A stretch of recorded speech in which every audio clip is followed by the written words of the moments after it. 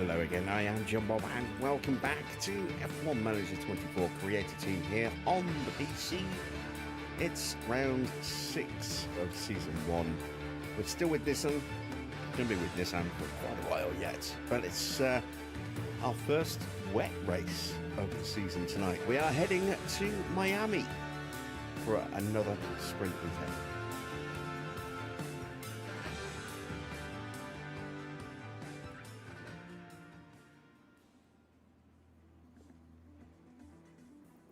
Evening Dino, evening Adrian. Voice is a bit quiet compared to the game.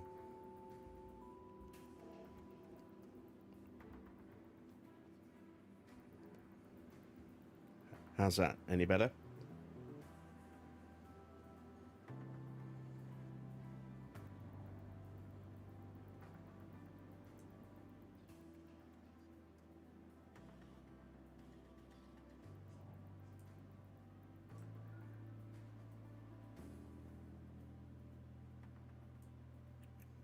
Okay. Right. I know the volume was low in ATS. I didn't realise how low. It'll be low for the next couple of episodes as well. But then it'll hopefully be a bit better for the one after that. Right. I had all sorts of issues trying to get that working. So, let's see. It is the first day of the Grand Prix weekend. It is already the Friday. Let's go to our inbox. Oh, great. Come on. Concerned about our suspension simulator as I've recently noticed signs of what could be structural damage. We didn't have this email when we finished last night. This is annoying. It's added this in because we reloaded the file by hitting continue on our... That's frustrating. Oh, no, wait. It might not have. We definitely had this unread email because I remember we were going to check it out the next day, but damn. Well, it's only 6 days and 60k, which is slightly more annoying, but yeah, we'll shut that down for 6 days. That's fine. Evening Wayne, evening Farah.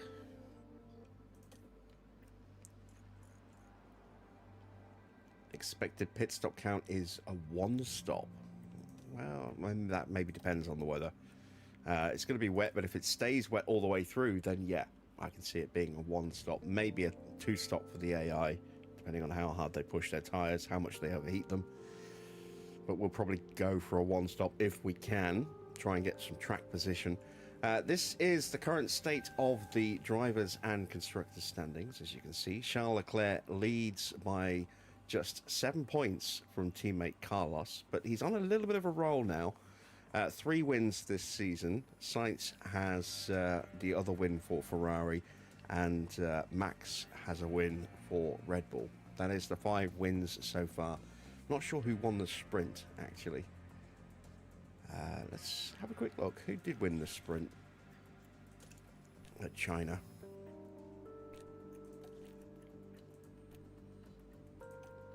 Oh, Lando. Lando got the sprint win. Okay. Now we know.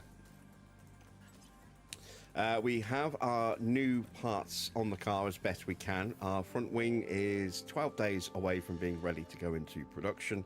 The rear wing just 3 days, so we'll have to stick that into manufacturing when we get back. That side pod there, as you can see, will be ready in 3 days. We might have to wait until the underfloor's done before we do the rear wings, because we need the rear wings and we still need more side pods. This is only 1. We still have to get at least 2 more. 1 for the other car and then a spare. So yeah, we might have to wait a week before we can put that rear wing into production, but that should be fine. Got our first research project underway, a chassis project. Got a new ATR which we are saving for the rear wing, assuming we can afford it. I think we have some money coming up from our sponsors soon. Let's have a quick look. Yeah, just over a week. So Sunday the 12th. We are, what, 9 days away from a little bit of extra cash. That will certainly pay for sponsors. And then from there, we go to Imola. And interestingly enough, Imola has officially been dropped for the 2026 season. That has been shown. The new 2026 calendar.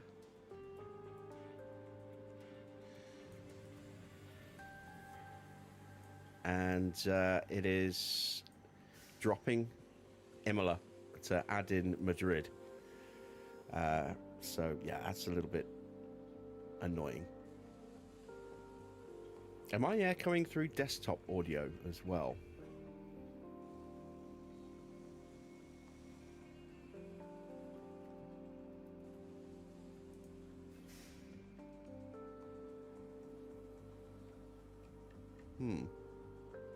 Looking at my desktop audio, and that thing is spiking every time I talk.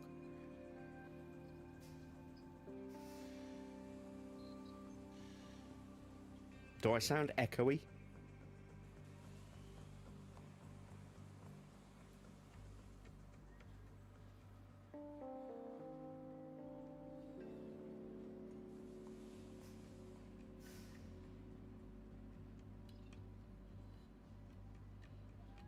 Let me check my, very quickly check my audio levels.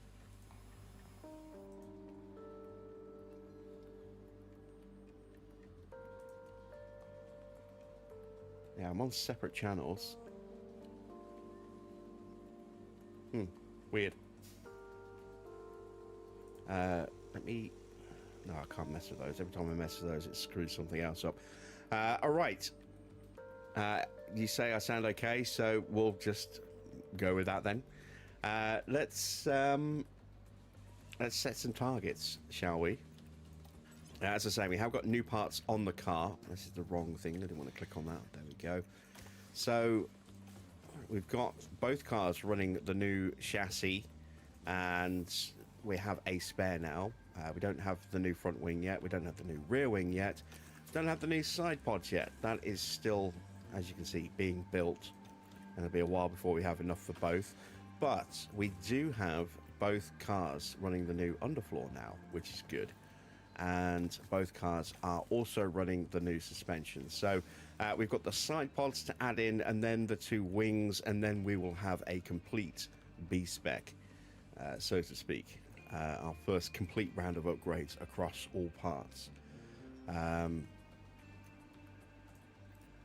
to be, as I say, a little while until we can get there. But we are making some progress, little by little. Let's set our targets then. We're going to go 18th with both. And let's see how we get on in Miami. Once again, we touch down in Miami as F1 returns to the Magic City. We're in the state of year-round summer. The streets of Miami Gardens will come alive with the roar of racing, and the excitement is only just beginning. This weekend will be taking a slightly different form, as we have the addition of a thrilling sprint race thrown into the mix. It's shaping up to be a great weekend, so don't go anywhere.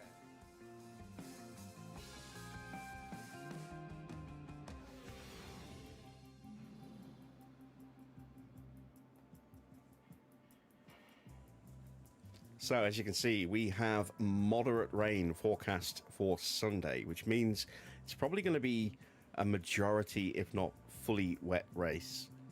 That'll be our first one of those this year. We've had wet qualies, but we haven't had... I think we've had some wet practice, but we haven't had a wet race yet this year, so this will be our first one.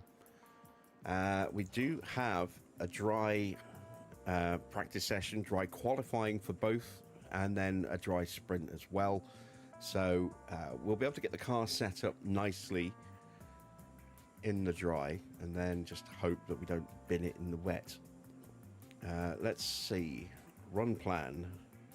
Miami's normally, I think, 17 laps, so double plus a couple means we want to go for about 38 laps, I think, because we're going to run the whole session. Still have more car part knowledge to discover. As you can see, we're only at 72% on Mick, and I think Teo's at the same now. And of course, we have to get as much track knowledge as we can. We'll get up to about 60-ish% by running the whole session uninterrupted. But it does mean it puts more pressure on getting the setup nailed early, very early, i.e. first time out the gate. Or at least getting it really close so that we can just fine-tune it before qualifying. So, let's start with a 7 and a 13.5. Let's go with a 3.7. I'm going to whack that all the way up. And then I think I'll push this down a bit. Let's go to there. See how we get on with that. Still haven't got any parts to change out, but I don't think we'll be running this engine today. I'm trying to decide whether or not I might run the engine today.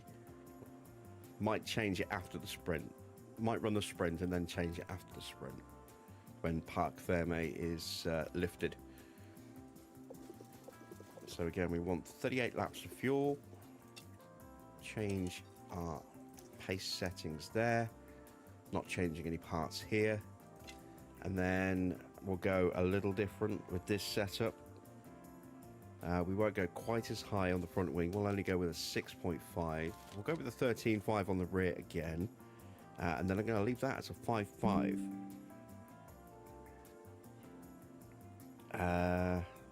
And then we'll push that all the way down. And to compensate for the fact that we've taken that down a bit further, we won't push this up quite as much. We'll push it up to about there. See how that works. And let's hit the track, shall we?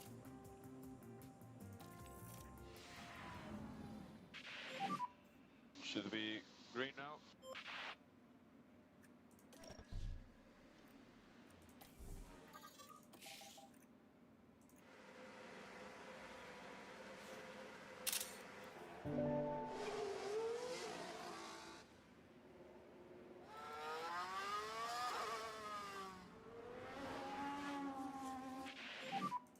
Ready, check, ready, check.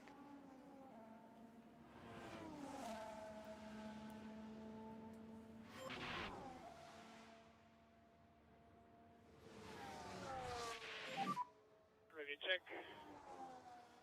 Copy, copy, radio check, radio check. Yeah, loud and clear.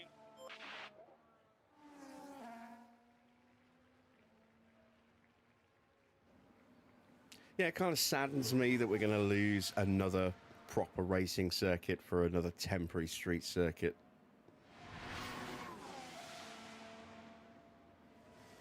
But at the end of the day, Imola just doesn't work for Formula One anymore. The track isn't really wide enough for the size of the cars. There aren't really any good overtaking opportunities apart from, you know, down the main straight. Well, I say straight, you know, but down the run into turn one into Tamburello, maybe a lunge into Tosa, maybe a lunge into the Acqua Minerale. But I mean, again, we're talking very low odds of actually being able to pull off a move with those lunges.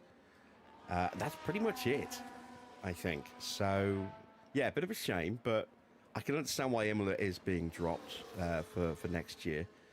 I don't get the appeal of Madrid. I really don't. I mean,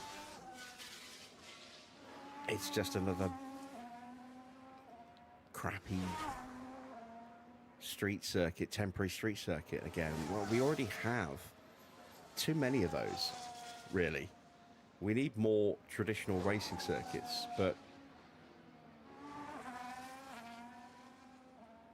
yeah, I mean, I would love us to go back to Malaysia. Malaysia is a circuit that I think would do great for these cars.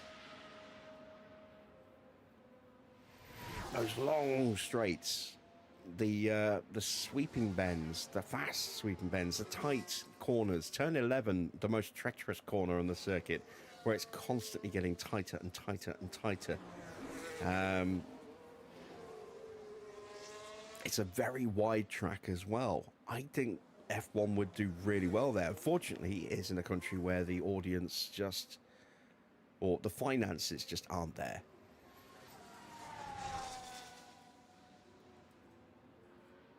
You know, the audience is there, but they can't afford the tickets. But it's a great circuit. And I think these cars would do really well there.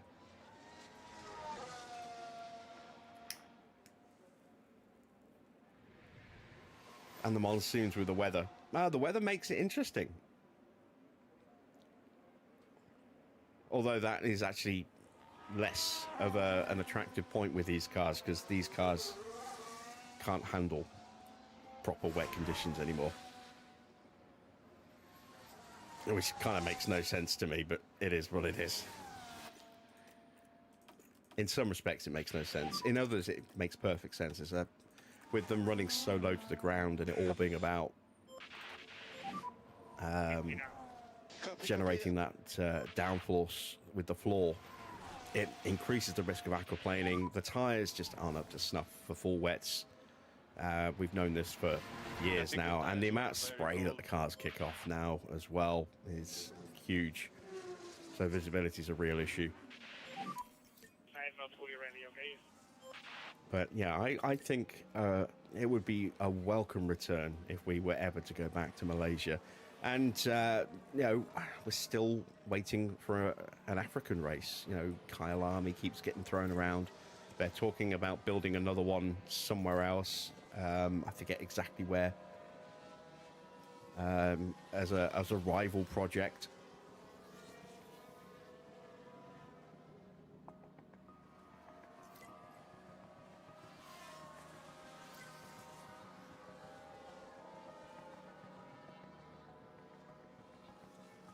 Was it Cameroon? I can't remember.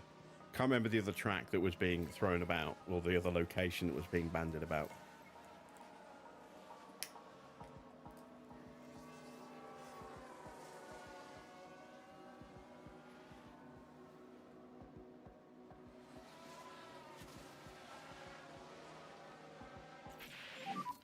How was the balance? All right, we have some feedback from Mick. Let's Copy. take a little look-see, shall we? 86, that's not too bad. Let's see what Teo settles on. 91, that's even better.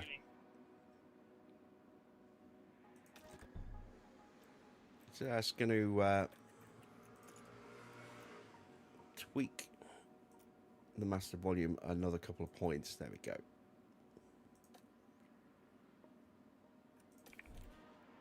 So we're in pretty good shape with Teo. Not quite as good with Mick. Maybe the rear wing is actually a 13, not a 13.5. We're going to have to wait another half an hour before we can figure that out, though. We still have to keep running on track. Our car part knowledge is at 78% now across both cars. But we're only at 16% on track knowledge. We need that at least to 60. And then we need to try and get these setups as close as we possibly can. And then hopefully we can just about creep into high tonight, as opposed to medium, where we were last night.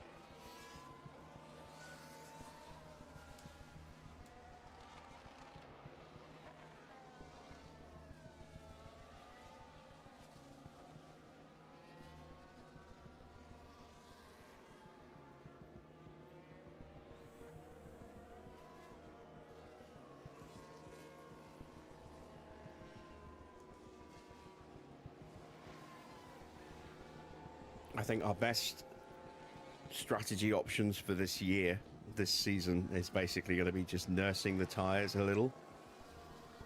Because the AI still doesn't have amazing tire wear yet. So they're pushing and it's forcing them into 3 stops instead of 2 stops. And if we can just keep our tires alive long enough to do the 2 stop, we can hopefully gain track position by doing that. Won't be a long-term strategy. I think come the second half of the season, once we get to places like Monza, it'll be a different story. I think we'll have to be very wary of the fact that the AI is likely to have much better tyre wear by that point.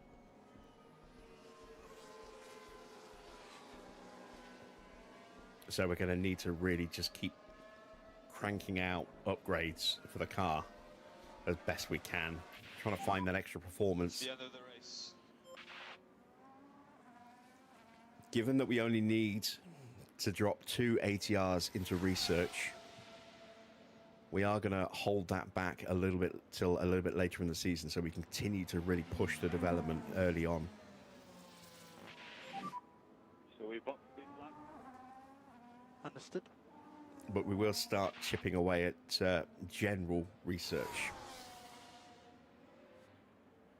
Just like 1 part a month for the next couple of months. And then second half of the season, we'll start to focus in a little bit more on next year's car.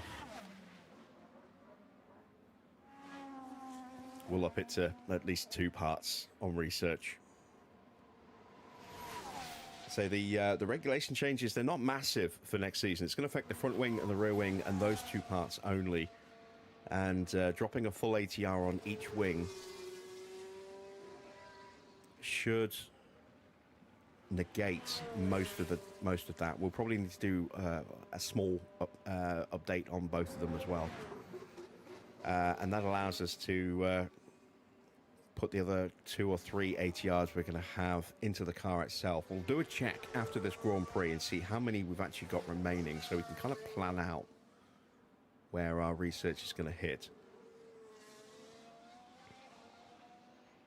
And plus, we'll reach a point as well towards the end of the season where it just won't be financially worth creating any updates, because we won't have them on the car in time to do anything with them for more than a race or 2. So at that point, we'll kind of switch our attention fully to next season. Right, let's see. We're at 84 and 87. If we can improve our setups just a little bit, then we might be able to get our drivers onto the cusp of high. But for now, it looks as though we are going to start the sprint on medium confidence. Let's get ready for sprint quali, shall we?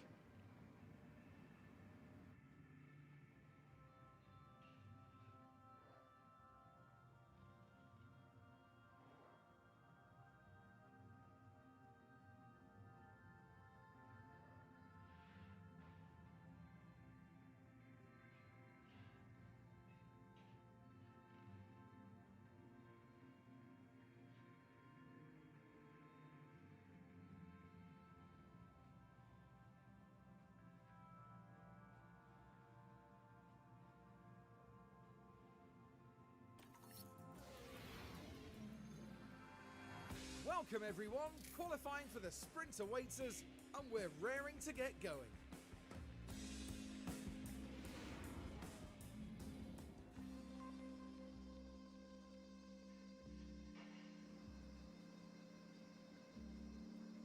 Right, let's take a look. So the rear wing's fine. This is wrong. Okay, now that could go either way.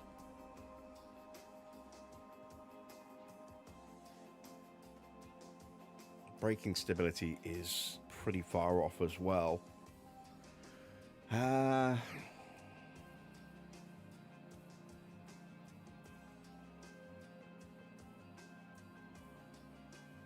think if we pull that back by 1, if we pull that back to a 4.6, drop that all the way back like that,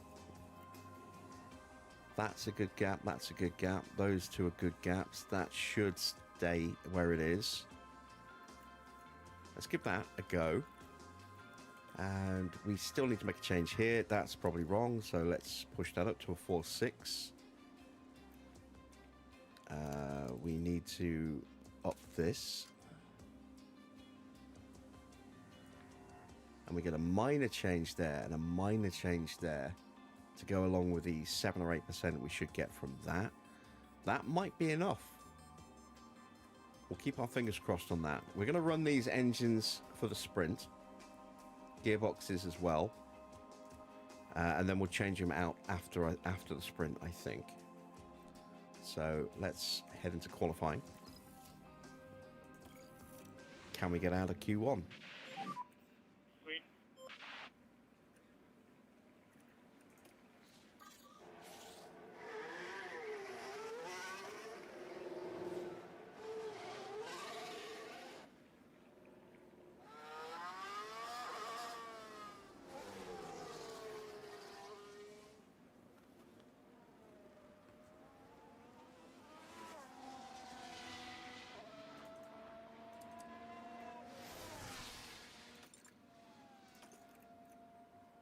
All right, so we've made an improvement with Mick. We pretty much nailed it with Mick by the look of it. Not really made much of an improvement with Teo. So we fixed something and probably broke something at the same time.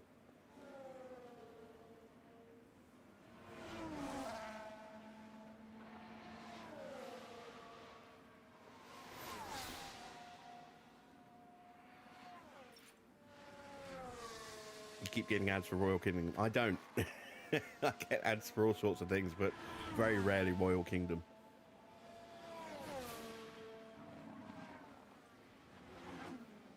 I was getting a lot of ads for Monday recently. The diary planner system thing, whatever it is. Something I have no need for.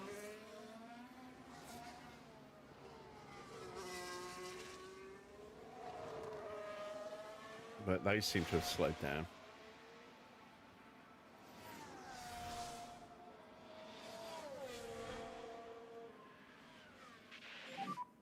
Temperatures are coming good. All right, we've got a few cars Have a good one.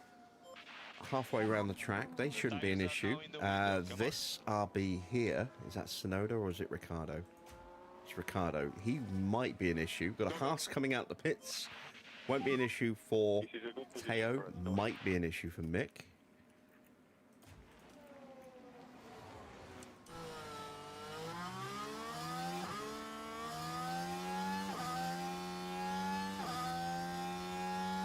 I think we got away with that.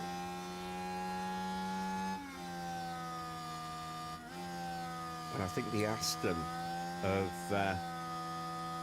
Stroll might be safe for us as well.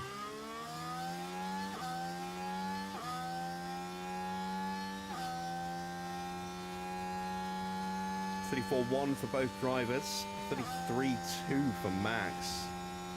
And Max is probably getting a tow from the back of us. Alonso got held up somewhere. He's a second slower than we are.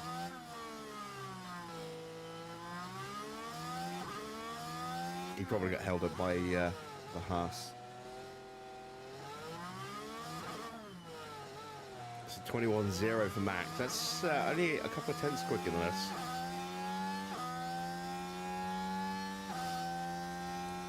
There he is, though. He's going to get a mighty slipstream here at the end. Teo's getting a nice little bit of a slipstream here as well, up to the line from... who is that in front? Is that a Williams in front? No, it's not a Williams. It might be an Alpine. V1. Oh, no, it's Ricardo, isn't it? So, 1.9 seconds off. 2 seconds off, effectively, for Mick. 2.1 for Porsche. Half a second quicker than Alonso, but he did get held up. Gasly is just less than a tenth quicker than Mick. Evening, Bill.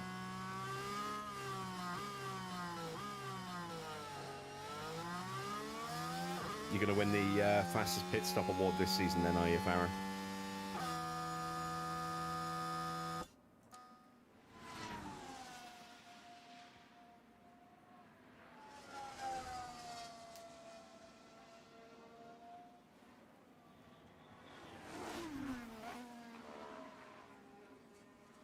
$80 points ahead. Well, that's not a done deal.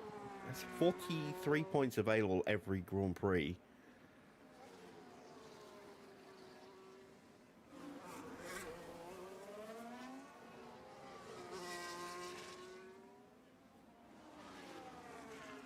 So that's still 129 points up for grabs. But it's a pretty nice lead to have. Are your pit crews just quick or consistent with the speed as well?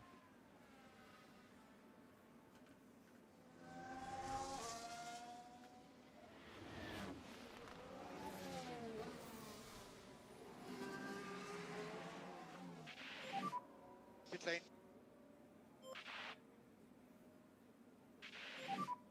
Pit entry.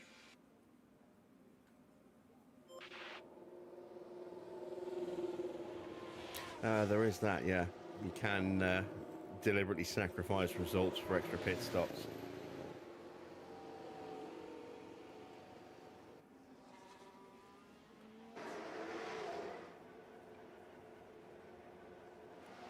Right, so where did we go wrong with Porsche? We're at 94, so we're not too far away. The only thing I can think of was maybe we shouldn't have moved the front wing. Let's move it back. That might not fix, I don't know. We'll see what happens with these. And we can change the front wing without breaking Parc Fermé. Did we nail it for Mick? Yes, we did. Look at that. 100, baby. Beautiful stuff.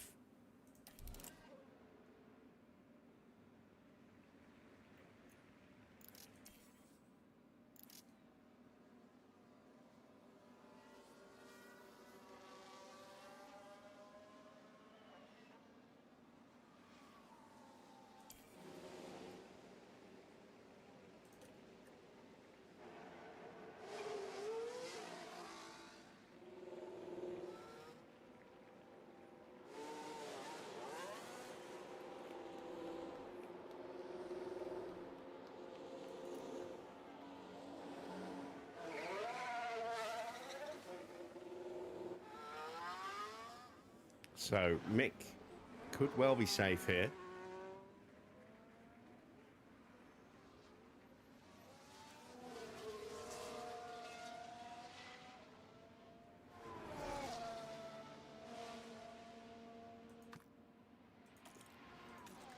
We'll stay with Teo. Teo is a little bit more at risk. You don't know how you get the times to 1.8. Well, it's not just a case of making sure that your training's good. Have they hit the limit of how high their stats can go? Which I think is based by processes. You know, I mean, you've got Wheatley, haven't you? So, I mean, it should be like pretty high anyway for Wheatley.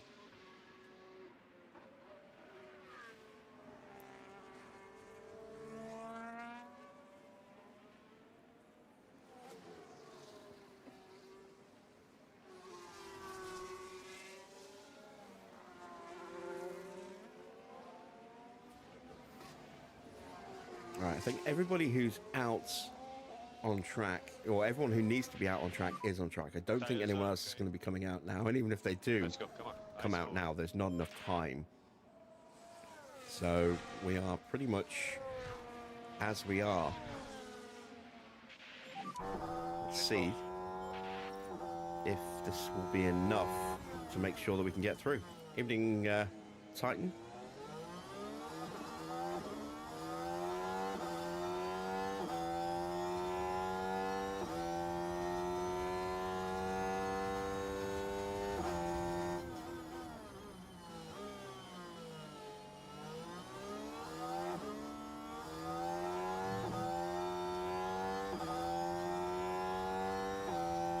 Oscar sets a purple first sector, 33.1. He desperately needs to find some pace. And a 21.0 purple in the middle as well. Mick's improved in the first sector and is slightly up on Ocon.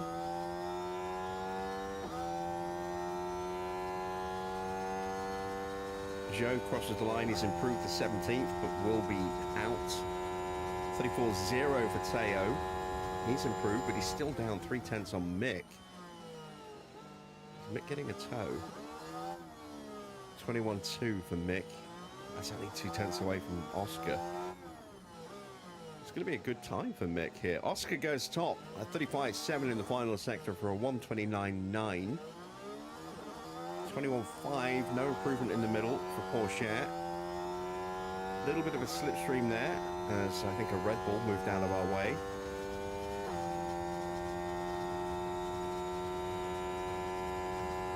Across the line for Mick, he improves to P12. That's good. Ocon improves, Mick's down to 13th, Porsche is now down to 19th, needs a good time here. Doesn't improve in the final sector. Teo is out. Mick got a good run, and he will progress through, I hope. Actually, he might not. Albon's on a lap. Albon pushes us to the brink. Gasly's on an in lap, and so is Joe, so we're safe. We are safe. One of our cars is through, the other one is out. Did we improve Teo's setup at all? I can't tell. We'll have to wait.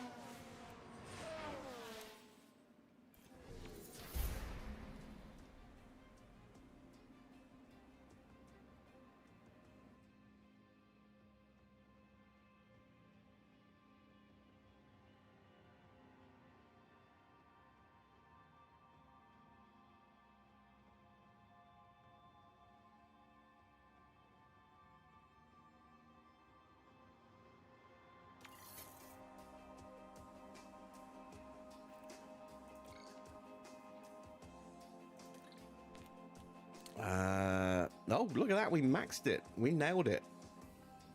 Oh, he's still having... Is he still having issues with his engineer? I'm not sure. But again, we can see that bar is bigger than Mick's. You can see mainly because that bar is smaller. So as this bar reduces, this bar here, once that starts to shrink a little bit, it'll benefit this bar here. Is very high bar, which will start to push this one back this way and make it easier for Porsche to get into high confidence by default. Fresh set of tires, just the one car to worry about. Is it fun to create a team? Yeah, I think so. Depending on whether you want to run mods or just run vanilla. What system are you playing on or thinking of playing on if you don't have a copy of the game yet?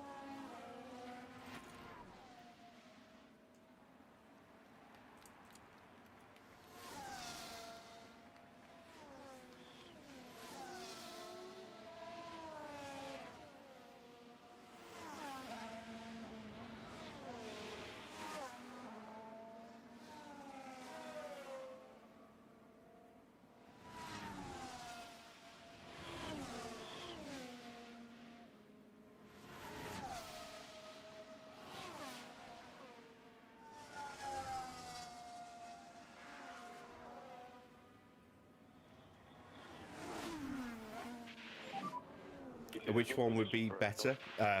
PC. If you have a choice between PC and a console, get the PC version. Consoles can't run mods. I doubt the Xbox would as well, because they're not curated on like a Steam Workshop. They're usually off-site on people's Patreons or on overtake.gg. This is a modded series, so this creator team that we're running is Nissan. I mean, I could probably create a realistic Nissan logo. And I could certainly create a couple of realistic sponsor logos, but I couldn't put them both on the car at the same time. This livery, I wouldn't be able to replicate this particular livery. And I certainly won't be able to have it decked out in realistic sponsors all the way across like this. I could get one custom sponsor I could put on if I was playing on console, and I'd have to build it myself in the editor. So, and then I certainly wouldn't have, you know, sponsors and everything on the overalls. I wouldn't have funky helmets for my drivers. I'd have very generic, basic helmets. This is an extended timing page, which is a mod. Normally it's about half the width of this, so we see more information. I'm running a modded engine to give me better graphics. And I'm also running the realistic racing mod to make the game more challenging as well. And you can't do any of that on console. It's not to say the console experience isn't fun. I played all 3 versions of the game on console.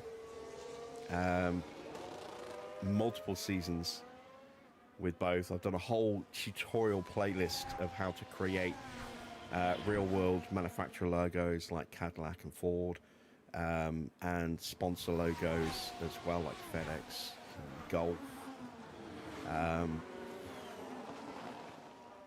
So there's options out there for console players, and it's still a really good game to play on console if you like Formula 1 and if you like this style of game.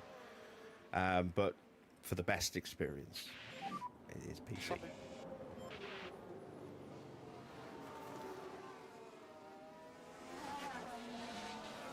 All right, Mick's first time is a 1:31.5, 1:31.6, 1.5 seconds off the pace of George Russell at the moment. Also, slightly worryingly, we are slower than Albon. I'm not overly concerned about being slower than Valtteri, because Valtteri got a slipstream behind us by the look of it. And Tsunoda's just quicker than us anyway. But, you know, being a fair way behind Albon, who looked like he was running in clean air, that's a little discouraging. Let's scooch ourselves back to the garage and get ready for another run.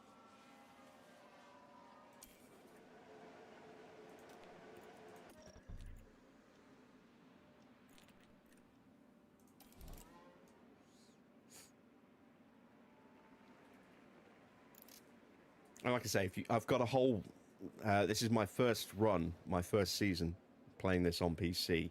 Everything before that has all been done on console, on the PS5 or the PS4.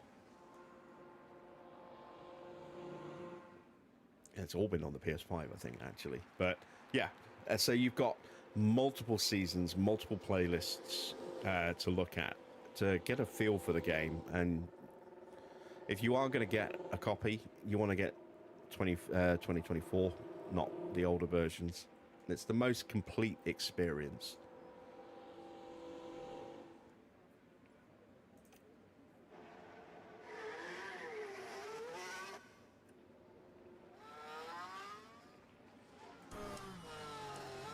Oh, we have a yellow flag. Somewhere around here. Yeah, Logan Sargent. Now this is Logan Sargent. And that won't help their chances. Fighting with the car, just a little perhaps.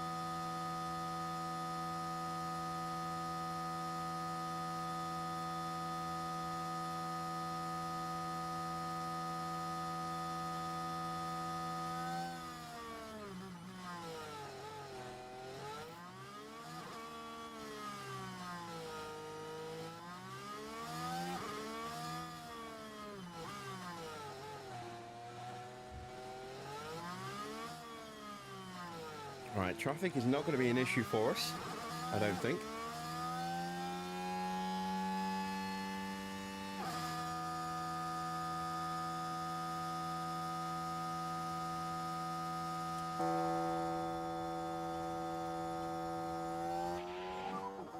There's a push lap now.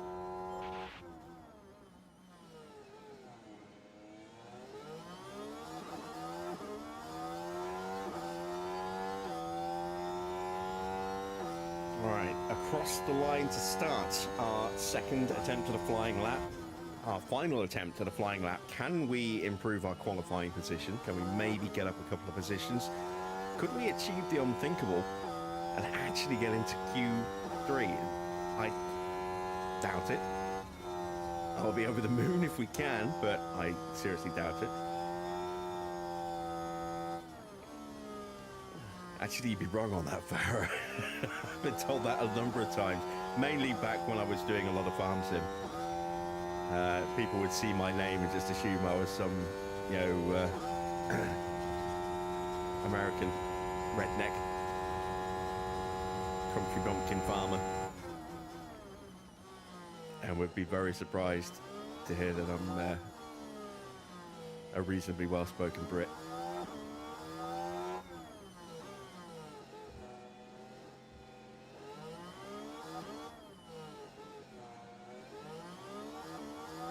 We are improving on this lap. We're quicker than Logan Sargent, but that's not really saying that much. We're matching Alonso, though. That is a good indicator. Hamilton is out. Valtteri is out. Sargent is out. Sainz is about to go top. Have we done enough? I don't think we do, looking at the splits of the cars in front of us. We improved to 14th. We found a few tenths. Oh, there's Alonso about to take it back from us. It's going to be really tight. Where is Fernando?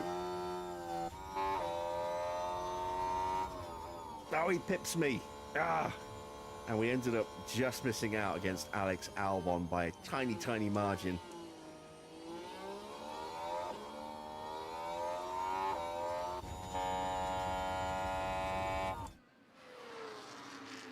We ended up missing out by 14 thousandths of a second to Alex Albon. I don't think he's going to improve on this lap.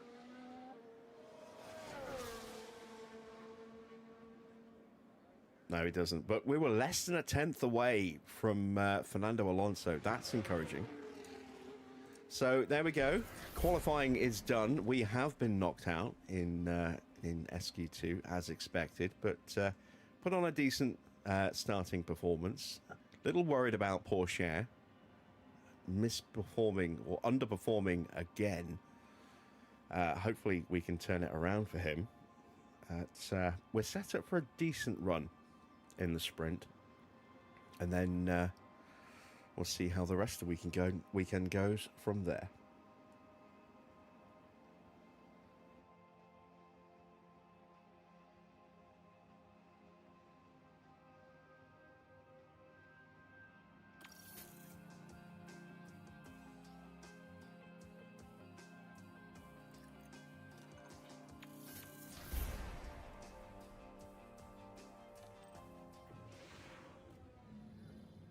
Well, the excitement levels continue to rise here as the teams prepare for the sprint.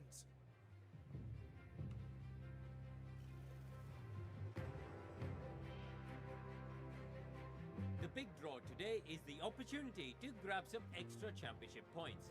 After all, they could make the difference when the season comes to a close.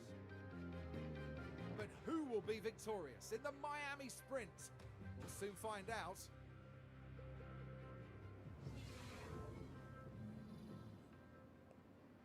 We soon will. It won't be me. I don't know who it will be, but it won't be me. We are going to do our usual thing of going onto the softs, nursing them to start, and then pushing them a little bit more after that. We've got both drivers fully set up just outside of high confidence there, unfortunately, but we are in high confidence. Mick also has a huge mentality boost. Look at his stats. 90 on the accuracy, 90 on cornering. No wonder he's outperforming Teo. He's making Teo look ordinary.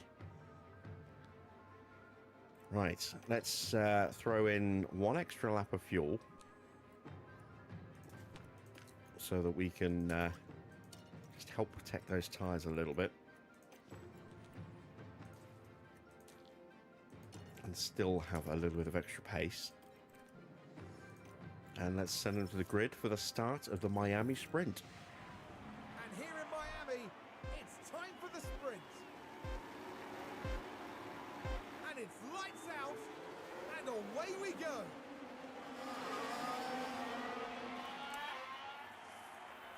Damn it. Keep doing that. Clicking the wrong button. Alright, so we held on to 15th place with Mick. Porsche hasn't lost a place, but he hasn't gained a place. He's still in 20th.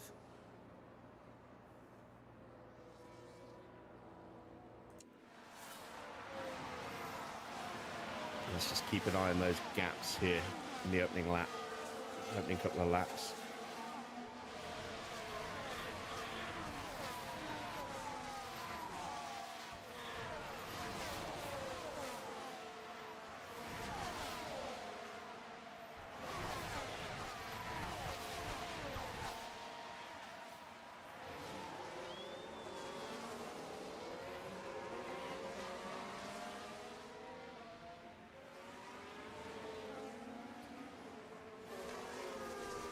Porsche's already starting to struggle. Let's give him some battery boost. Mick now starting to struggle a little bit as well. I mean, this is partly down to others will be deploying their battery, partly down to the fact that we're not pushing our tyres. We're surrounded by medium runners as well, which means we're gonna have to be careful. DRS enabled. Got a bunch of softs near the front, but it's Max on mediums who currently leads, and then all the soft runners are bookended by the Red Bulls. Perez in 7th. Gap 09. Also on those mediums. Stroll's on softs, Alonso's on Gap softs. 03. But yeah, most of the field have opted for mediums here. I suppose we could have gone for mediums as well, thinking about it. What with the weather? Maybe we should have.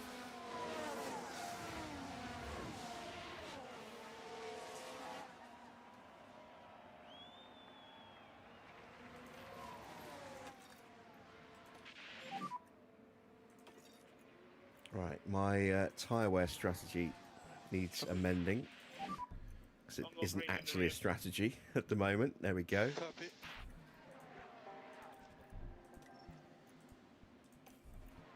That way I can track a little bit more.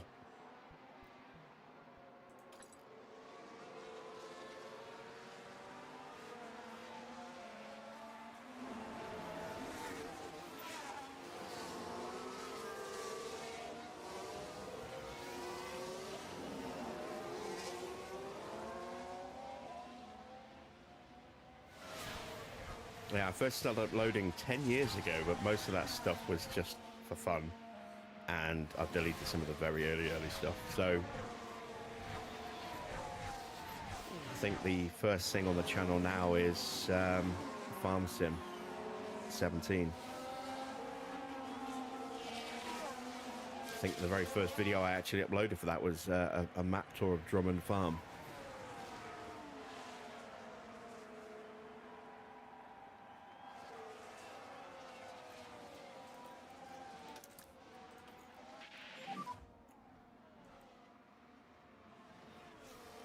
Copy.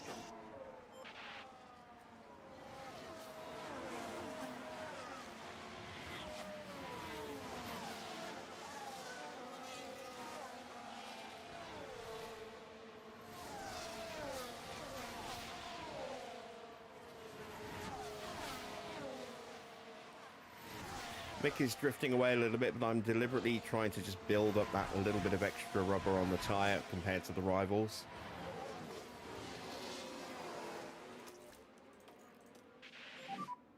Copy.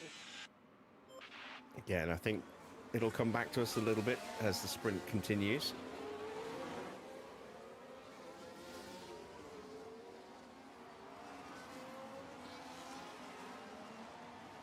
You missed the trucking stew Sunday. I'm guessing you mean stream, but I'm curious that your autocorrect went from stream to stew.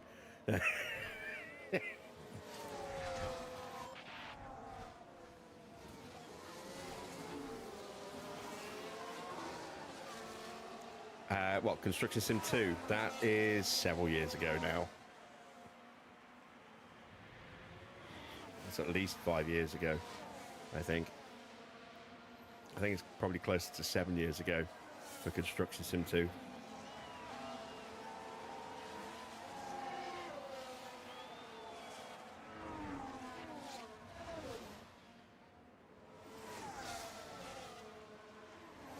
All right, Porsche is going backwards, unfortunately, but it's a temporary pain. As long as you stay in range. And we're not even going to achieve that, are we? Nope. All right, let's turn the tyre pace back up again. Let's pick up the pace. Just a little bit.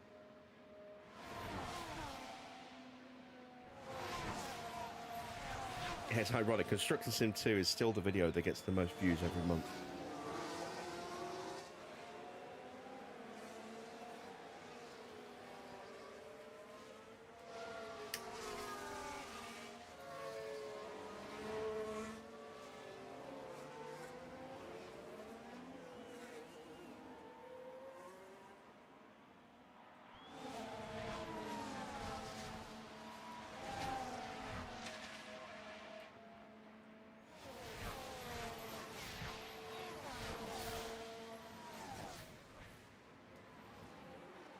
Gaming's great help for you being autistic. Yeah, me too, Bill.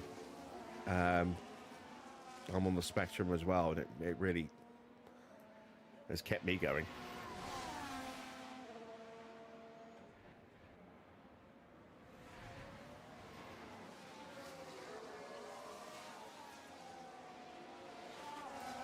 Yes, I saw that, Wayne.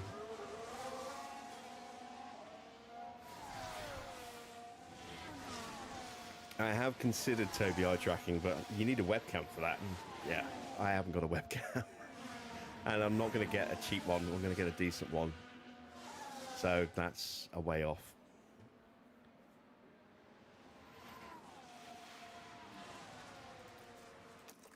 All right, let's try and close that gap back up again. Copy.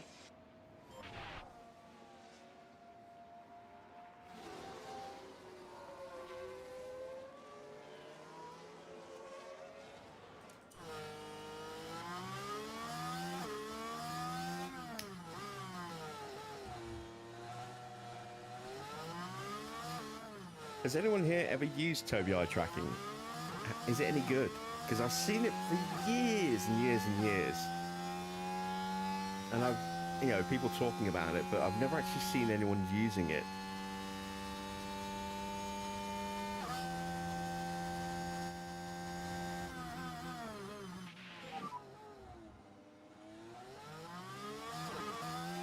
Understood.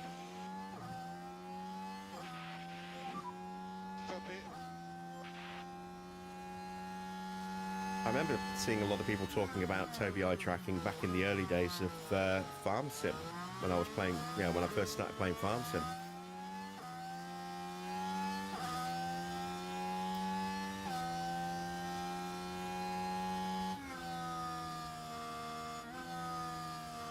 All right, we've got Porsche back into range of Magnussen.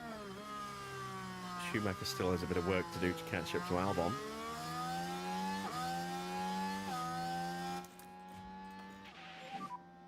Copy. Magnussen got the DRS. No, he hasn't, so we're going to harvest. Copy.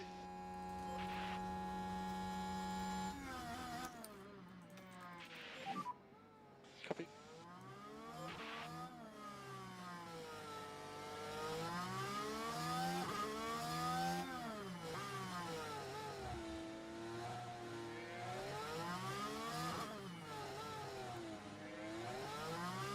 engine temps are going up a little bit.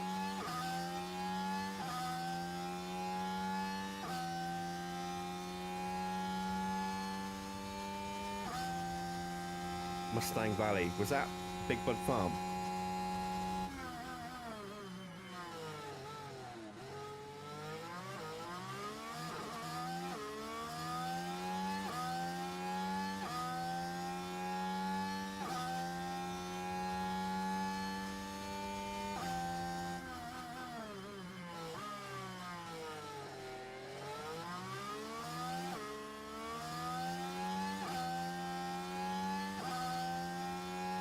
Yeah, I think Mustang Valley was Big Bud Farm.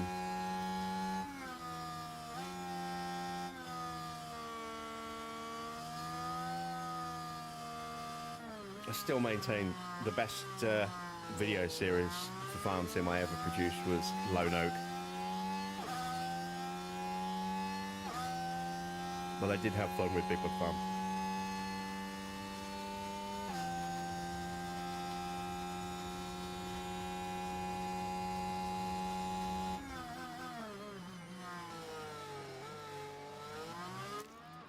All right, let's put some pressure on Kevin Magnussen here. We're finally starting to drop Logan Sargent, so hopefully these guys will start to drift away from Mick and into the clutches of Teo. Magnussen started to push to close back in on Gasly. Damn, so all that battery saving we just did has become undone. We'll go back into harvest again. We're actually in risk of a fault now with the engine because it's overheating as well as having curves and conditions issues. So we're going to have to go into balanced and let that cool down a bit. Copy.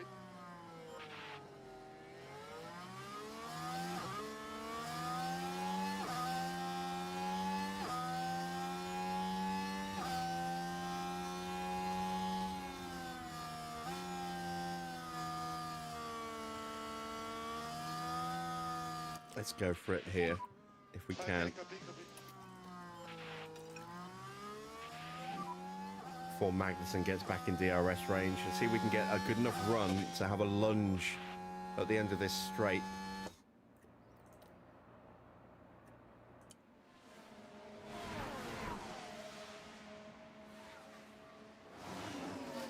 Not quite, but we're right on the back of him now, so we should hopefully be set up to maybe have a run down into the hairpin.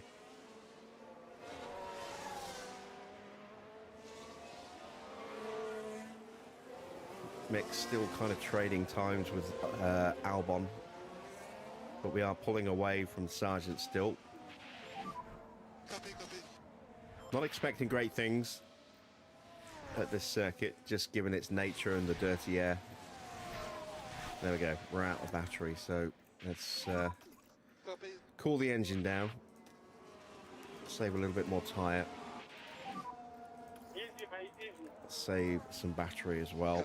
I'll just have to wait and bide our time and see if we can get Pourchaire up a little bit. He's not going to do much in the sprint, unfortunately. Mick might be able to get forward an extra place. Got the gap up to 2 seconds over Logan and just under 2 seconds to Albon now.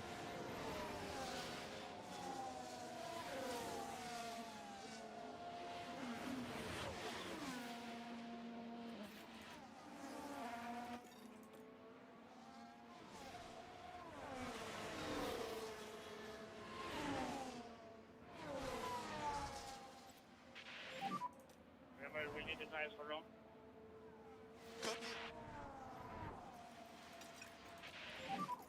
Head down now, try to get a good pace.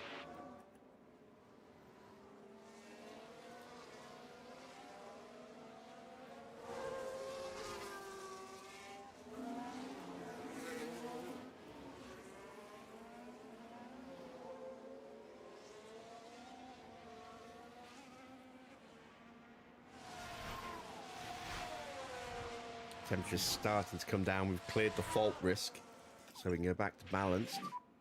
Copy.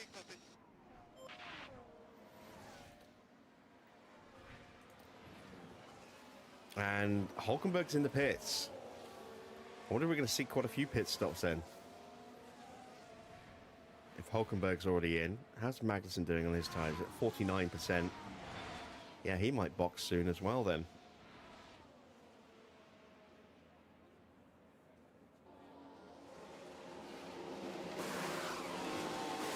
Soft tyres, he will come back to us very quickly.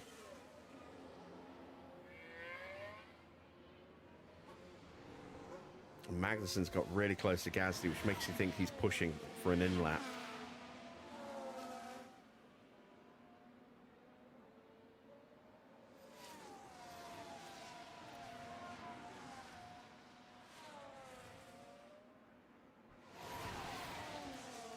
Let's save the tyres a little bit more with Mick again.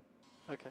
If we are going to start seeing some stops, we want to stay out so that we don't stop.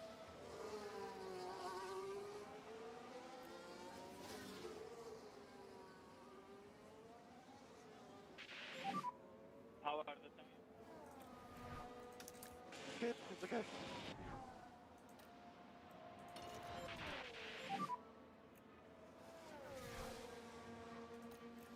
Copy, copy. We need good pace. So, is Magnussen about to hit the pits? No, he's staying out. Sargent's boxing, though. Wait, we were looking at the wrong car, weren't we? We were looking at Mick. Yeah, there we go. Magnussen is in the pits, and so is Zhou.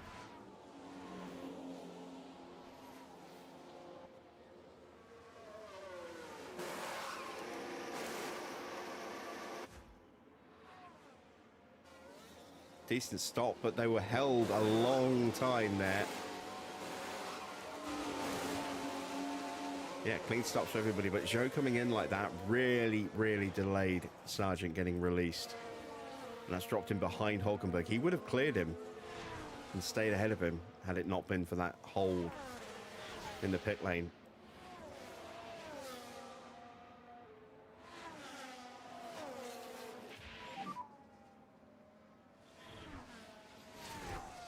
So we are closing in on the back of Gasly, and then Ocon's not too far up the road either. Let's turn the screw a little bit if we can.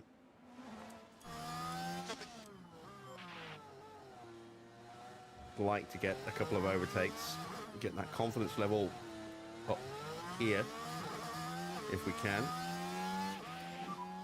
Come on. Copy.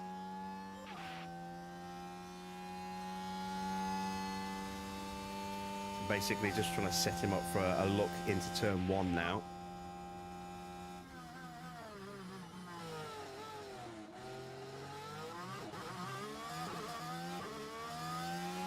Stay focused.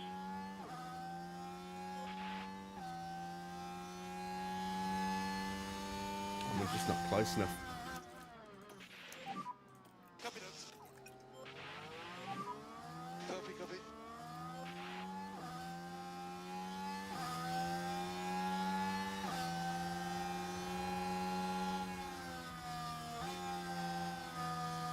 We're within a second, just about, of Alex Albon. Let's see if we can push past Albon. Copy. Yeah, copy.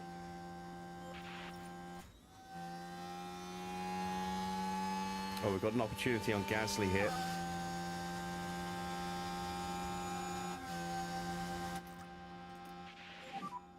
Copy. Okay, we need to push a bit more. Copy. We're through. Good job. Let's see that one again from a better angle. Now, this happened as they arrived at turn 12. It's certainly inviting. Yeah, lovely. Just all that extra grip and traction that we have made that an easy overtake on the exit of the corner there. And we've already dropped him for the DRS, so he's not going to get that. And if Ocon stays out, we've got a good chance of getting him. Schumacher has got through. You're doing a good job. Come on. Right then, we can take a look now. And it was Mick Schumacher involved. The Under braking opportunity into the begging hairpin. to be taken. And Mick Schumacher says, Dankeschön, thank you very much.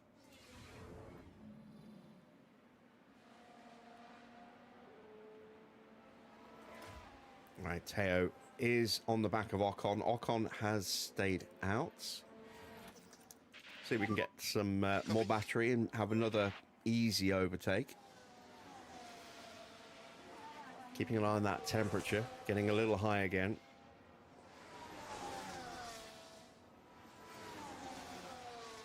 We're out of spare fuel now with Mick. Let's turn that down. So let's try to do a plenty cannon. We have dropped Albon. Copy. And we are in DRS range here with Teo. Don't think we're close enough to have a look at the end of this DRS zone. But it will set us up nicely for the long drag down to the hairpin.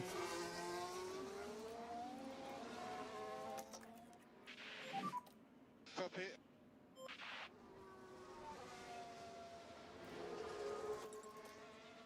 Confidence level will go up to very high if we get this overtake here on Esteban.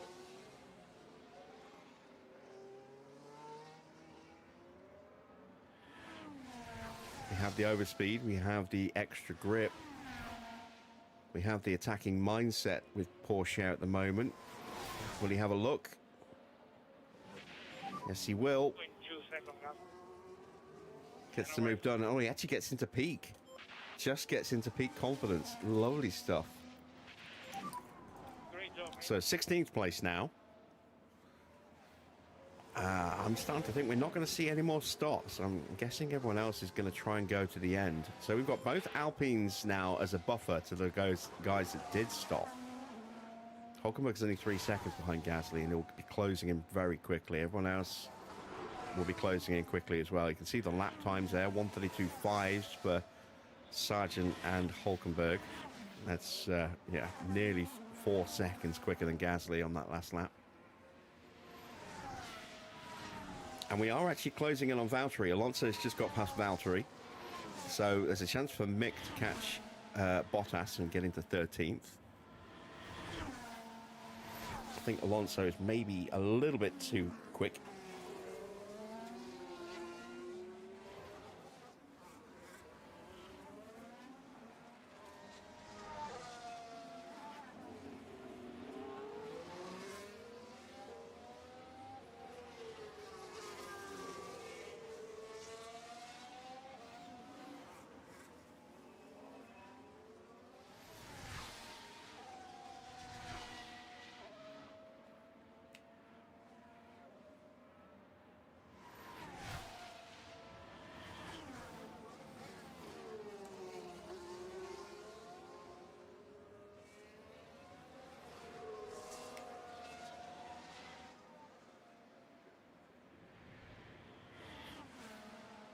.134.3, 134.4, so the times are pretty consistent. Valtteri, yeah, 1.5 seconds slower that last lap. We took 1.3 seconds out of Albon. We've just about got enough time to catch him. Let's turn that fuel down now. Copy, copy. Let's check in back in with Schumacher as well as we go hunting after Valtteri. There he is.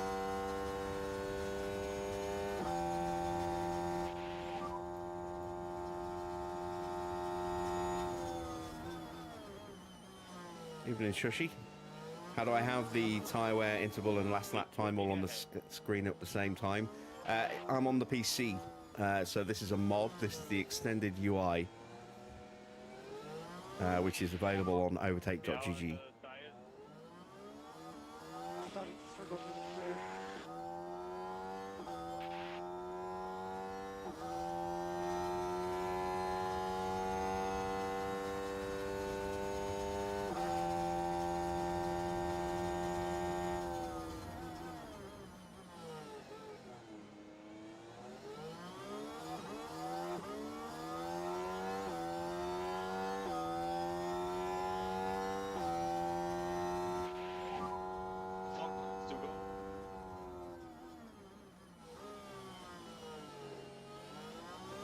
1.0.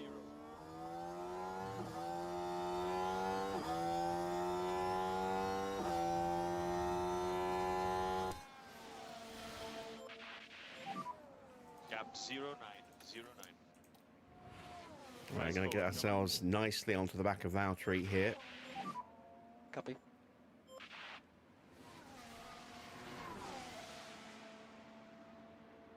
Hulkenberg has got through on Ocon. Gasly has dropped down behind Sargent as well. Got a 4-second gap to Hulkenberg. He is lapping about 1.5 seconds a lap quicker than we are at the moment.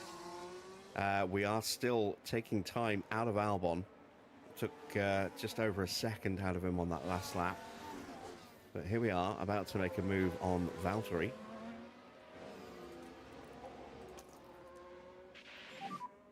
Copy.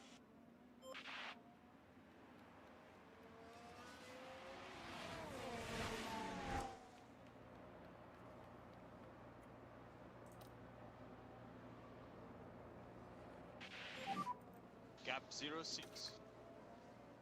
Head down, eyes forward. And we should be able to get him into turn 1 here. Copy.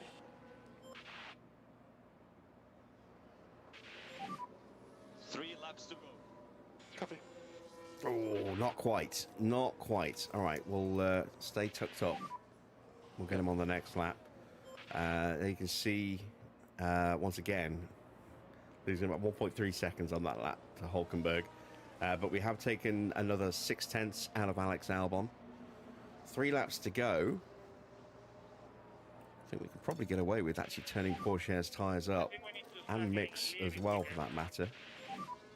Head down now, try to get a good pace. Our tyres are actually now in better shape than Hulkenberg's. And he's stopped. Let's not forget, that's his second set of tyres. Gap 05. You can do it.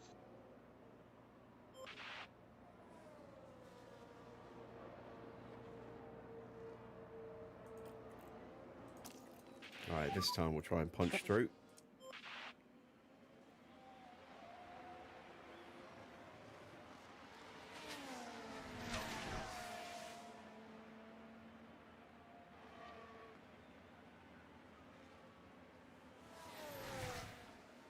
And yeah, that'll be an easy pass into the hairpin.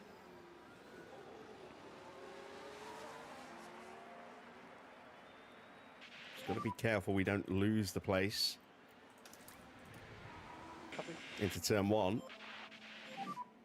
2 laps to go. Copy. We have him covered off. There we go. How's Teo getting on? 3 seconds behind Albon. Hulkenberg is still pushing hard to close in. There he is.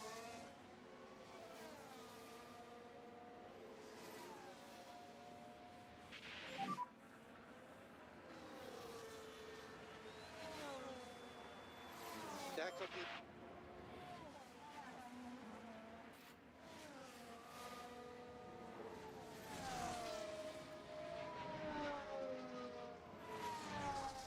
Need to keep an eye on saving this battery. We might be in a little fight with Hulkenberg at the very end.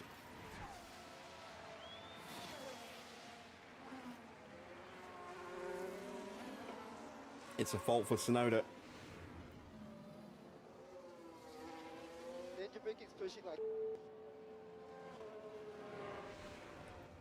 Trying to get past Perez there in the battle for 7th.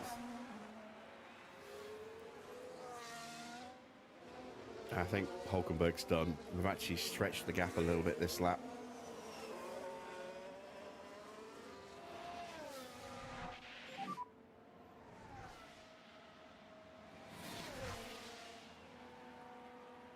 Schumacher's not going to go any higher, but he's not going to drop any lower. Alonso is chasing down Lewis Hamilton. Okay, so one more lap. Copy. Gap across the line to Albon is 1.9 seconds. We're going to burn everything we've got left on these tyres now for both drivers.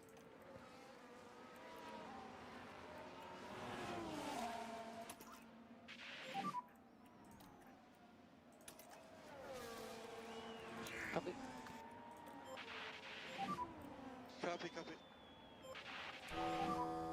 Okay. 1.6.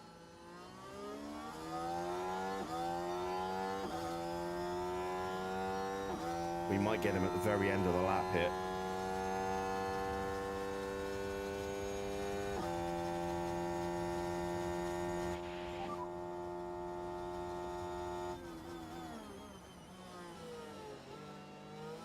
Really carry that speed through these corners. Try and get in range to get the DRS. We're going to need it if we're going to have any chance of beating Alex Albon here. To win the sprint. It is a sprint win for Max Verstappen. He wins the second sprint to go along with his one race win from, I think, Bahrain. What an outcome. They can go into the race full of confidence now.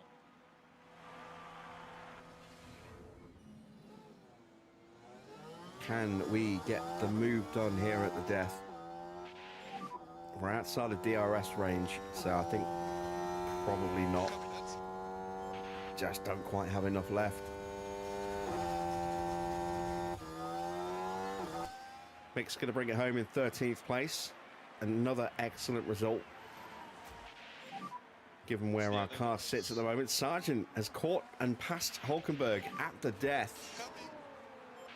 It is 16th place for Teo. That's not too bad considering his lack of pace at the beginning, coupled with a poor qualifying start. Quite happy with that.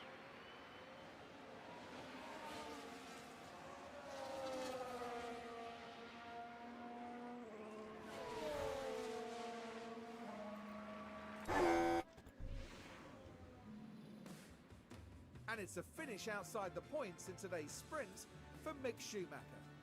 And with a 13th place finish, I bet they'll come back stronger next time. So, confirmation of the sprint result. It is Max who takes the win, Lando's second, Sainz is third, Leclerc in fourth. So Leclerc has lost a couple of points to his rivals, but it's a sprint, so it's literally only a couple of points. Sainz is his closest rival, 7 points behind starting today. He's now only 6 points behind. Oscar down into 5th. Russell gets 6th, Tsunoda 7th. He did get past Perez in the end. Perez gets the final point of the season, of the sprint, in 8th place. It might be his final point of the season. You never know. You know what Perez is like. Stroll takes 9th, Ricciardo in 10th. It was 11th place for Hamilton, 12th for Alonso. Schumacher finished 13th, up 2 from where he started. 14th for Valtteri, 15th for Albon, 16th, and up 5 places for Teo. Logan in 17th, 18th for Hulkenberg, 19th for Magnussen, Ocon 20th, 21st for Peugeot, and Gasly in 22nd.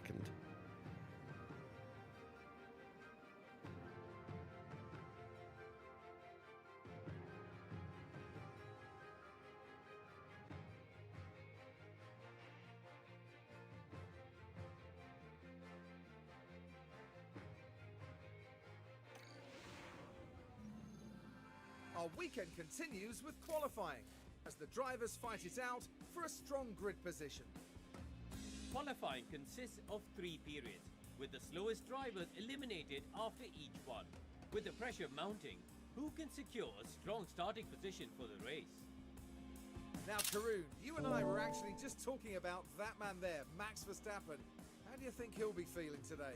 They set a great lap in practice, so you can only imagine how good they're feeling going into qualifying. But the big question is, will they be able to keep this performance up? And it's almost time for qualifying. You won't want to miss that.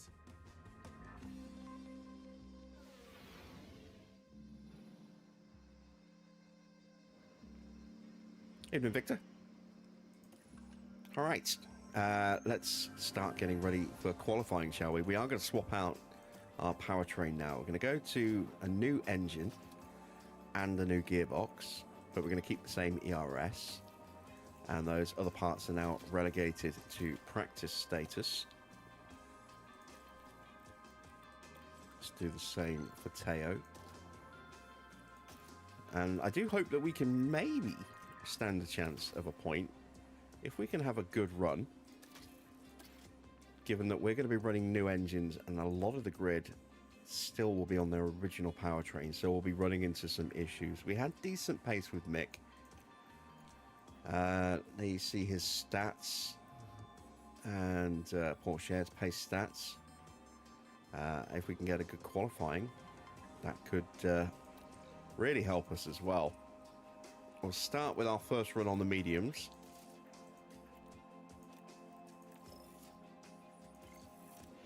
But it is a wet race, so we can be a little bit more risky with the amount of soft runs that we do when we get into the next session. Because I do expect at least one of our cars to make it through. Hopefully both, now that we've got new engines on. Big work on the tires and brakes. Copy. So out prep push. Copy. Okay, so while they're warming up their tyres, I'm going to quickly nip to the fridge. I'll be back in a second.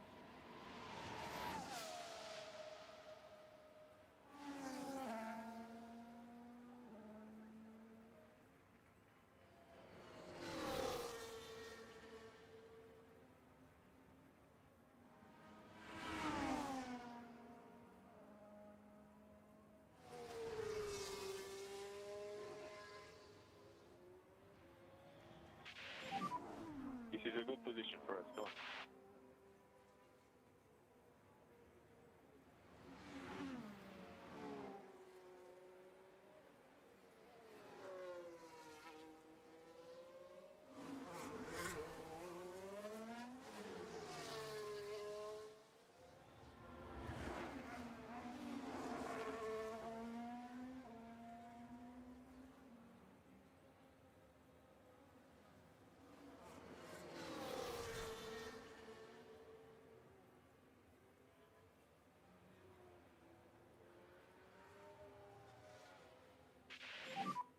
The tires are now in the window. Come on.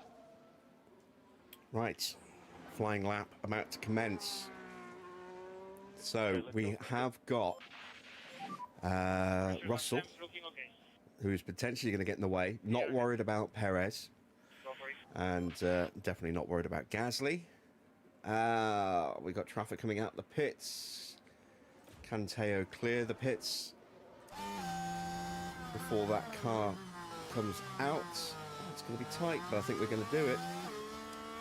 Yes, there we go. So no hold up through the opening couple of turns. Cut back to Mick when he reaches the back of Russell.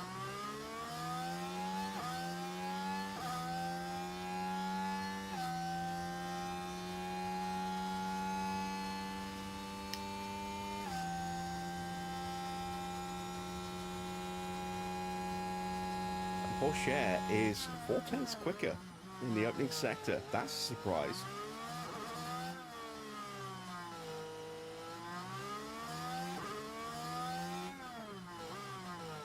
.21.4 for Mick in the middle. 21.3 for Teo, so he's now up by half a second, give or take.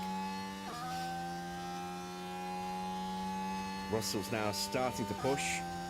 This will give Mick a slipstream. So Mick could well win the final sector battle here. Gasly's actually gone slightly quicker than Teo there in the middle sector.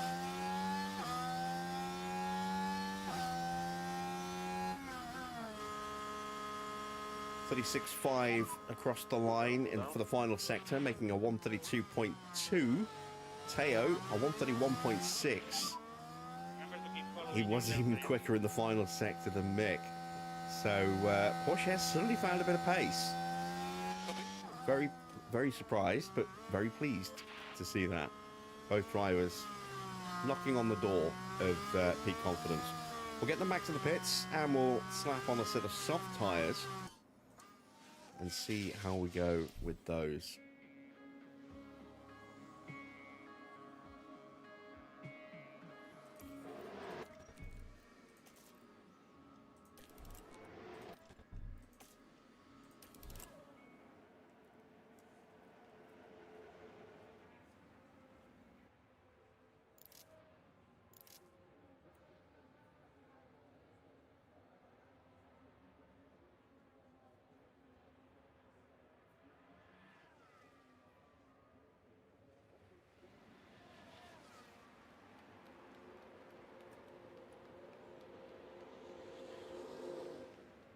Let's let these two cars come through. Or are they boxing? The Ferrari's carrying on. There's the Red Bull. Out goes Mick. And can Teo get out in front of the Sauber? No, shit. It's Joe as well. Okay, remember, good brake. Ah, that's not so good.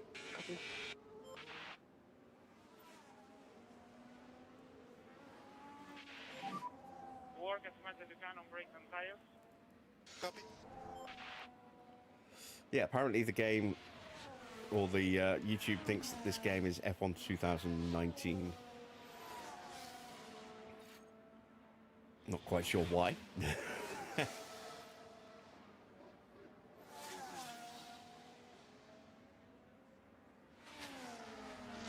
Leclerc's on a quick lap.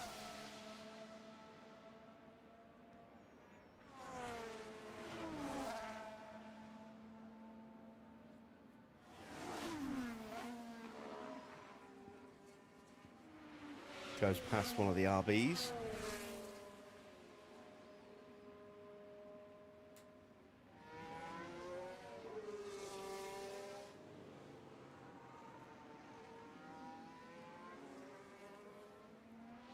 The Williams ducks into the pits. And Leclerc goes top with a 129.5. So we have our target time set. I'm really worried about Porsche being so close to the back of Zhou. Go, go, go, go, go. Hopefully it'll work out for him, but I don't know if it will. Got Hamilton steaming up behind us, I think. Oh no, that's not. That's Alonso. Are we going to spoil the end of Alonso's lap here?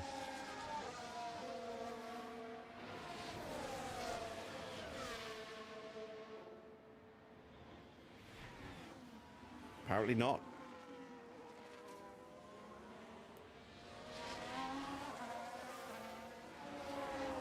Oh, come on.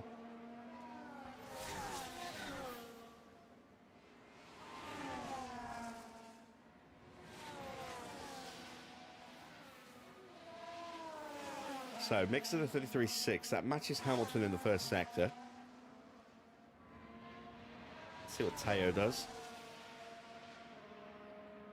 34.6. There's a full second off the pace.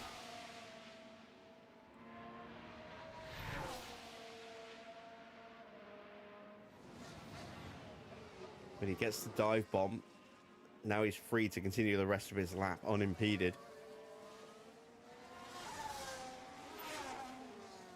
It's a 21.1 for Mick. He's matching Hamilton all the way here. No, Hamilton's right. No, yeah, Hamilton's just ahead. Hamilton's coming up behind Leclerc, who's about to hit the pits. 21.3 for Teo. And look how much quicker we are than Zhou.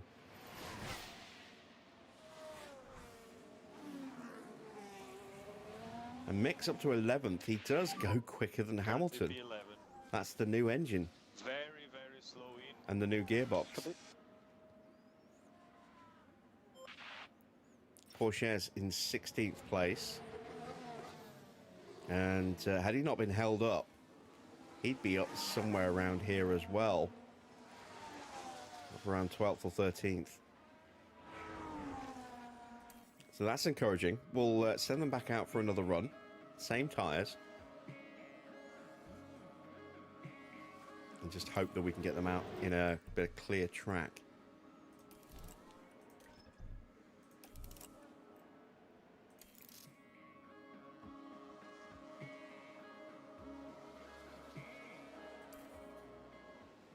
Oh, Sainz has got a fault. I had a mischief. Gearbox issue at the start of his flying lap. That's not good.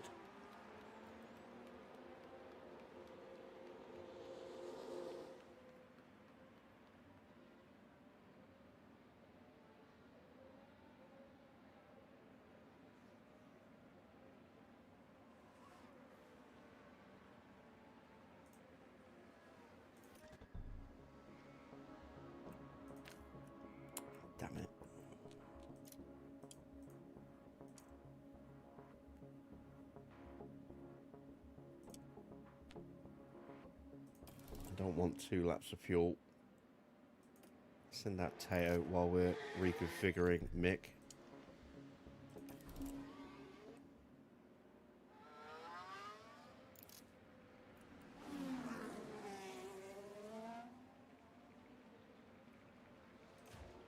And we are out in front of Alonso, Work on those brakes. so there is no risk of being held up behind him. Keep working brakes and tires. Don't let them cool down. Okay, copy. So it's Porsche we need to keep an eye on because he is the one who's currently in the drop zone.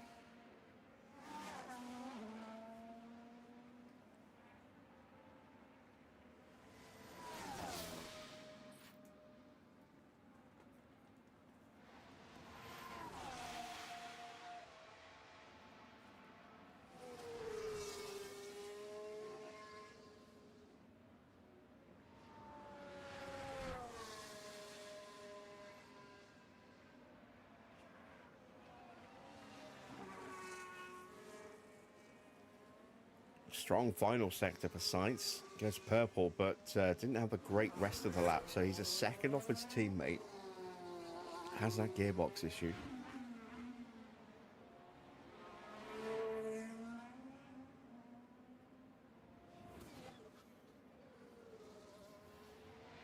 I'd like to think we're going to get both of our cars through here.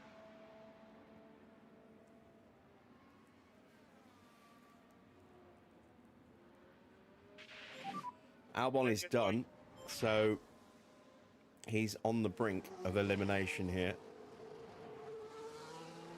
Hulkenberg's time is now done. Hamilton's time is done.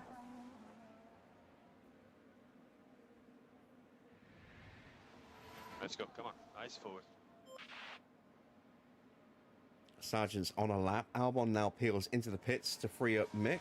So we've got uninterrupted space between both of our drivers here. And no threat from behind either.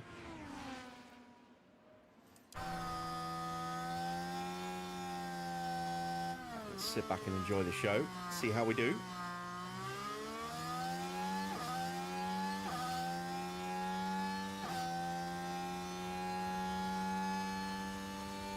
.33.4. That's pretty good. It's only a tenth of Max in the first sector. And matched by Mick.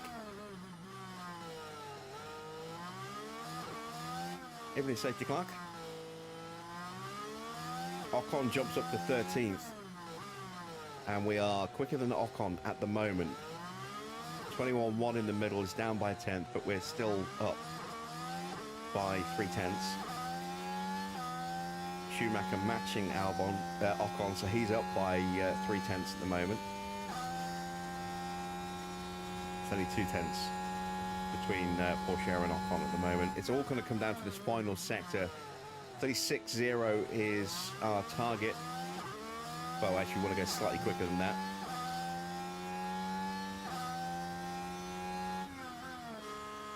Porsche goes up to 11th with a 36.0. Here comes Mick. It's a 36.0 for Mick as well. We are straddling Sainz at the moment, 10th and 12th. Hamilton has been eliminated, as has Nico Hulkenberg. Kevin Magnussen, Alex Albon. Gasly is out. Can Zhou squeeze through? It's another slow first sector. I think Zhou might be going out as well here. It's getting hassled and harried by Nabi. If that dives up his inside, that could really screw up his exit here in the final sector.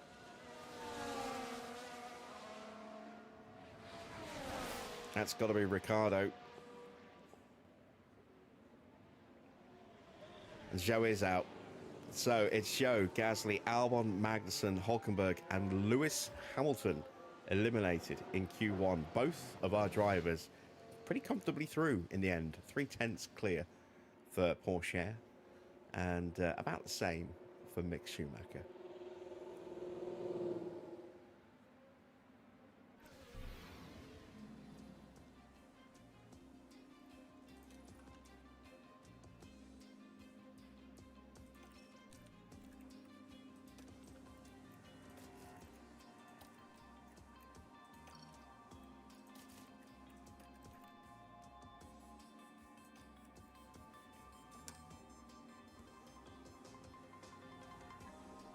Okay. Into Q2, we're going to go with a set of scrubbed medium tyres for Mick and a brand new set of medium tyres for Porsche, just to get the confidence up. And then we'll be using a new set of softs.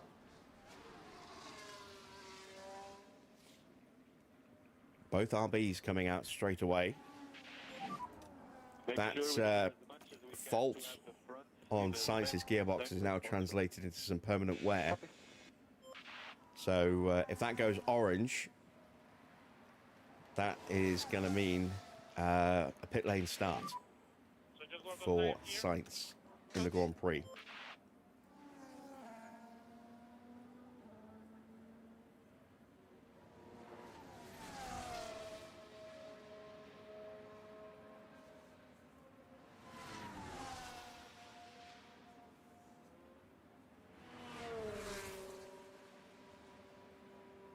Playing the mind's eye game. What's that? This is a good position for us. Go on.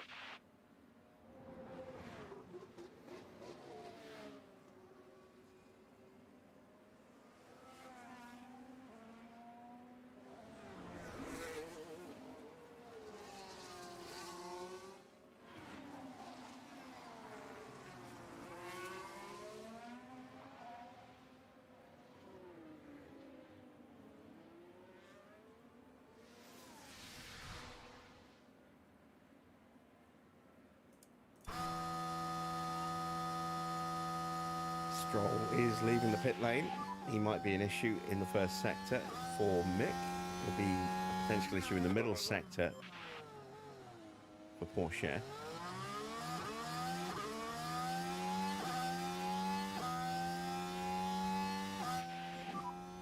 Temperatures are fine. We are ahead. Have a good one.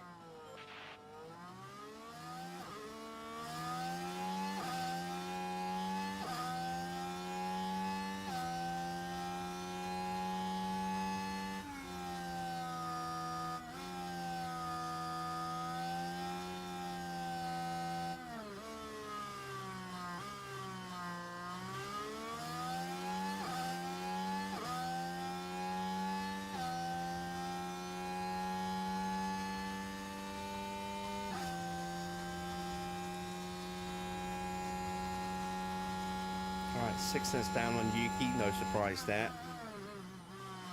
We're on mediums. He's on softs.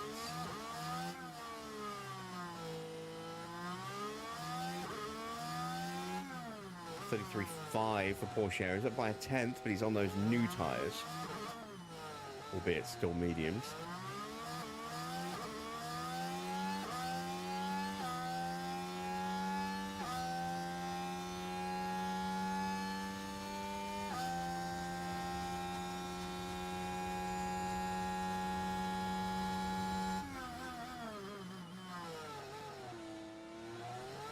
.21.1, .21.2, so our driver's pretty evenly matched at the moment.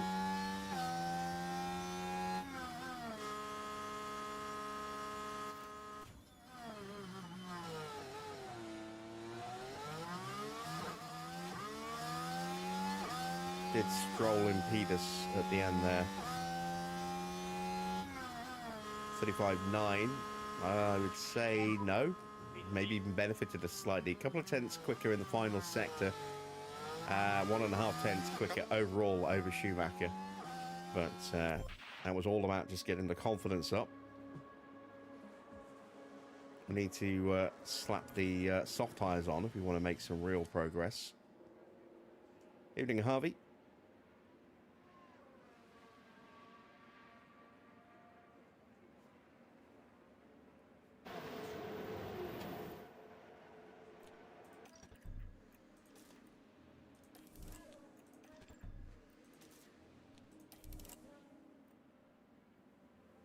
Right, we can't wait. We have to go straight out.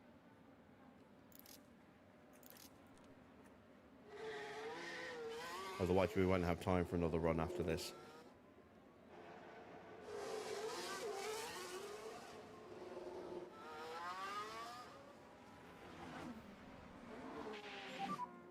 We try to work brakes and tires as much as we can. Copy. And we do actually potentially have a chance of sneaking into the top 10.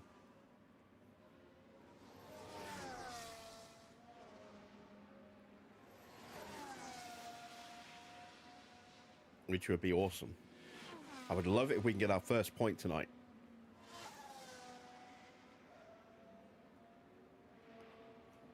Don't have to be greedy, just a point.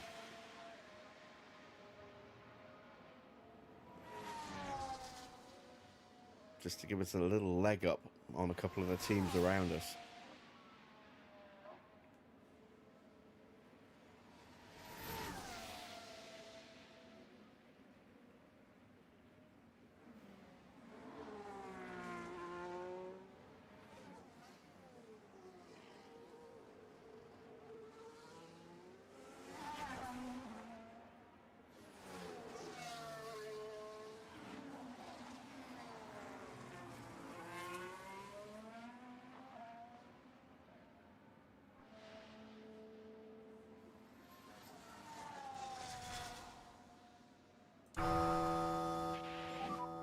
The tires are now in the window. Come on. Push lap now. That Ferrari in front is Charles Leclerc. He'll be diving into the pit lane, so he won't be in the way. There's traffic there. Okay, let's go. That Red Bull coming out of the pits is Perez. He won't be an issue. We'll clear the pit lane before he gets out. Nobody else has popped out either. So we're on for a potentially clear lap here. Sargent is on an out lap. Might be a little bit of an issue for Mick. I think Teo might be okay.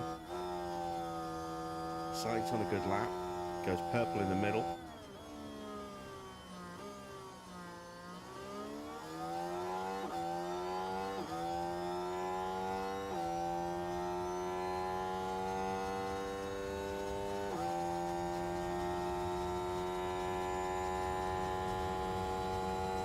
No improvement for either driver in the first sector. That is a bit of a surprise, given that we're on those brand new softs. Mick's found some time in the middle sector, actually quicker than Oscar so far this lap, but yeah, Oscar's down in 15th, so that's not saying a huge amount. 21.2 for Teo. So he's about half a second down now on this lap. How do we not improve in the first sector? Maybe the tyres just weren't up to temperature.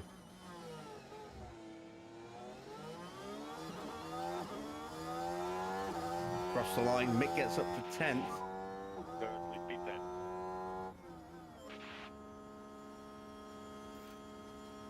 Teo improves his sectors, but not at the end there. But not at the beginning of the lap, and I don't know if he actually improved at all. Let's have a look. Did he actually improve? No, he didn't. He was down a couple of tenths. Look at that. It was only 7 thousandths up in the middle sector. And, 15 thousandths up. 25 thousandths up in the final sector. But he was down 2.5 tenths in the first sector. And that was all she wrote. As for Mick, Mick found 0.4 of a second. Fractionally down in the first sector, then up by almost a second in the middle sector. And over a tenth in the first in the middle sector, almost a second. And then up by about 0.3 in the final sector there. So that's where he found his 0.4.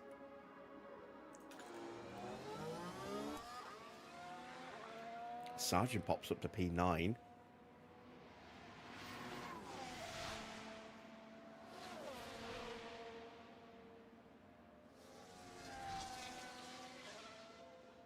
Norris is building his out lap. That'll be his final run. Oh, we might get in the way here. Okay. Pit limiter on. Stop pit position. Pitted. might have got in the way of the RB. But it's just starting its lap, I think. I'm looking, where is Ricardo? Yeah, Ricardo just starting his lap. So he's actually got ahead because Perez has now pulled over. He's on an in lap now.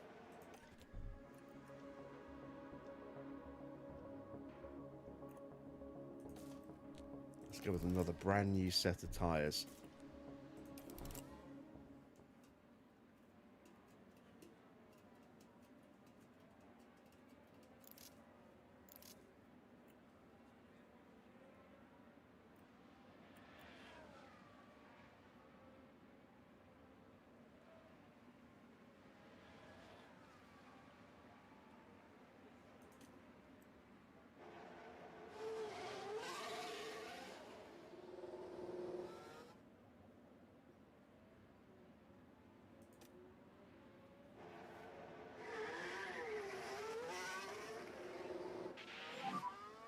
They need a good out lap now, good out lap.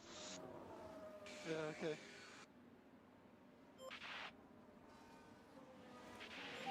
We kind of maybe throw off Alonso slightly. We're in peak confidence just for Mick as he starts prepping for his final run. A little bit below peak for Teo, but still very high. It's very nice to see. Norris is coming up to complete his lap.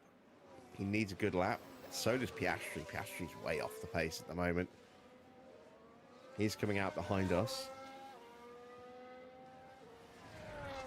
Across the line for Lando. And he goes third. So big improvement. Sainz is still top. Leclerc starts his flying lap.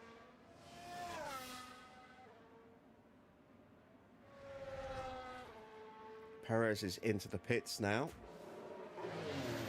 Where's Max? Max is still in the pits. He's not coming out. Sainz is in the pits. He's not coming out. Where is Alonso? There he is. He's not improving at the moment.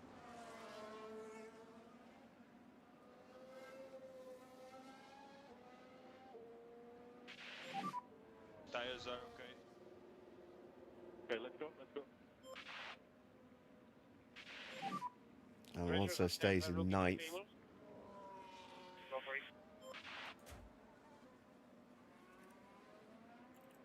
All right, let's jump onto Mick. I think Mick's probably got our best opportunity of getting through.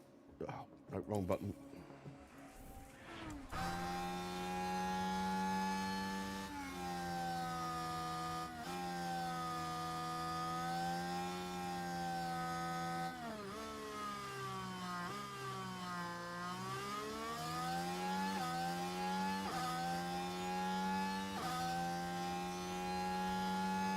.33.5. Half a second down on Stroll.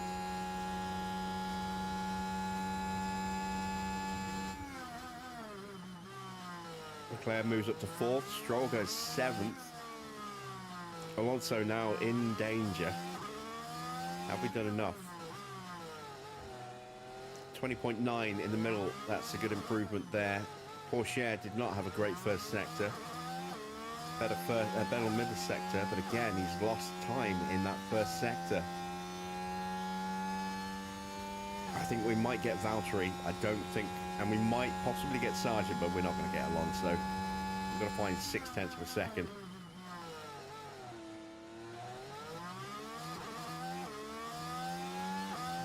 Piastri's on a good lap. He's going to get through.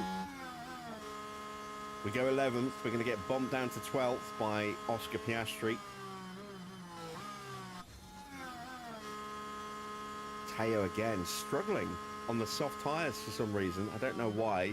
Piastri goes up to 8th place. That knocks out Fernando Alonso. So it's Alonso and Schumacher, Sargent and Valtteri, Porsche, and who else was it?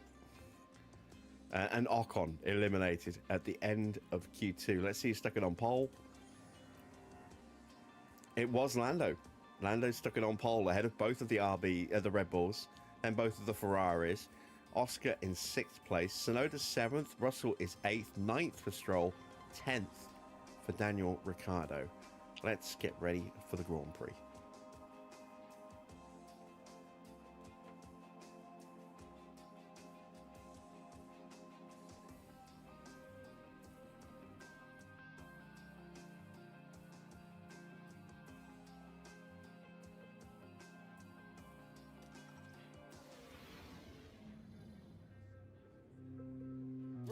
Ready to go here in Florida as we look forward to 57 laps of F1 racing. The Miami Grand Prix arrived onto the calendar in 2022 with much fanfare, and F1 history is still very much being written here. Drivers have to take chances around the street circuit and hope those chances turn into victory. Spectacle is the name of the game here in Miami, with a stadium at the heart of this track. With long straights and S-bends, not unlike Suzuka's Sector 1, proper ERS management is sure to give drivers an edge towards victory. It's race day, with the teams and drivers ready and raring to go.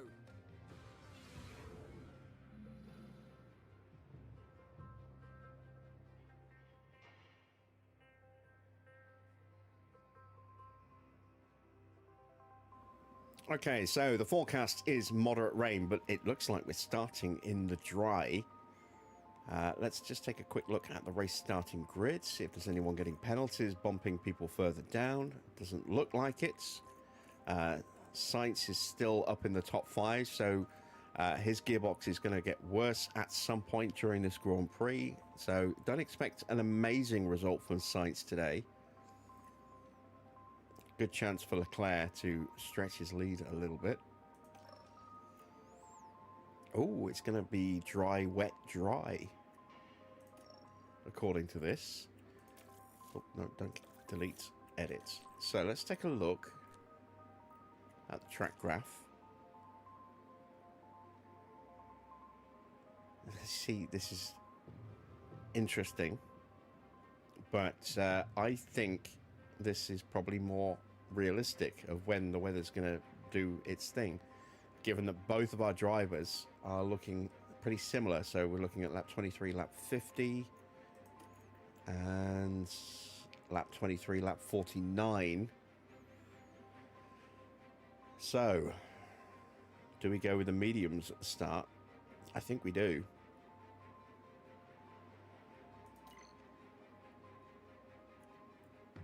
Let me just see what it would look like if we tried to go with a set of softs. And then just kind of look after them a little bit. 4 seconds slower. Yeah, we'll go with this then. We'll stick with this strategy that it's given us. Mediums to inters to softs. We're not going to put any extra fuel in. I'm actually going to take a couple of laps of fuel out. Not going to push the tyres at the start.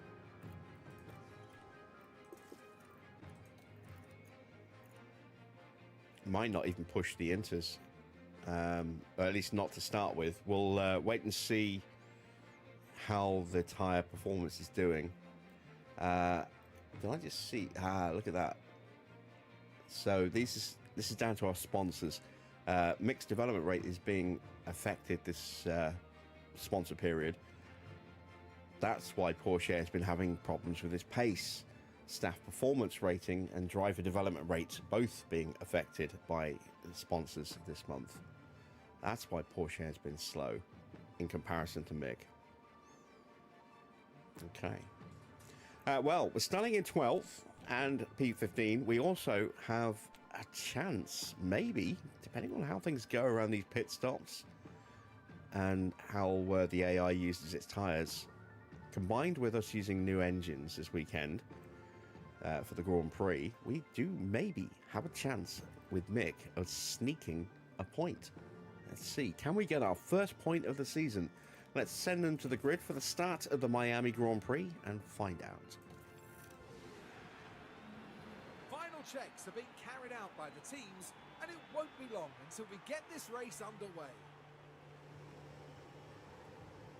And there's always a sense of excitement when it comes to talking about Max Verstappen. They're in second place on the grid, but that could so easily change in the first few seconds after lights out. But remember, anything can happen in Formula One. Here we go with the Miami Grand Prix. And it's lights out, and away we go.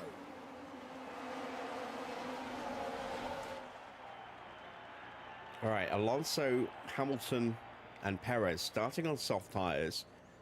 Zhou on hard tyres. Everyone else is on the mediums.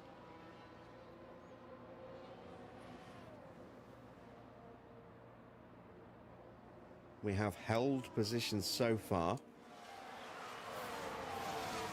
Everyone's being more aggressive with their tyres than us as well. Ricardo's actually using a scrub set of mediums here, which is interesting.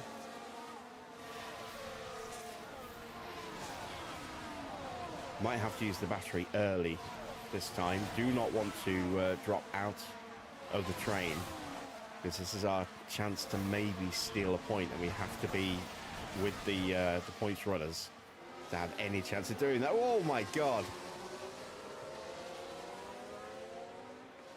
The hell happened to Ricardo? We nearly went straight into him.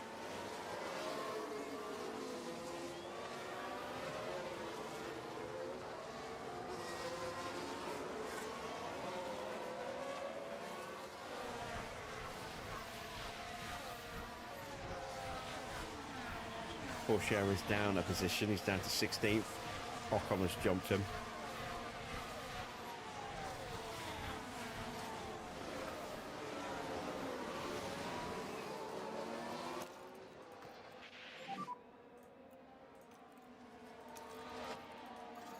It's time to turn on the batteries.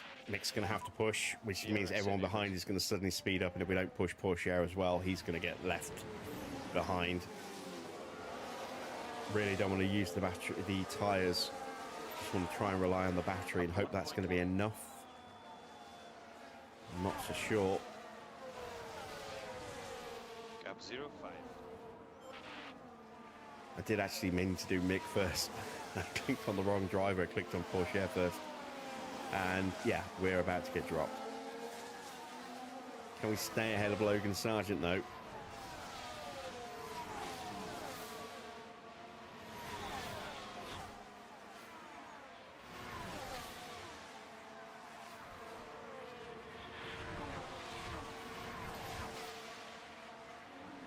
So far, yes.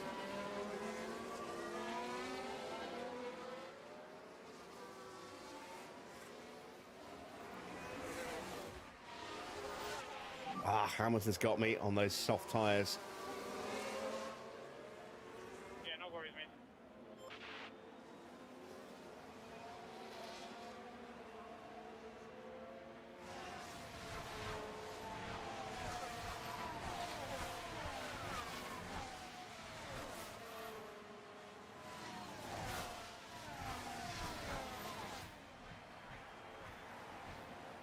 Sargent having a look at Mick there. We fought him off, but he's still in a strong position here with the DRS. Covered him off. We're now 2.5 seconds behind these guys. Again, we might be relying on weird strategy from the guys in front of us, and maybe a retirement or two, or a collision or two. We're going to realize our opportunity of gaining a point. But the fact that Ricciardo started on scrubbed mediums could be critical. He's already dropping away from Alonso. And that means his pace will slow, because he won't be able to hang with these guys and run at their pace. And his tyres are going to wear out fairly quick compared to us.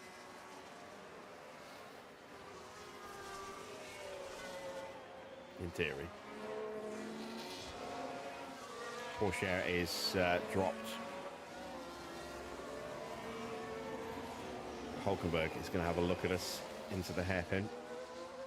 And I'm now out of battery, so if he gets alongside us, he's going to complete that move. Copy. Mick now 3.5 seconds behind Ricardo. Has just about managed to gap Sargent. Copy. And there we go. Hulkenberg's going to complete that move because we don't have any battery to launch us out of the hairpin. And now we've got to hope we can stay with Hulkenberg as he pushes to close up to Hamilton.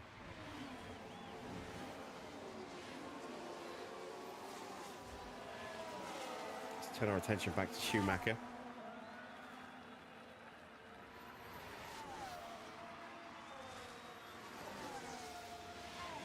As Valtteri gets past Logan Sargent.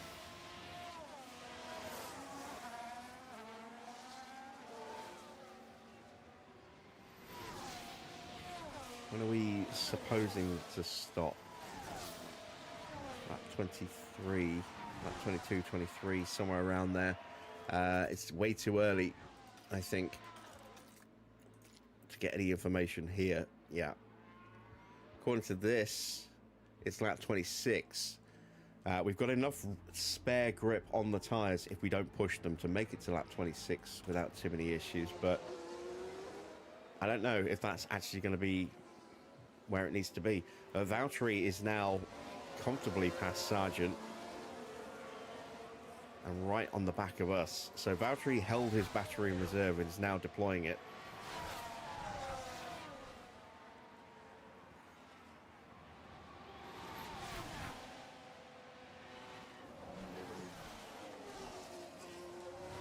Has a look at Mick.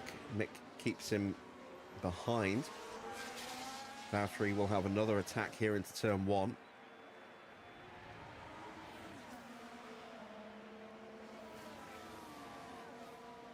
And we position the car beautifully to convince him to think about the outside and then not give him the space to actually make that move.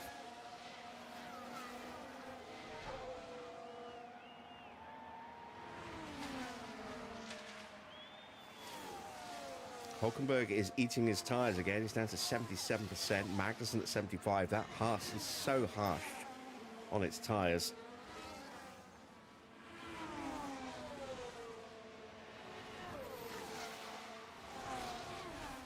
And I am wondering if we're going to see 2 stops or 2 sets of tyres before the rain comes from the AI here. I think almost certainly with Haas. Maybe with those who started on the softs. Maybe with Ricardo, he'll go on to another set of tyres instead of softs. It's a curious one, this. We are 6.5 seconds off the back of Ricardo, who's caught back up to Alonso. Our chance, I think, of points now pretty much rests entirely on bad pit stops and mistakes in front of us, because we clearly do not have the pace to run with the RB of Daniel Ricciardo or the Astons of Alonso and Stroll. But if they do go for that extra stop, maybe we can get and then keep track position.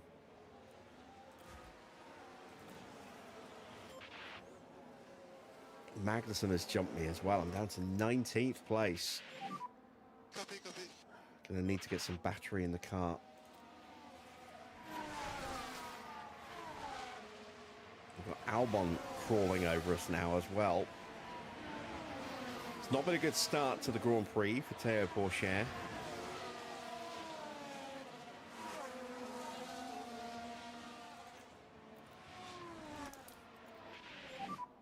Copy that.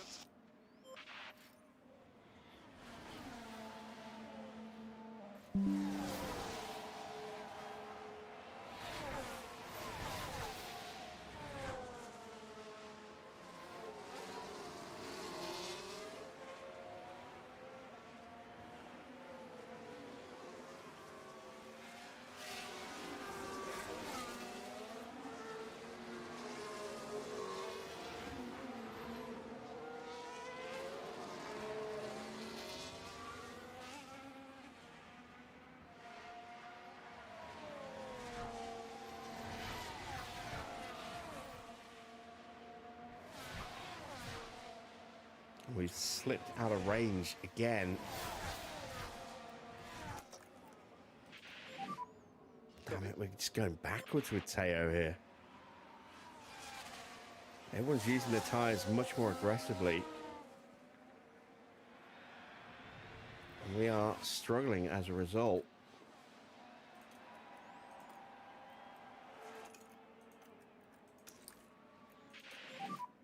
Copy, copy. Mick's still keeping Valtteri at bay. Gap in front is now up to nearly 9 seconds.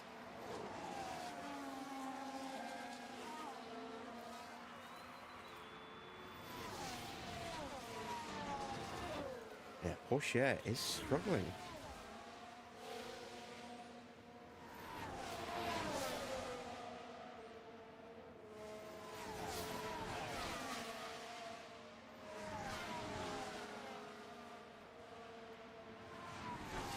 Next sponsor period will hopefully be a little easier on us. We won't have to do quite so many activities with our drivers, given that we have upgraded our hospitality area and the memorabilia rooms since we started that last sponsor plan.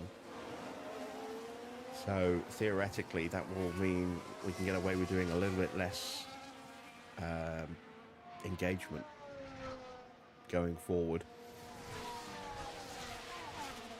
Much as I would like to continue to upgrade those facilities, getting this car up and running to where it needs to be is more important at this stage. We're not making huge amounts of money outside of our big sponsor payments. The board's maybe giving us $1 million a month. We're getting 90 grand a week from our tour centre, and we're not getting a huge amount from the Grand Prix, from sponsor race money. So we are very kind of dependent on allocating any money from our sponsor plans, which is where the bulk of our money is coming from, into car development at the moment. We've already done a lot of stuff to boost some of the facilities, and we've got that factory upgrade going through, which will be a real game changer for us when that opens up that third manufacturing slot. But now we need to focus on the car.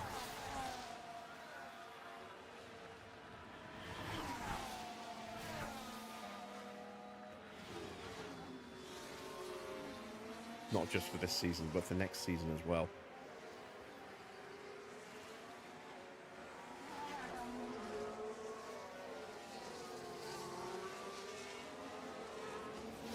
So we are now 10 seconds behind Ricciardo, but we're still keeping Valtteri at bay. 138.1 is our kind of pace at the moment, which is definitely a fair bit better than Teo's managing.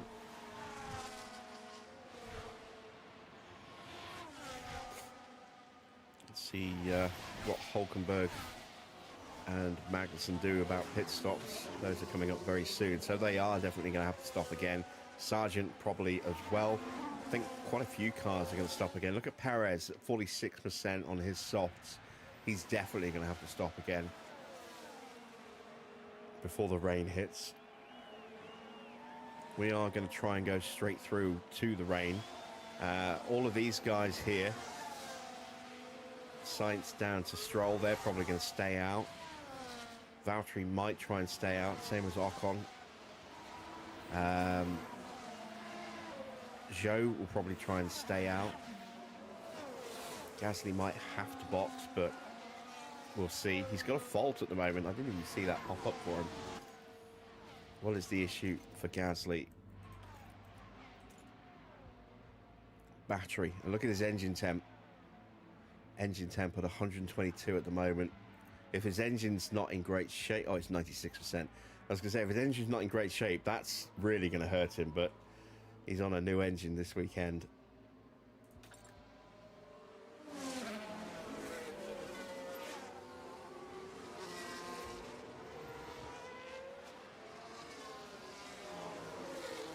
I think we are starting to claw back that ground to the cars in front of us now.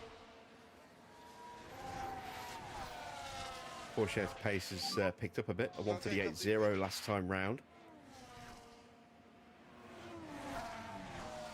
Actually, 4/10 quicker than Mick last time. There is Hulkenberg into the pits. Magnussen's going to go another lap, at least. Is this for softs? We saw in the sprint that putting on a fresh set of tyres doesn't necessarily mean you're going to gain lots of positions. It's another set of mediums, and it's a bad stop.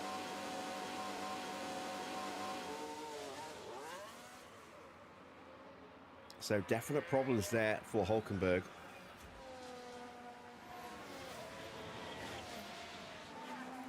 We are just about dropping Gasly. That's good. We can start to leave him behind. We are definitely closing in on Magnussen. But taking a little bit of time out of Ricardo as well on this lap. Not much. Valtteri is still hanging with us.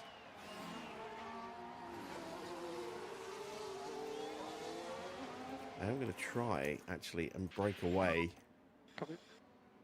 from Valtteri. We've got a nice, healthy little bit of extra tyre over him. We can drop him, leave him behind. That's excellent for us. And there is an escalation of the fault for Gasly. Why am I clipping so much more? His battery's now really proving problematic.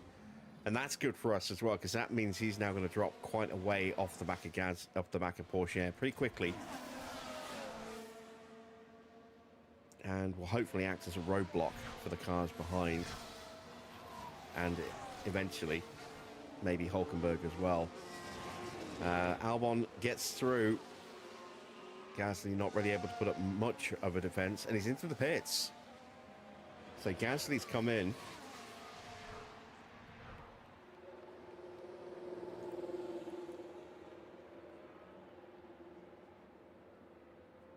That looks like soft tyres waiting for him. Yep, there we go. Soft for Gasly.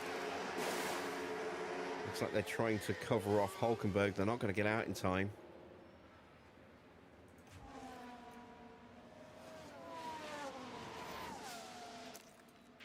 Let's try and get past Magnussen, who's almost certainly going to stop this lap. Copy. You can see we have broken away from Valtteri now. I don't know if we can sustain that level of pace, but I just didn't want to drag Valtteri along with us.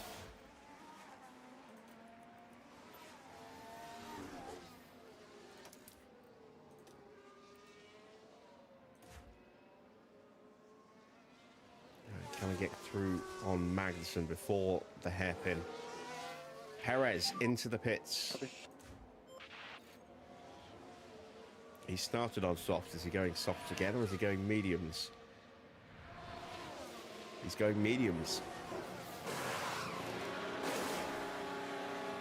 There he goes.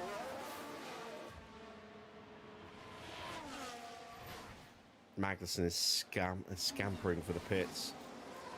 We're not close enough. Copy that. There he goes. Sargent's in as well.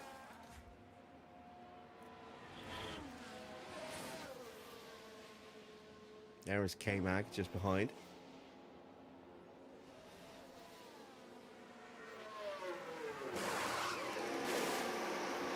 Soft tyres.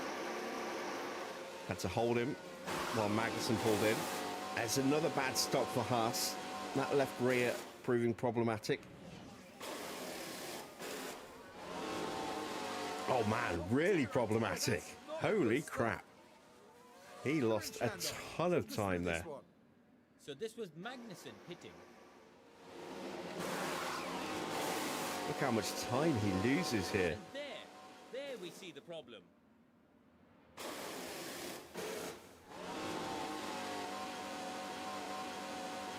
Oh, that was awful. That's going to bring him way out behind Gasly. So Porsche is up into 16th place. We have a 3-second window now to Albon and much better tyres. Let's get an update on the weather situation. Has the map updated? We're now looking at lap 24. So that's come forward a bit. Still showing us dry on all of those. We'll check back again in a few laps. we go. Schumacher still ahead of Valtteri by about 1.8 seconds. So we've been a little bit slower this lap, but it's enough to keep that gap consistent. Hamilton has boxed and come out behind Valtteri. No, Hamilton hasn't boxed yet. He's boxing now. And he got held up really badly by Ocon there going into the pits. So a little bit of a disaster there. Russell's in as well.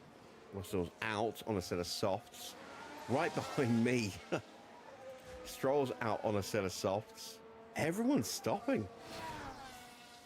Are we going to be the only ones who go the distance to the rain here? I think so. Set of softs for Hamilton.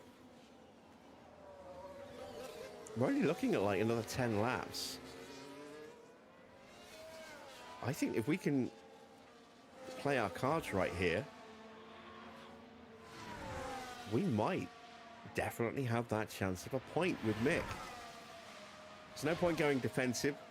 We do not have the pace to hang with the Mercedes over, you know, an extended period of time.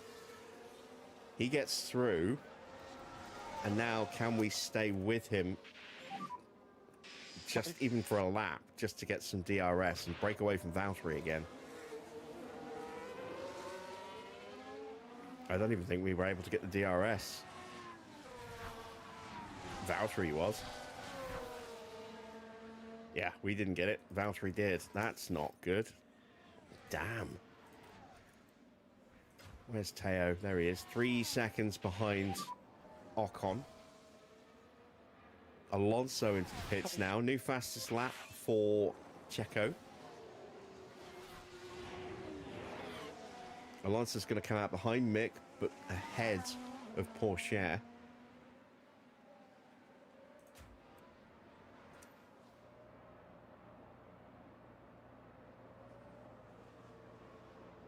There we go. A couple of seconds ahead of Ocon. We are sitting in 10th place. And we've got Valtteri as a little bit of an unwilling rear gunner for us here on Stroll, potentially. Actually might help Stroll get past the pair of us.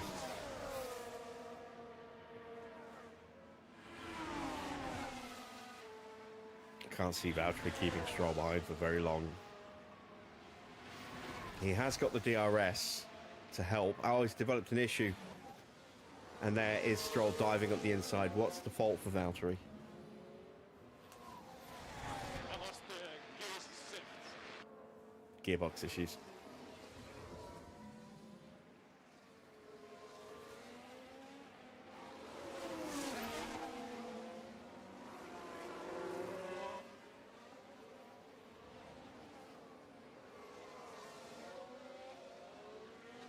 Yeah, gap to Ocon is coming down. Look, it's down to 2.6 seconds. Understood. There's Alonso closing back in on me. I'm about to lose 10th place, but hopefully I'll get some DRS out of it.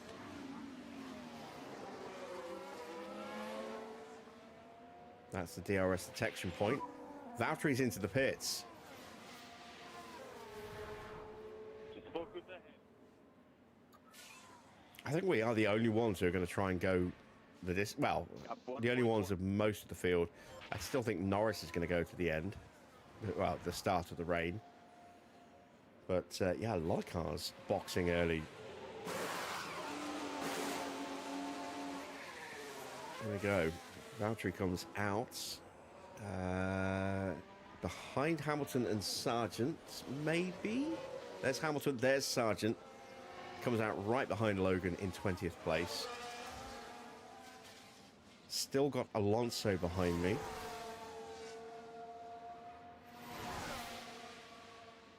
Let's get a weather update. Still showing lap 24. It's going to be damp in 12 minutes. According to that. But that can change. We know that that can change. So it's not a guarantee. But we're in pretty good shape.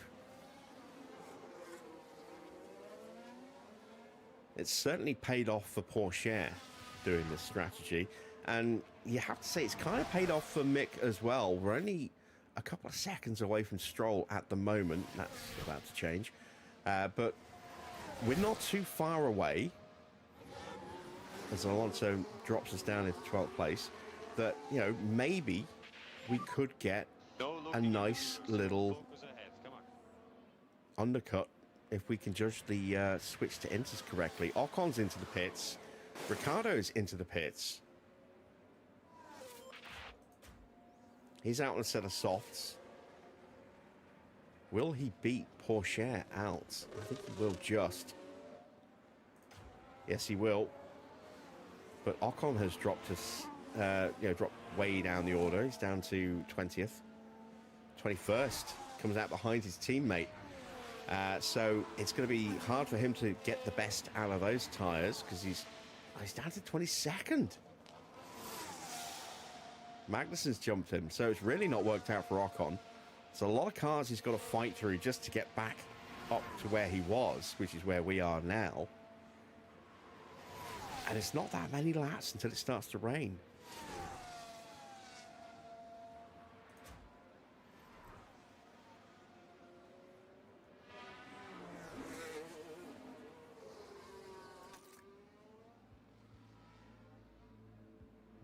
Now it's showing lap 23, look.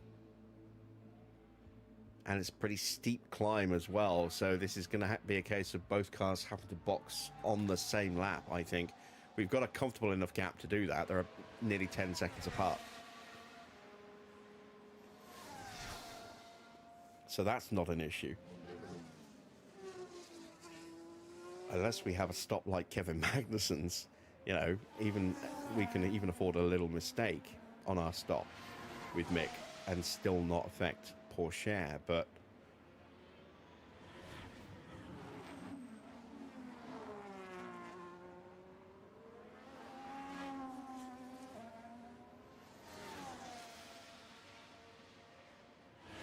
hopefully we'll have clean stops.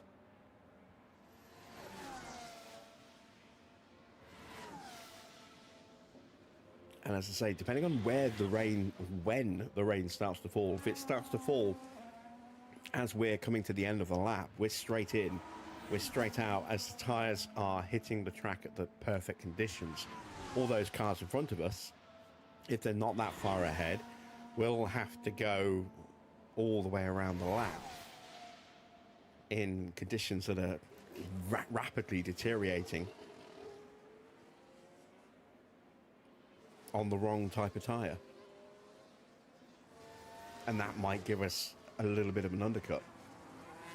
And then once we get into wet conditions and the DRS switches off, then we have a good chance of holding position. We can drive a little bit more defensively. We can push the tyres.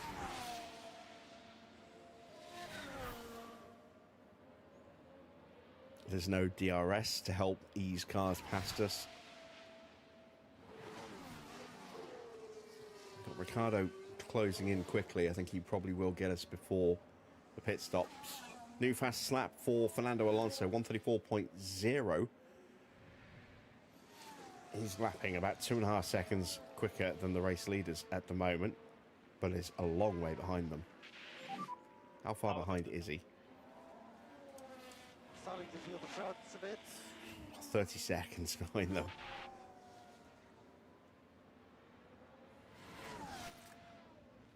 Damp in 8 minutes. 5 laps away.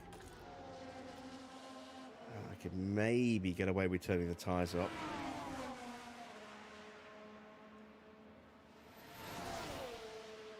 See, Hulkenberg has pushed hard, but his tyres are now at the same level up as ours. He's 3.5 seconds behind us still. Hasn't worked. That extra stop has not worked. Not yet, anyway.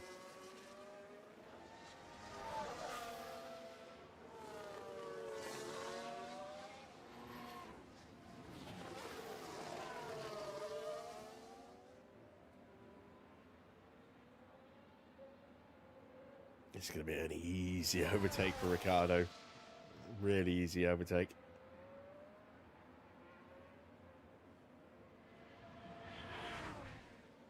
But again, we should get a little bit of DRS out of it.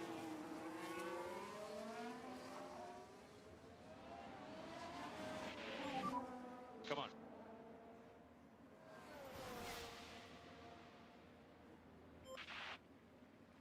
Can we even have a look at the inside into turn one? Not with that lack of grip and lack of pace. Yeah, that RB is a much better car than us at the moment. Right, pit window opens up in a lap. I'm actually going to turn the tyres up now. Head down now. Try to get a good pace.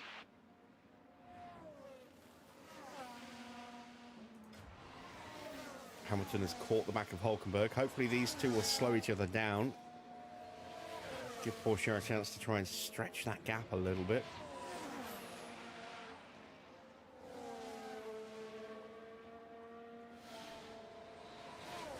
It's not been a good weekend for Lewis Hamilton so far.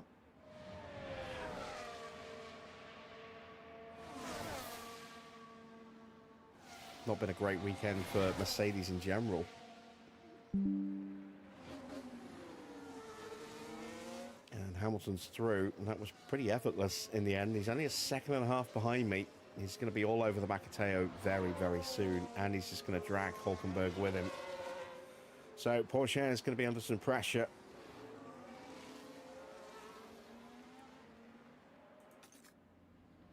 Five minutes, according to this, until we're damp. 3 laps. We've got 3 laps of this level of push in our tyres, so that's fine. Trying to keep Mick within spitting distance of Ricardo, but you can see how far ahead these guys are pulled since they got past. You ready? Copy, copy.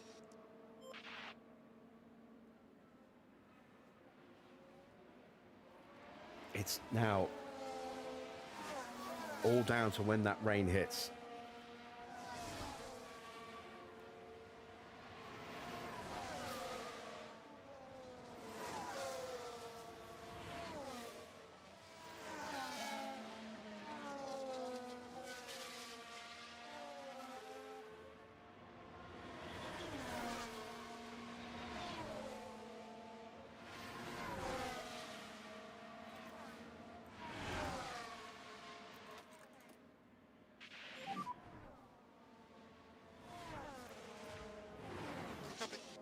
You can see the clouds getting darker.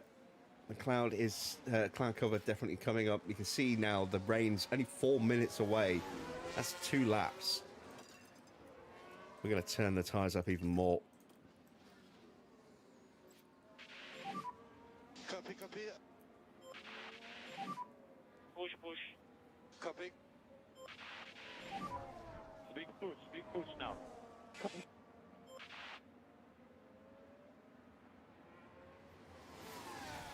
Hamilton is going to get us.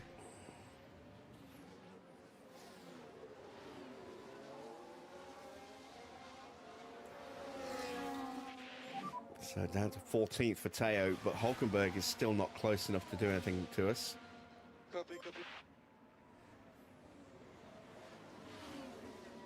And we just spook Hamilton enough to have to go defensively into turn 1.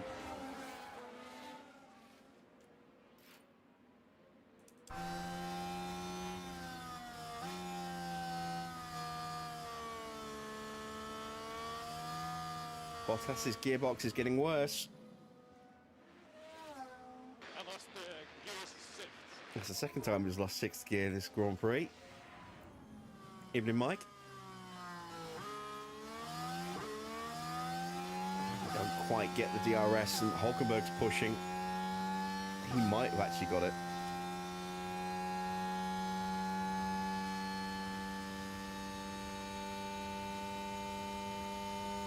I don't think he did. Oh, Haas, for their 200th Grand Prix, are reverting to their original grey and black livery. Kind of curious to see how that'll look. in the flesh. I've seen the renders or the promo video that they put out. It looked good. But yeah, we'll have an original livery Haas to celebrate their 200th Grand Prix. That is special liveries done right. That's how special liveries should be deployed Copy, in copy. Formula One, but they're not anymore. They're just sponsor opportunities, marketing gimmicks.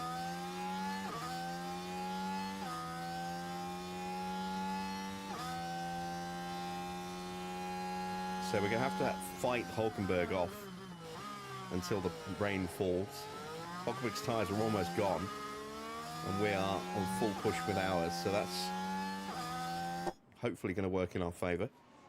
See how dark it is now, look. Rain is almost here. We're a minute away. I think we have to box this lap.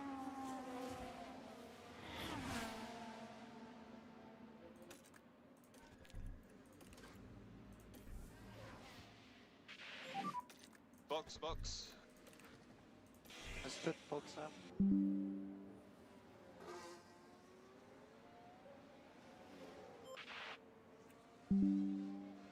Are you hearing those bongs on my desktop? Copy, copy, box, box. I hope not, but I think you probably are.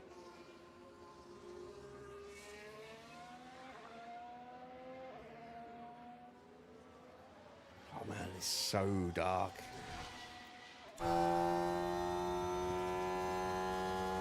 Visibility is disappearing. That rain's going to hit hard and quickly, which is why... There it is. Seems like it's raining. Copy. We could steal a march on the cars around us here. It's rain. It's already up to 0.2. By the time we get out of the pits, it's going to be at least 0.5. Which is going to be ideal conditions. And everyone behind us is now boxing. 2.5 second stop. That's pretty good.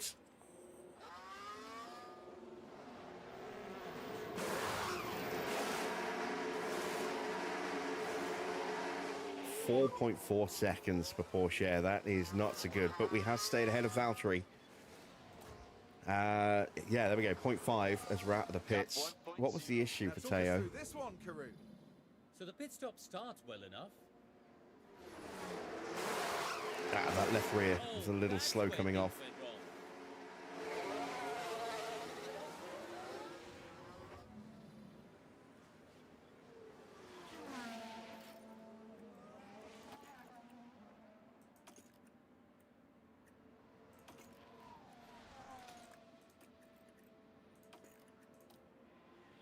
Almost at the perfect conditions for these tyres. Everyone else now diving in. Hulkenberg is definitely going to lose out here. Look how quickly Schumacher is going to start to close him down here. Now we're into territory, properly into territory. It's too wet for those softs and mediums. Hamilton might potentially run afoul here as well. And look how much time we just taken out of Hulkenberg.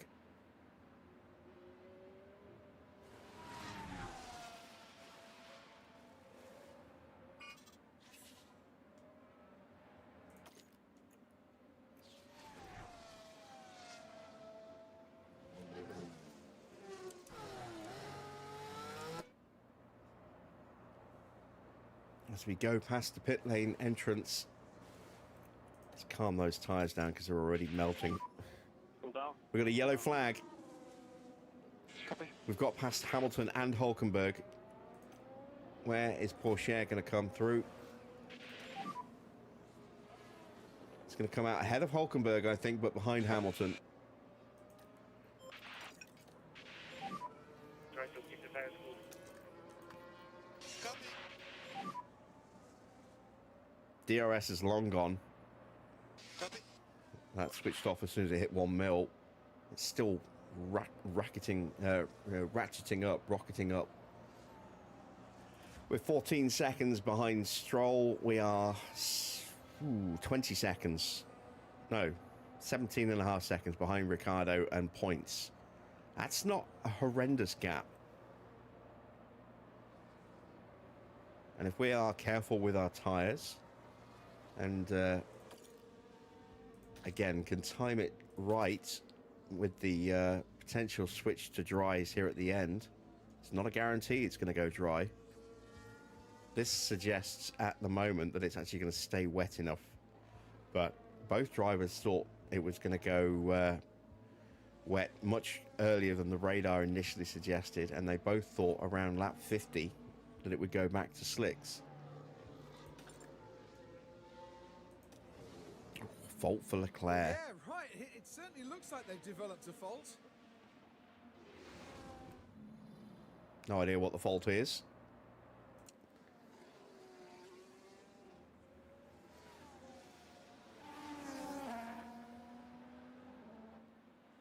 We have a 6.5 second lead over Hamilton. So we absolutely timed it right against Lewis. I have no idea how hard the AI is going to push in these conditions. Porsche is actually catching, but he's using his battery to do it. Hulkenberg is right behind us. He's pushing to catch us. And I'm actually going to save the battery, go into top up and battle assist. Let's turn battle assist off on Schumacher, doesn't need it at the moment.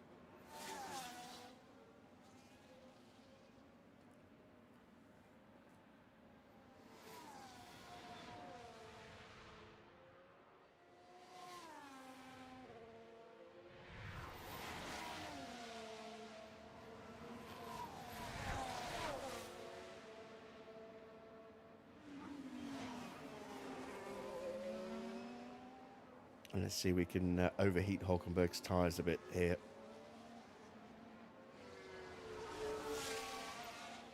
Ooh, getting some horrible lighting effects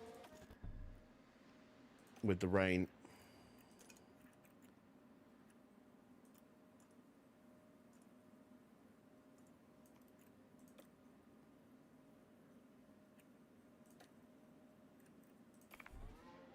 Will that fix it? Not really. It's better than it was. No, it's not. It's just as bad.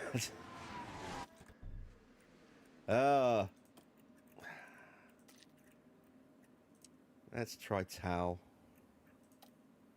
on 85%. Nope.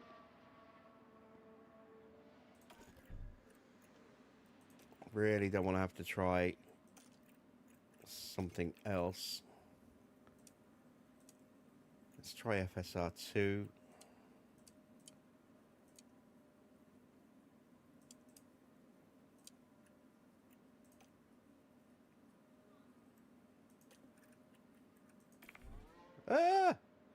This is close to what the game engine looks like in terms of the blurriness.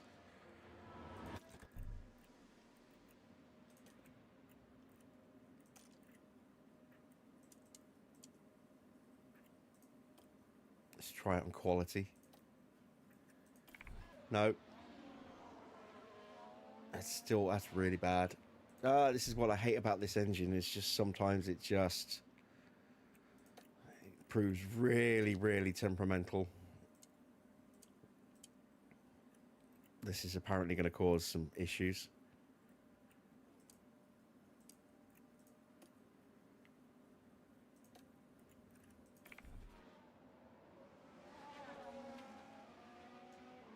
I'm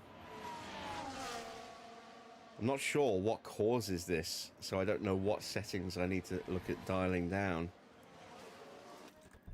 But it is annoying as hell.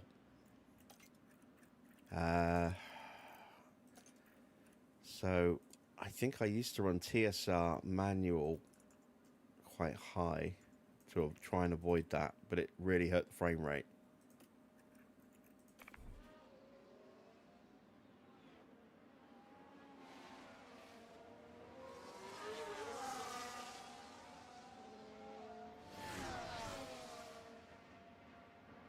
better. Still has some issues. One last little tweak.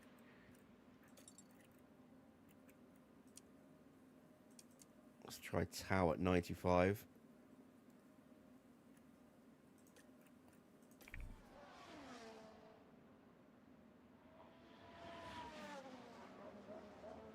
Ladies and gentlemen, I think we may have a winner.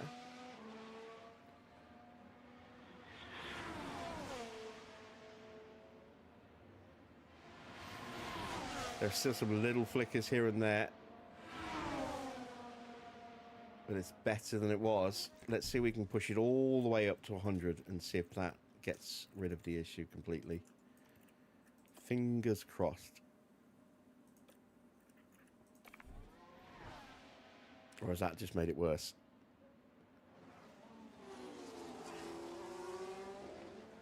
It seems to be better.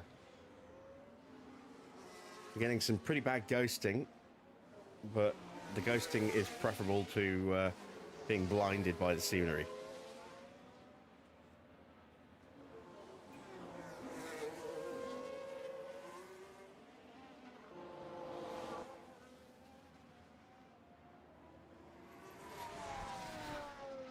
Oh yeah, that is definitely better.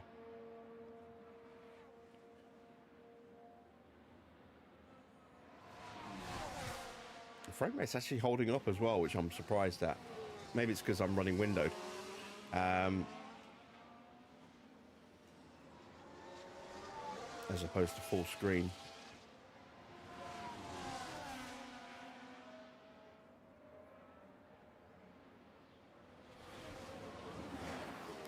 We are slowly drifting further and further back. I think we are still going to be reliant on some issues ahead of us if we are to sneak that point, but we are still lapping faster than Lewis. Sorry, still ahead of Lewis. We're not lapping faster than him. He's lapping quite a bit faster than us. We are keeping Hulkenberg at bay, but we are not lapping at any great pace. 1:45.1. That's a couple of tenths slower than Mick. Porsche is having to drive defensively, though. Some of the AI does seem to be pushing their tyres a bit harder than us. Some of them don't. Given that we were the very first cars to box.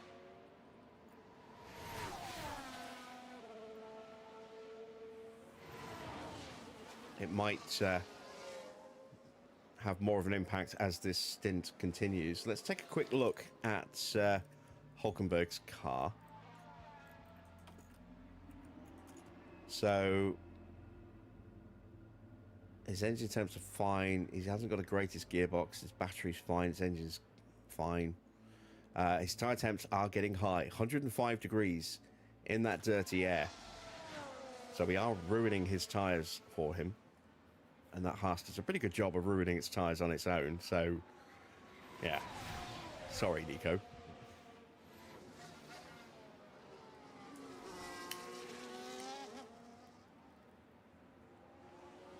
But needs must.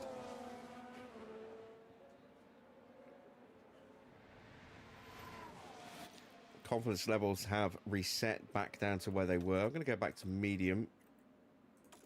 I don't think we're going to be overtaking anyone anytime soon.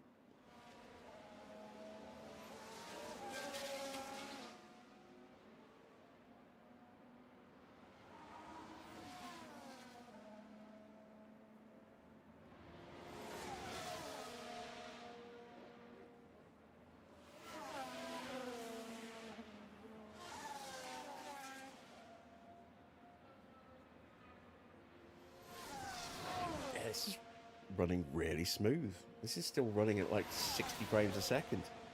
Occasionally it dips above 60. Occasionally it dips just below 60. But for the most part, we're running pretty consistently here.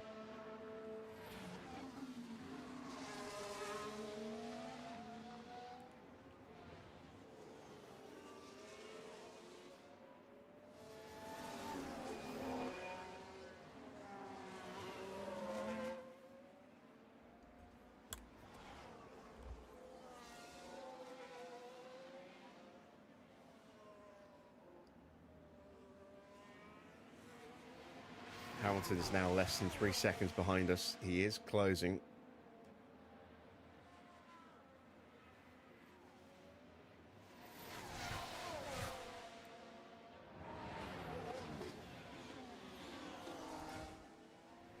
There he is, sneaking his way up towards the back of us. We're down to 2 kilos under fueled. When does it go back to dry running?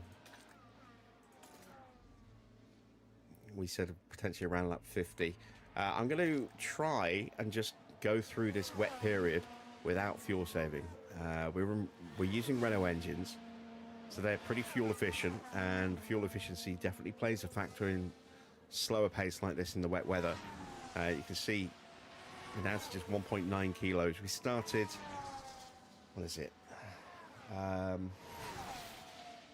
1.8 kilos, I think. So we've saved a lap in the first half of the race.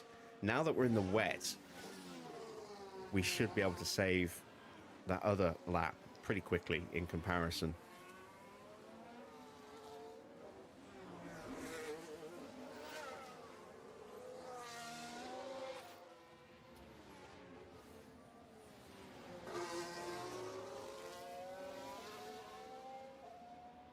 Sun's trying to come back out again. Rain intensity is lessening despite what Pedro just told me.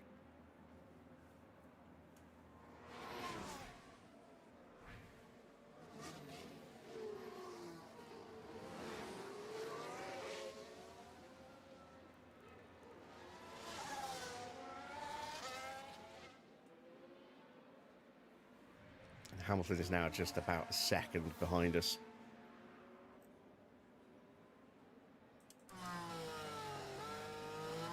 There he is, but he does not have DRS to help him through. He's going to have to do it the hard way. We are not going to make it easy for him.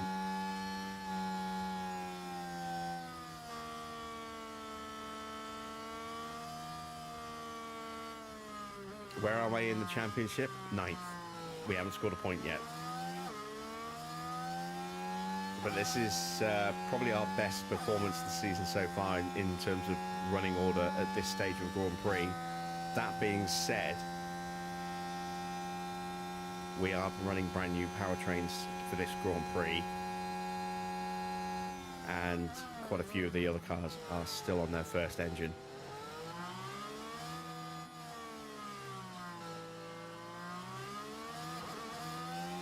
But we have seen quite a few powertrain issues for other cars and crashes and stuff in the opening 5 Grand Prix, so it's not we're the only ones running new engines. There's still a fair few that have made that switch, but the majority of the field, I think, is still on their original engine and gearbox.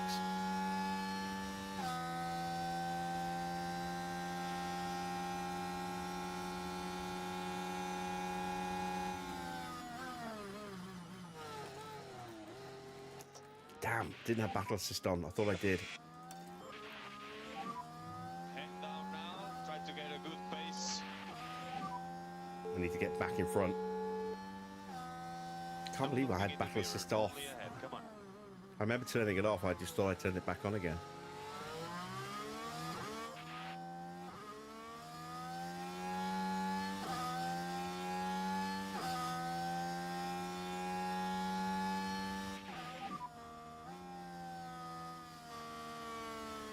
Hamilton might just blitz away from us now, unfortunately. Eyes forward always, eyes forward.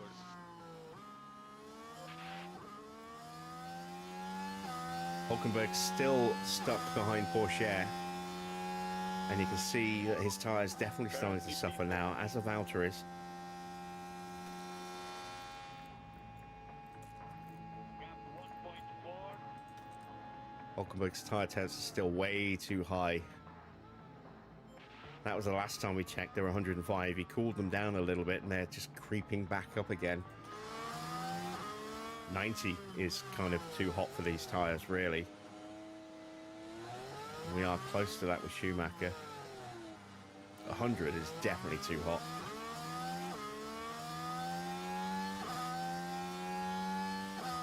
Yeah, Hamilton's through and away.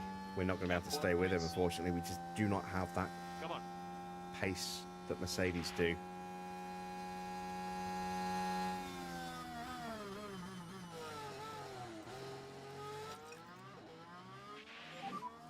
Cool down. turn that back on now, just in case. Let's check back in with Teo. Copy. There he is. He's got battery to actually push. Let's try just stretching our legs a little bit. And that's a 1.6 kilos under, so that's less than a lap. Try to pick up a bit more pace. If we can save a couple of hundredths or a couple of tenths of a kilo every lap, then yeah, we're in really, really good shape.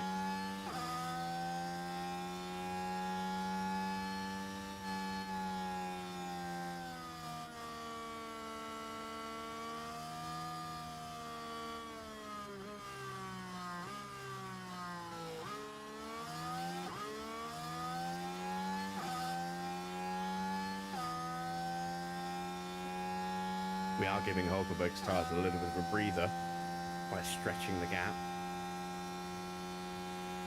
But we're also hopefully going to be able to actually drop him a little bit, which will help Porsche's basic pace pick up a little.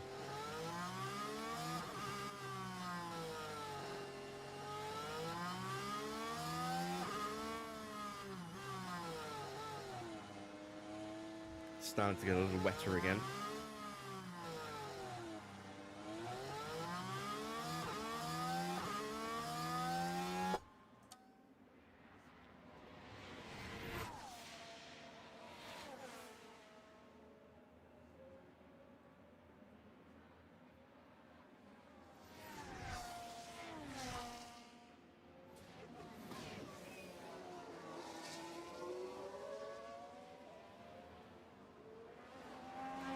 There we go, that's enough.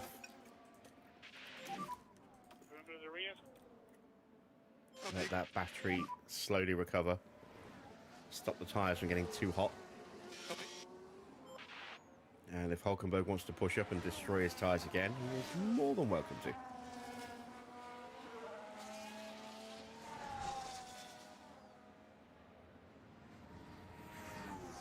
Hamilton's now 3 seconds clear of us.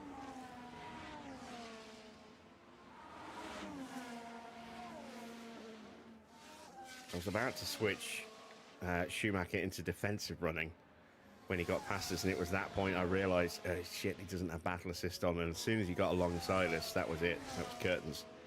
But if we'd been able to hold him off on that corner, I think we could probably still be ahead of him at this point.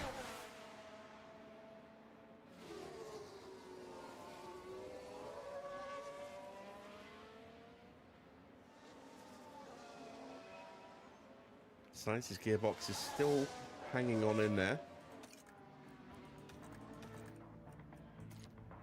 Down to 31% now. Has gradually been degrading as the race goes on. But it hasn't got a fault, it's just wear. Leclerc has an issue. That's also a gearbox issue. We know it's gearbox for Valtteri, and I think it was... Was it battery for Gasly, or was it gearbox for Gasly as well?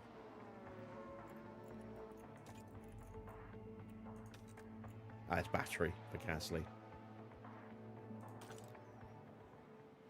Nobody else has a fault or a problem with their powertrain, so it is what it is at this stage. We're down to 1.3 kilos under fuel, so we are definitely saving fuel at a quick enough rate that we don't have to worry about going into fuel saving. Let's get a weather update. Going into a period where it's going to be a little bit drier. It's going to get wetter again, and don't know what's going to happen here at the end. Both of our drivers thought it was going to dry up and go to softs, to slicks. It may still do that. Our radar is not great. I think it's only level 1, level 2. Plus it is being used by the sponsors at the moment as well. So that has further reduced its efficacy. There's a word for you, Farah.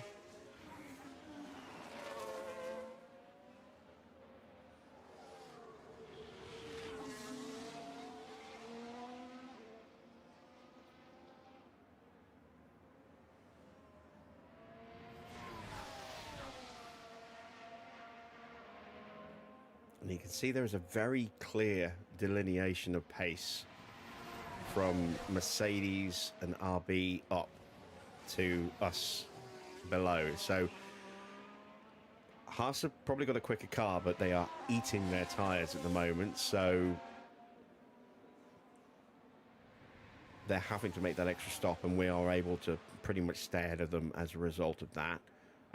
Similar to Sauber, in particular with Valtteri, he is eating his tyres, and we have maybe a little bit less pace than him. But again, we're making less stops than him. We have the pace on Alpine, we have the pace on Williams, but there is that line between us and the limit to where we can get to, which is around about 12th, 13th. And then everything behind is stuff we can handle and we can cope with. And they're going to have the better of it than us at times, and we're going to have the better of it than them at times. But once you start getting up to 12th, all of a sudden the pace jumps up by close to a second a lap, and we just aren't there. So we are absolutely going to be relying on retirements to get points until we can take a significant step forward with the car. And that isn't coming anytime soon, unfortunately. We do have 3 more parts to fit to this car. And the 3 of those together might give us a few tenths and just generally improve our performance. Oh, wow. I just saw Norris stepping out to lap someone in the background. Who did he lap? Was it Gasly that he just lapped? Or was it? No, I think it was Logan Sargent. I think it was Ocon. Ocon and Sargent he's lapped. He's coming up behind Gasly. Sorry, behind Valtteri. So we are close to getting lapped. We are very close to getting lapped.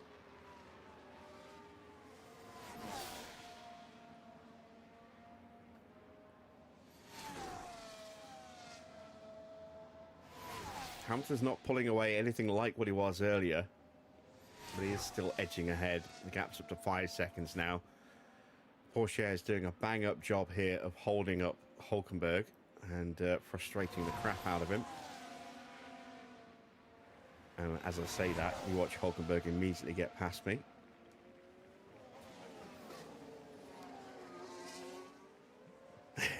There he goes.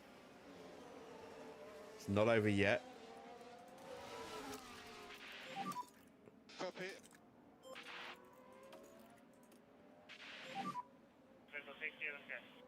Copy, copy. Yeah, the leaders are flying up to the back of us.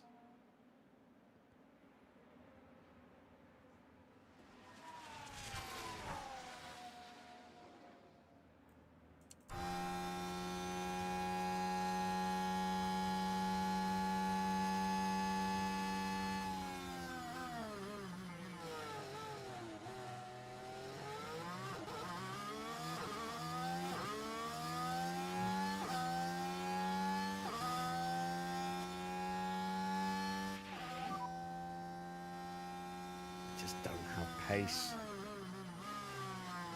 on that pass. The only thing that's going to help us is tyres.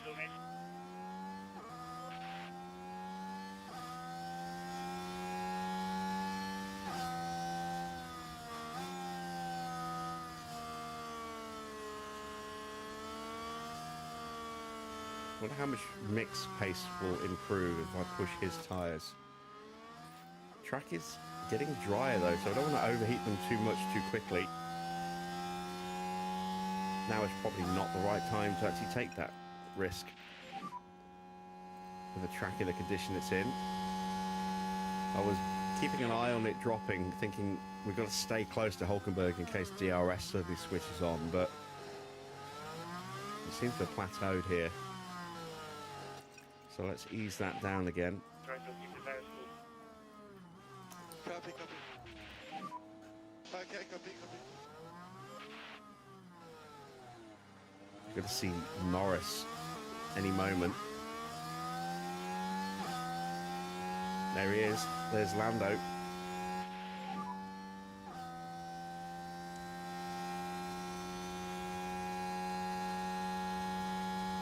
Could be on for a race win here. Come on. 5 seconds ahead of Max. Lapping about the same kind of pace. Leclerc isn't too far off pace-wise. Has that issue with his gearbox. 8 seconds behind Max. His teammate is all over the back of him.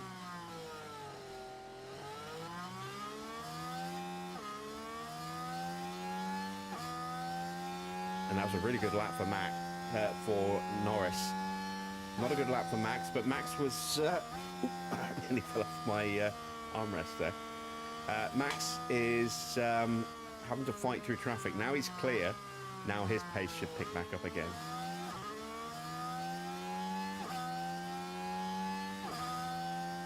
We're down to less than a kilo under fuel, and we still have at least 11 laps more wet weather. At least, according to the radar. It's going to be wet all the way through. According to our drivers, it's going to be time to switch slicks on lap 50.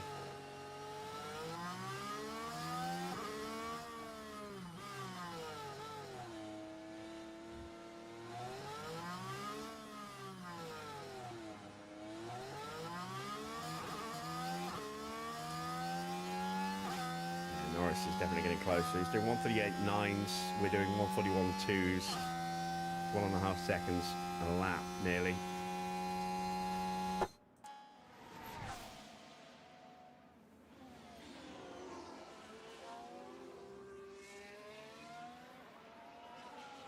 Hamilton is still edging away from us, and the track is starting to come down again. 1.4 ahead. You're looking strong out there, mate.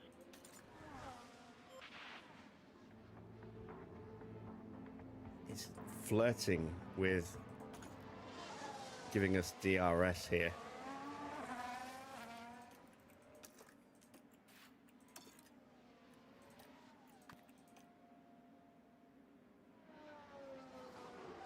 So we're going to push to try and close that gap up.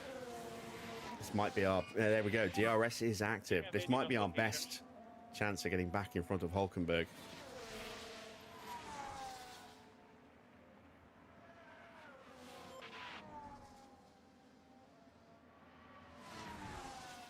Let's just give a little bit more of a fuel push as well.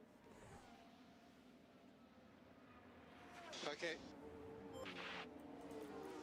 We'll give him full everything, because I don't know how long this window of DRS is going to stay open for. It could close again in just a few seconds. And we have Norris sneaking up behind us as well.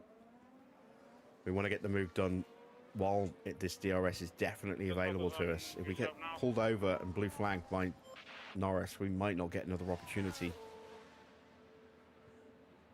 with DRS to get past Hulkenberg. We're closing up. We've got a chance of a run here at turn 1.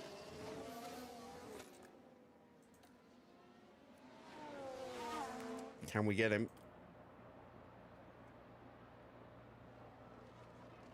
I think we're a little bit too far back. Yes, we are. We'll have to do it on the next straightaway. And absolutely cook our tyres here. Where is Norris? Not quite close enough to get in the way yet. 0.6, 0.7 of a second. Come on, we need a good launch here. We didn't get it.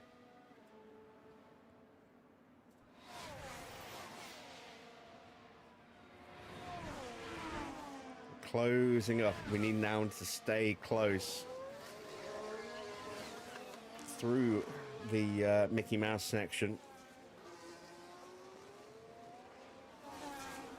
And then hopefully we can get him into the hairpin. There's Norris. We are going to get blue flagged on the next lap.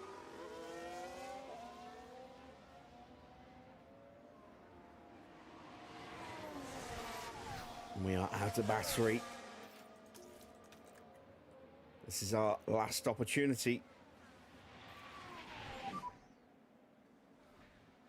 We're not close enough. Copy.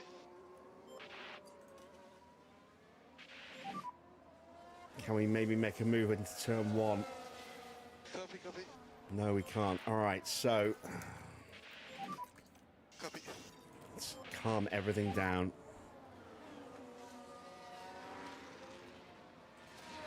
Copy.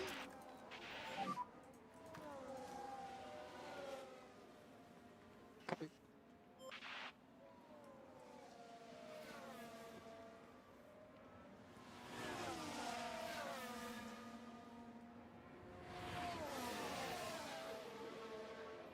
Oh, don't blue flag me out of the DRS zone.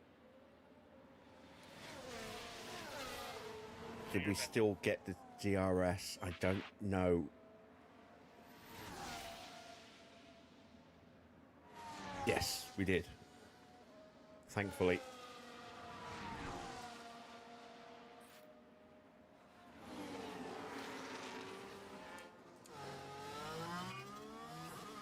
Ah, damn it. Damn it, damn it, damn it. What I was worried was going to happen.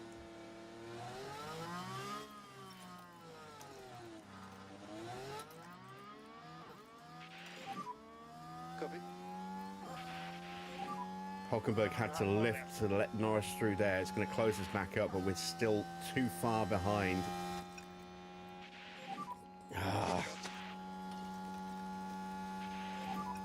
Copy that. Copy, copy.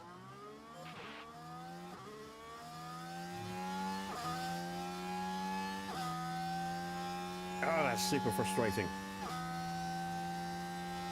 15 laps to go. Now the weather is showing a big drop here. We're probably about here in reality, with the weather going back up again, slightly. Maybe. Yeah, I don't know. There's still a chance it will go to softs at the very end. That will make things very interesting.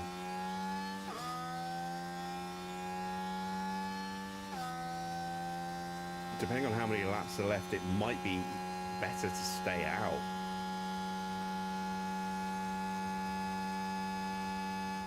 If that happens, if there's only a couple of laps to go, it'll be better to stay out. If there's like 5, 6, 7 laps to go,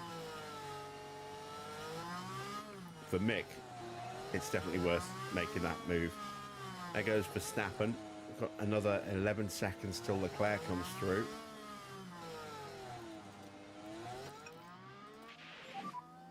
So let's pick up the pace.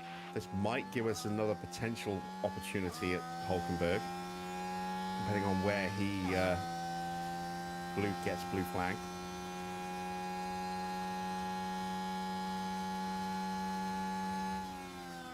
Probably should have just saved my battery waiting for the blue flag instead of trying to get it done under the DRS, but I thought that would be our best opportunity to get through. Track water levels going back up again. Up to 1.05 now. Let's turn Mick's battery off now. Copy.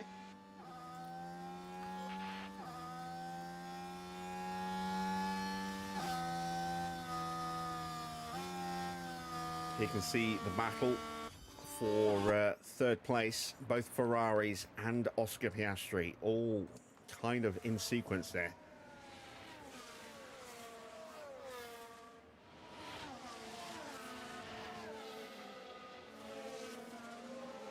And Max is already through. We're closing in a little bit on the back of Hulkenberg, but we're not close enough to do anything about it. And we don't really have the battery to do anything about it either.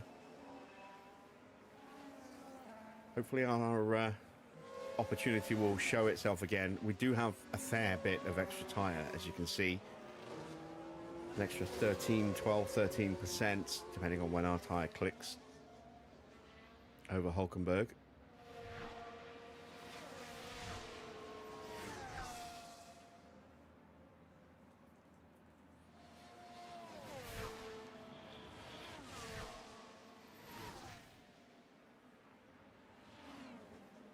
Mick is about 9.5, 10 seconds off of Lewis.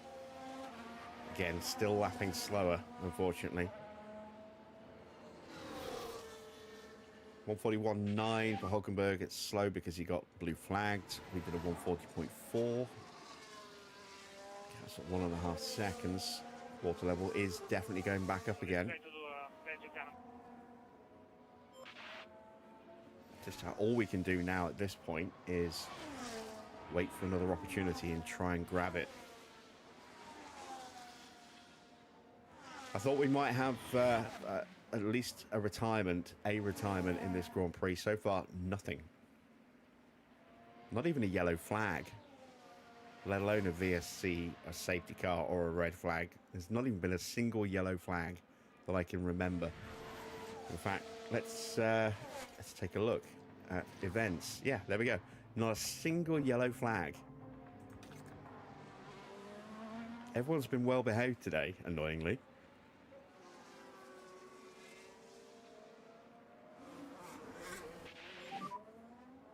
I was hoping for some shenanigans and general naughtiness from the top 10 today, given given how well we did in qualifying, and that we might actually have a chance of a point if something happened, and nothing's happened.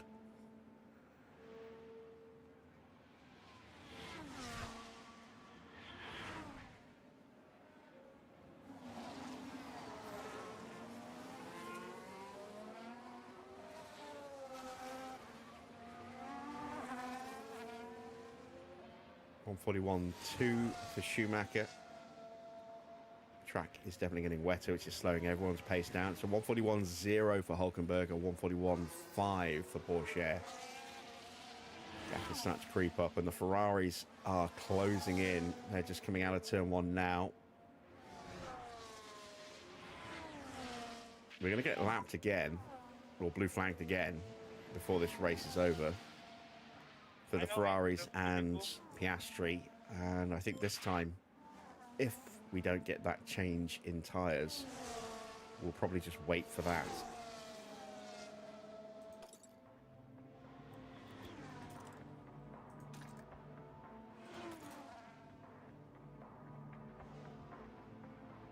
Yeah, looks like we might have DRS for the last couple of laps. As it's brightening up, we're starting to get some of those weird flashes coming back.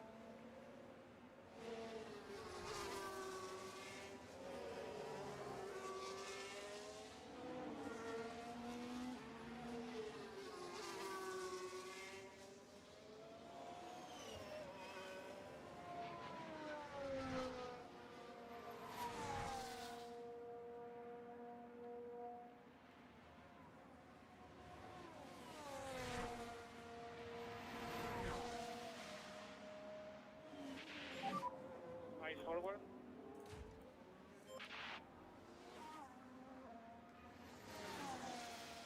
Let's try and get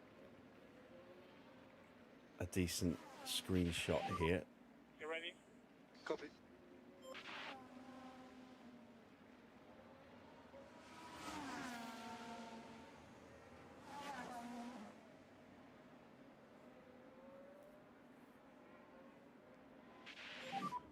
How are the tires? Good, it's okay.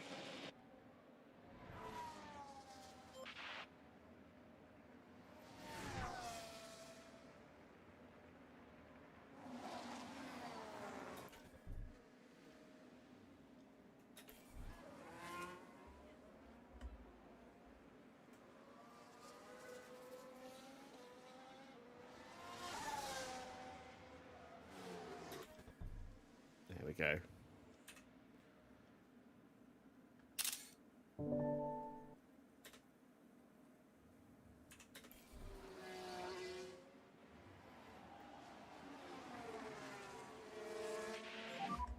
potential thumbnail there. Dry weather has been predicted.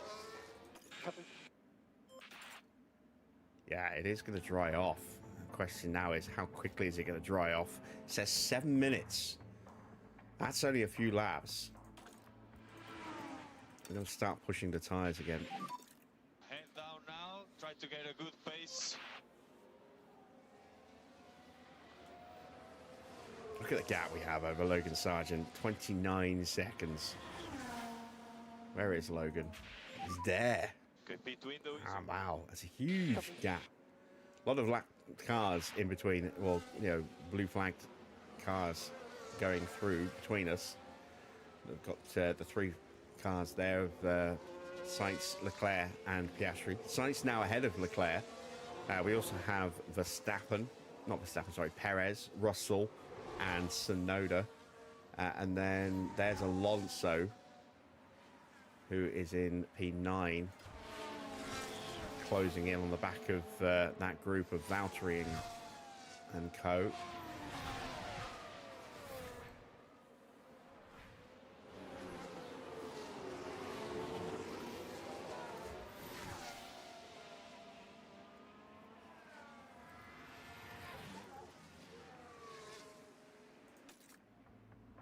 Six minutes till it's dry. That just means below 1 mil. But it does look as though we are going to get that switch to soft somewhere around about lap 50, which is what my drivers were initially predicting. You see Norris now coming up to lap Mick Schumacher. We're going to have plenty of fuel to play about with. So we can actually push our fuel here with Teo. Here come the Ferraris.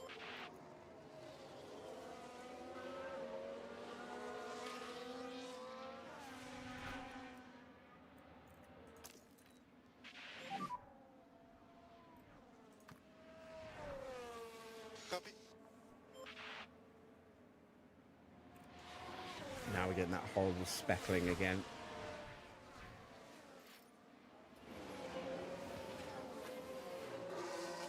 We kind of just got in the way of Piastri a little bit there. Sorry, Oscar. Right, let's go. Let's see if we can get Hulkenberg. Copy. The gap's gone up to 8 seconds, but it's going to change pretty quickly. And I want to stay as close to these guys as possible so that as he constantly has to keep lifting to let them through, we can just cruise on through behind him. Temperature's looking stable. Copy. Everything you have, come on. Yeah. Norris still hasn't gone through yet.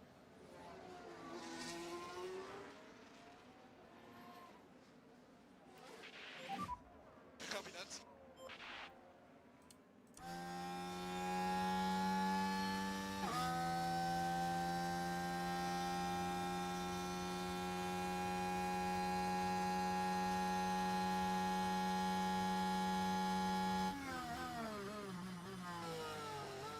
All right, Sainz is going to be the first to hit. Copy.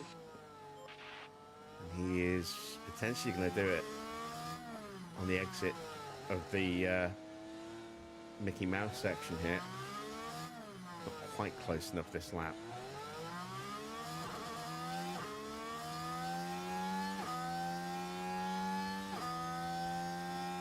Almost out of battery.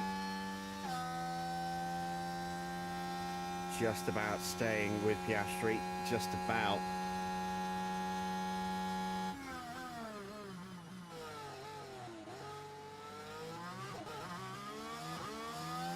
That's it, no more battery. Copy. And still Hulkenberg is staying clear, annoyingly.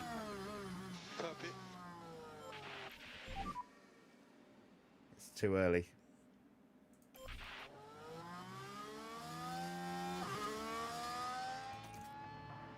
Yeah, it is definitely going to be dry enough for slicks at the very end of the Grand Prix. Now we need to judge exactly whether, you know, where and when to stop, or if we do even stop.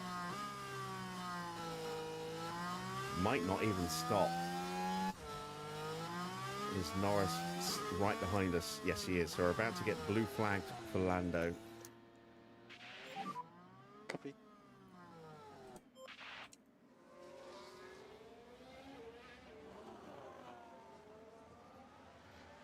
There's Max.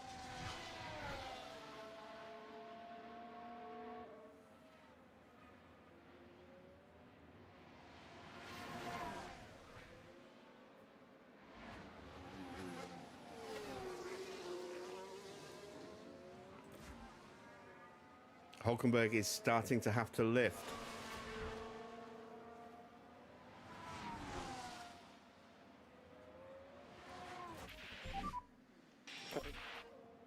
And we've closed up again, but we haven't closed up enough. Ah, damn it.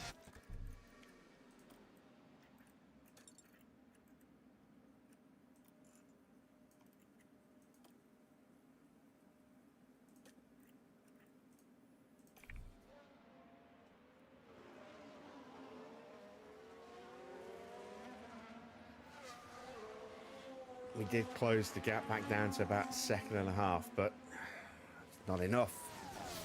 Right, down to 1.44.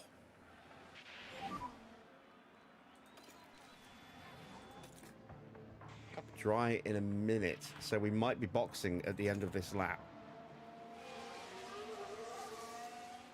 We've got a huge gap to Logan Sargent, so we might as well go for it with Teo. We've got a pretty huge gap to Hulkenberg, so we might as well go with it there as well. You know, we'll come out behind Hulkenberg, but we'll have enough of an overspeed in the closing stages to get back past him. And yeah, Sargent shouldn't even catch us, I don't think.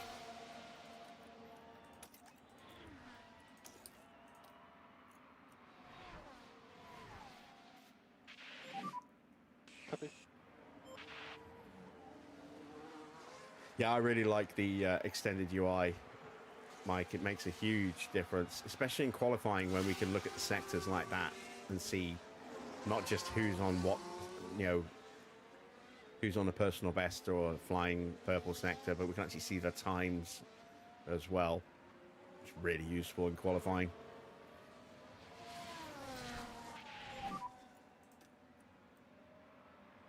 We need to go at least one more lap. It's not ready yet. Do your best. Copy. Let's try and get some battery into the car.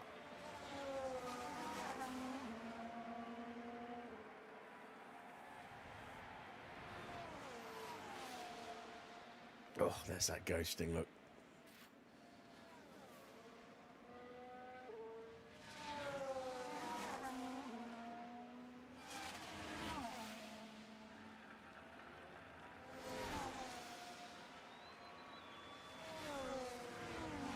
Schumacher's about to get blue flagged for Verstappen. Track still isn't dry enough. It now says dry in 3 minutes. That just means below 1 mil.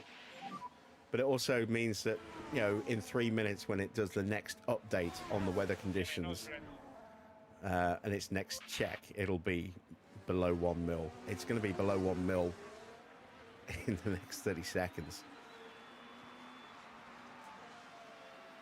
Is it drying up quick enough? Oh, that's a tough one. I am going to gamble with Porsche and box this lap.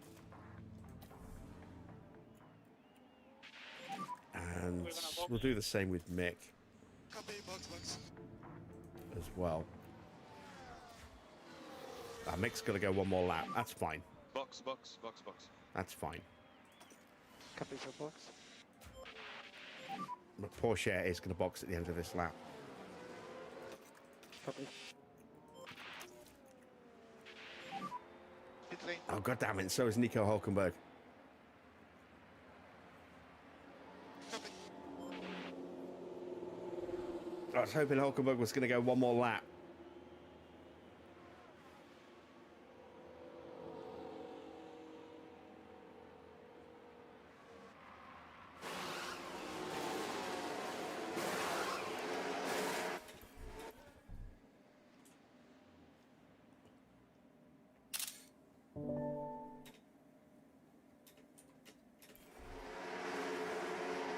Oh, we're being held for Hulkenberg. Damn it.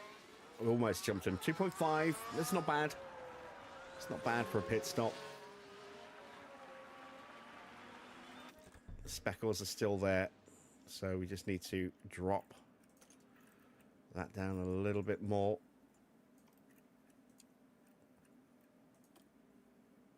Go back to where we were when we were in the dry. Which I think was this.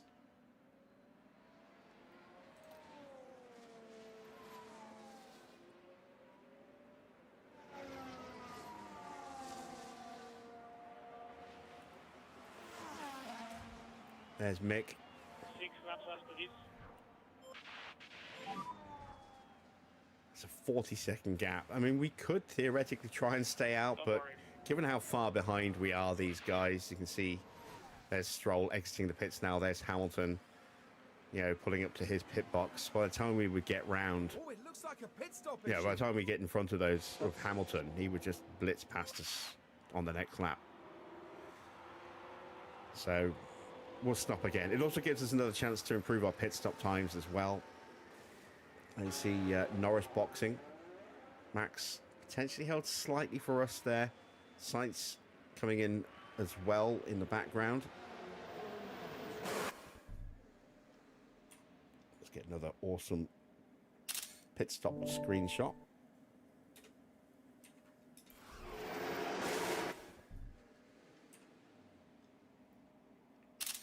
There we go. Lovely.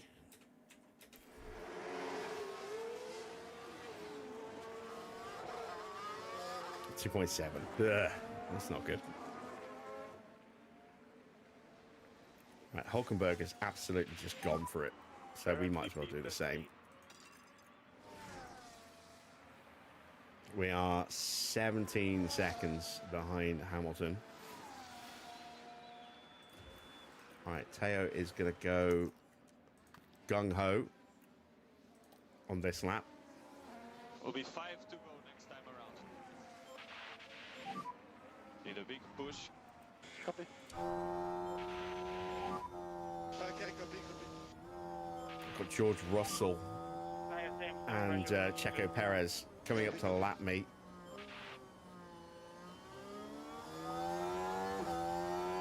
I want to try and get a little bit closer to Hulkenberg before that happens, so I can then try and ride them through.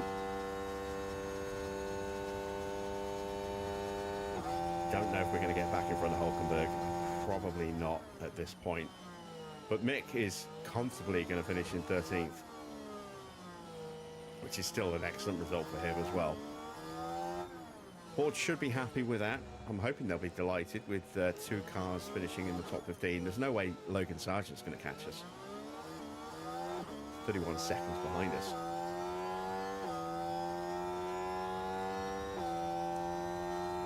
Piastri absolutely destroying us in terms of the fastest lap attempt. Understood. Let's give Mick a go as well.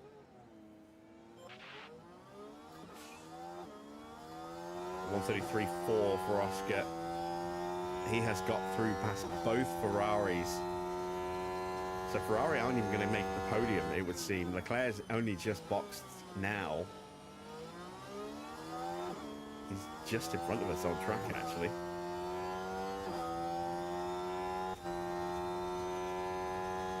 This is Mick. 34.4. Tires are moving. Copy.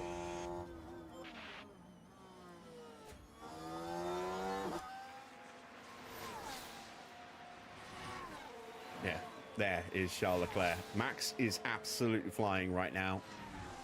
We're going to see lap times continue to tumble over the next couple of laps as the track keeps getting drier.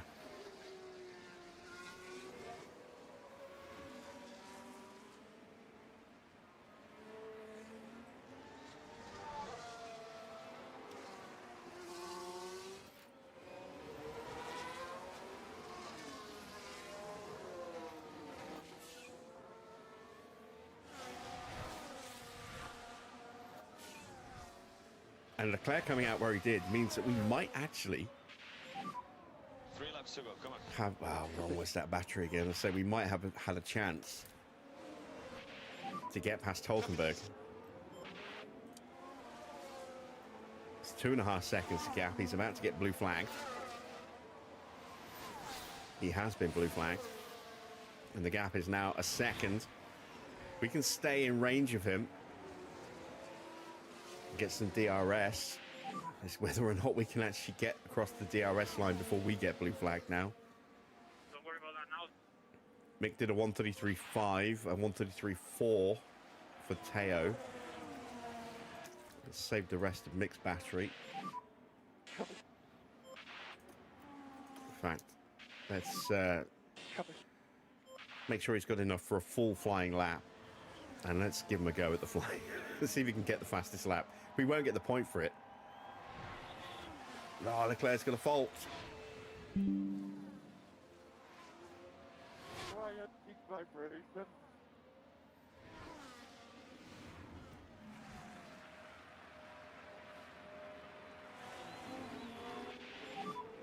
Same fuel. There we go. We're about to get blue flagged by George.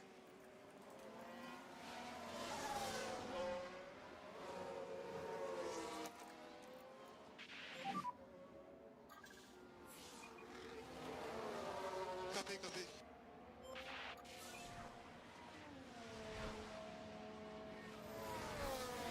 And we lost the DRS. Damn it.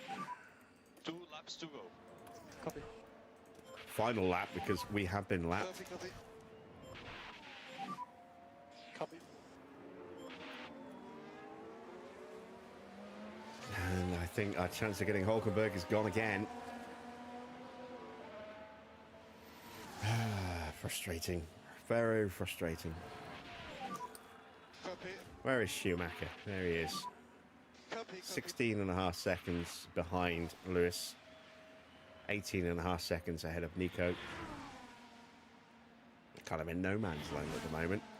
Piastri is fighting off Carlos Sainz here. This could yet be a Ferrari on the podium. And if Sainz gets past Oscar, that'll be 15 points for him, 10 for Charles. And if Sainz can somehow get the fastest lap as well this lap, that would tie up the driver standings with them both being level on points. Leclerc would be ahead with 3 wins to Sainz's 1, but they would be level on points. They're 6 points apart at the moment. And it's only 2 points gained for Carlos here. But if he can, as I say, get past Oscar and somehow nick the fastest lap in the process. Norris wins. That's his first win of the season. It's First all race win. over. Norris picks up first place. He has won a sprint.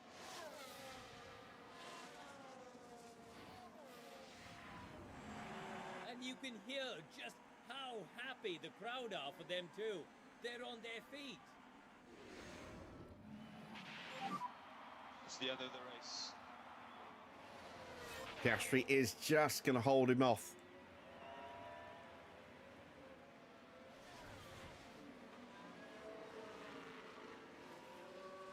There we go. It is 4th place for Sainz. Leclerc comes home in 5th. Mick has already crossed the line. He's been lapped. We ended up just a second off Teo, off Hulkenberg in the end, but we just didn't have enough to get back in front once he nabbed us. But 13th and 15th is a strong result again. The car is definitely slowly but surely eking forward. A little bit here, a little bit there. These side pods are in production. They are being built. We've got one that will be ready after this Grand Prix. And then we can start work on the next one, now that we'll have a little bit of cash. We've got new front wings about to drop, I think. Is it front wings or rear wings? We've got one of our wings is about to drop. I think it's the front wing. And then we've got rear wings coming after that. Oh, jeez, it's the other way round. I think it's the other way round because I think the front wing drops just before we get to Monaco. We're going to Imola next.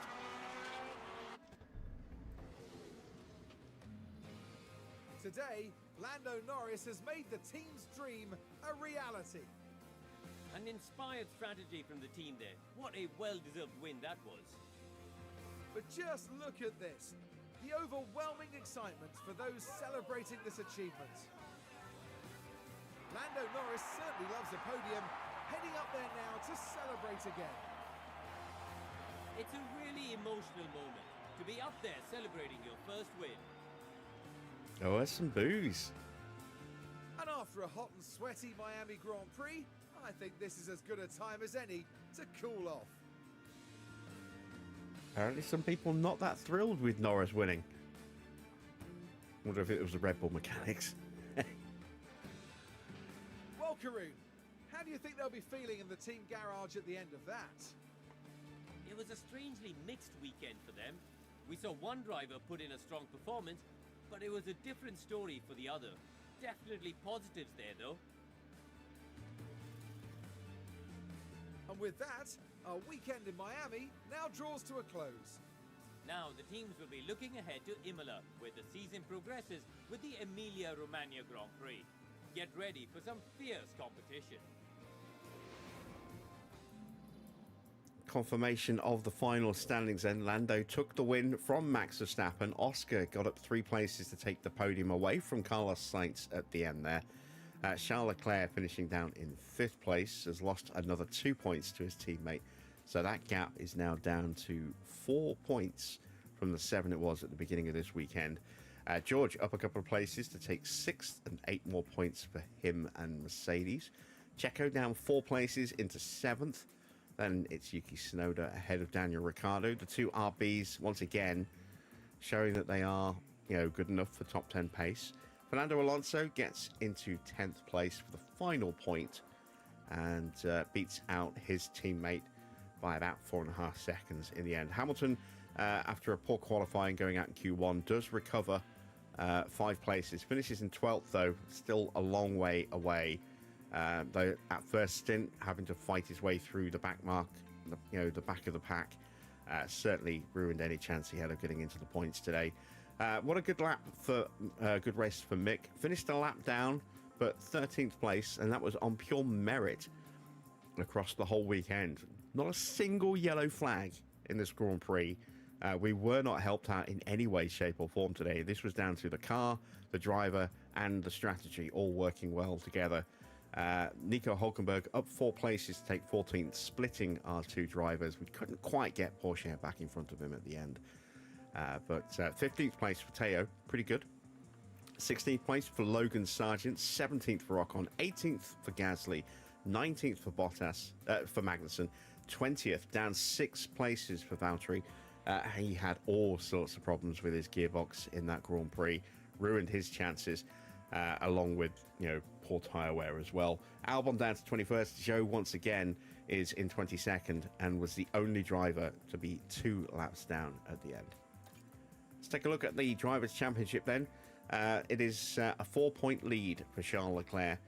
He has 3 wins to his name this season. Second place, Carlos Sainz, with just the 1 win, sits, as I say, 4 points behind. Very close between the 2 Ferraris. And Lando's strong weekend here has certainly propelled him up.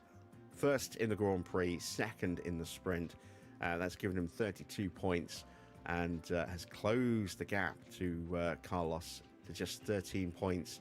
He's now just 17 points off the top of the standings. Max is in 4th. Pretty good weekend for him as well. 27 points. Outscored both the Ferraris. Oscar with a decent weekend as well. Up 2 places now, jumping Checo Perez and George Russell. He's on 54 against 50 for Checo and 48 for George. Stroll remains on 21 points in 8th. Yuki Tsunoda jumps 2 places up into 9th now with his 6 points today. He's 2 behind and 3 ahead of Lewis Hamilton, who stays in 16 points. He drops down to 10th. Alonso drops down into 11th place. He is just 2 points behind Hamilton. Then it's Daniel Ricciardo in 12th with 4 points. Valtteri with 1 point in 13th. And then we get into the non-scorers. It's Alex Albon in 14th, Mick 15th, Nico 16th, Teo 17th, Esteban Ocon is 18th. Then it's Sargent, Magnussen, Gasly, and Joe bringing up the end of the table. In the constructors standings, 250 points for Ferrari. They were outscored today by 18 points, but they are still a long way ahead. Pulled out... no, they actually lost a point to Red Bull, but the gap is still over 100 points. 103 points at this stage to Red Bull. You can see McLaren, with their 51 points, have leapfrogged Red Bull into second place on 164 points now. So they sit 86 points behind Ferrari. And let's see if this is a sign of a resurgence from McLaren after a little bit of a slower start to the season. Are they now going to start to take the fight to Ferrari? Mercedes in fourth on 64 points. It's 35 points and fifth place for Aston. 23 points for RB in sixth. Sauber in seventh with that one single point. And then it's Williams in eighth. We sit in ninth. 10th for Haas and 11th for Alpine. Let's see if we actually managed to get some good points in the pit stops today. No, we didn't get any points in the end. It must have been close. Let's see. Our best time was 2.56 and 2.54. It was close. As you can see, 2.53. We just got bumped off the board at the end there. That's unfortunate. But it's maximum points today for Alpine with a 25. And they also get a couple of points with Ocon there as well. So both cars scoring well today. Good race for Aston here as well. 33 points for them this weekend, taking second and third. Williams get fourth with Logan Sargent. And then it's McLaren fifth and sixth. Red Bull get some points in seventh. Ferrari in eighth. And then Mercedes get the final point in 10th. Let's see what that's done to the standings. McLaren top with 143. Pulling away from Ferrari, they now sit 49 points behind in second place. Only picked up 4 points this weekend. Not a good scoring weekend for Red Bull either. Then got 6. They are 23 points further back from Ferrari. Alpine, with a good point haul, move up into fourth. And they're now just 3 points behind Red Bull. Mercedes dropping down to fifth with 54 points. Williams on 43 points, move up 1 place, thanks to their 12 points earned today. But look at Aston, up 4 places. They scored 33 points today. Whopping jump for them. And they are tied on points with Williams, but they're just behind at the moment in terms of ranking. Then it's Sauber down to into 8th. They have 34 points. RB have 30. We have 16. And Haas have 10. Both drivers get their sponsor targets of $452,000 each. No contract bonuses to pay out. So we'll take home another $900K to add to our bank balance.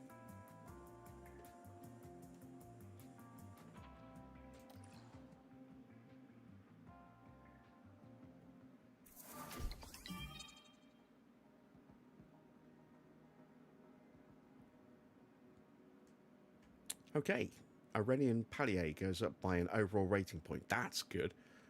That means that potentially our pit crew is going to start performing better from this point on.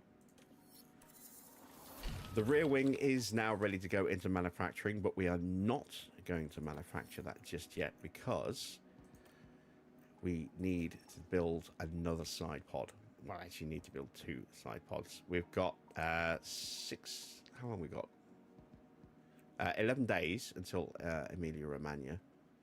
I don't want to waste money by rushing unnecessarily. Just going to put the 1 in for now, so that I've got a little bit of cash available in 4 days when the underfloor finishes to then start building those rear wings. So we'll have 2 new parts on the car at Imola, and new side pods and new rear wings. We still have a front wing project that's just over a week away before that's complete. That will be ready for Monaco, I hope. Let's see. We know about the side pod. We've just dealt with that issue. Let's take a look. It's a week after. So if the front wing finishes... Where is it? Where is it? Where is it? There. That's the front wing. So, assuming that we have the cash, which we should do because we're going to get paid by our sponsors just here, then we can make sure that we've got 1, 2, 3, 4, 5, 6, 7, 8, 9 days. If we can go straight into production on this day, that's 2 wings, 1 for each car, and then a spare as well going to Monaco. And I really do want to have spares going to Monaco. But again, we do not want to have to rush and take funds away from further development by spending more to get the parts a little bit quicker. So we'll see if we can make that work or not. Let's check in with the inbox. We know about the side pod. We know about the rear wing. Let's take a look at post-race data. Has the car come through unscathed? I'm going to say no, given that we have a real exclamation point here. Let's see what broke. A front wing and a side pod. Well, we're about to swap that side pod out, so that is fine.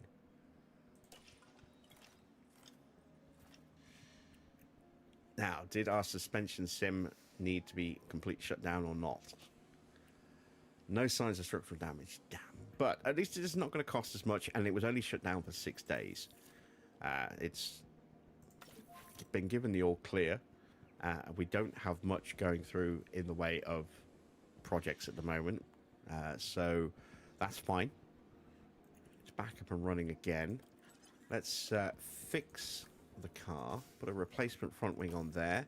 Let's put the new side pod on, and there you can see the benefits it's going to give us. About 4% on engine cooling, a little bit of extra downforce, a little bit of extra acceleration, a little bit of extra speed,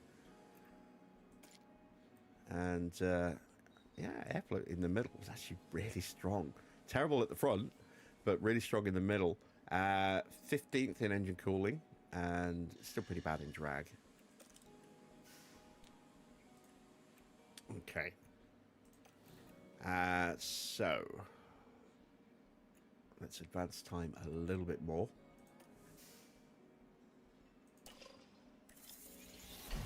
The underfloor is done. Now we can start to build those rear wings. We have 7 days.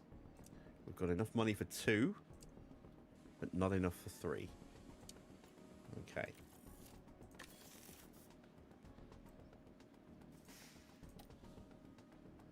Sponsor money should be coming up pretty soon. 2 days.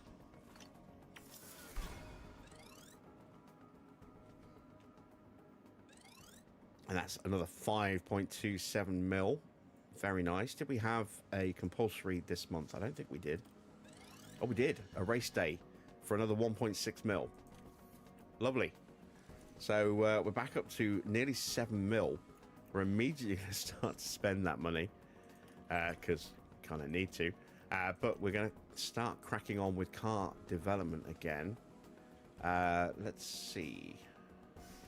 Let's actually check our warehouse and see which parts are the worst off at the moment out of the ones that we've already got up to Mark II. So, yeah, airflow could definitely be improved. Lifespan could maybe be improved.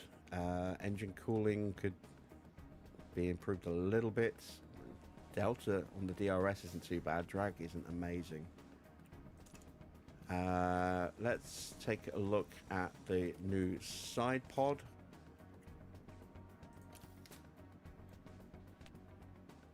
We're looking at the wrong car, aren't we? No, hang on. We're in the warehouse. Side pod. There we go. So 21st, 15th, 21st and 3rd. Yeah, we just saw those numbers, didn't we? Underfloor is still appalling, despite that being our Mark II. So that's probably where we're going to drop our ATR. And let's check the suspension as well. This is a Mark II. That also is pretty terrible. It's not bad for tyres, but everything else is awful. So let's have a look at designing a new underfloor then. Might split the hours.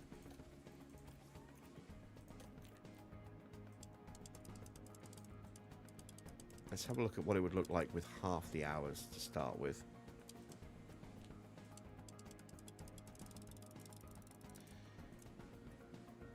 See what kind of gains we'll get.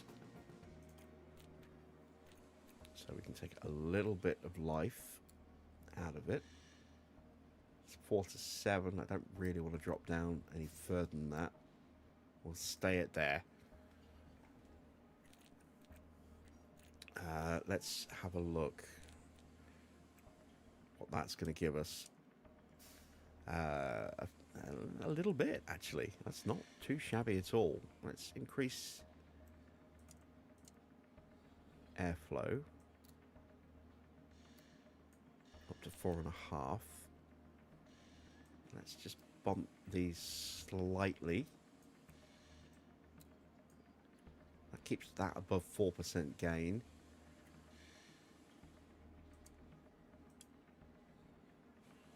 Yeah, that doesn't look too bad, does it? What if we did take that extra tiny little bit off? Doesn't really give us any major improvement. So that's with half hours. What happens if we go full hours? How much more does that improve? Not much more.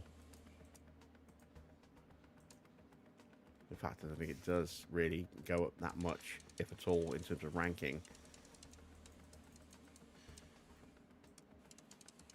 It doesn't. And the actual gains in terms of performance it gave us weren't that high either.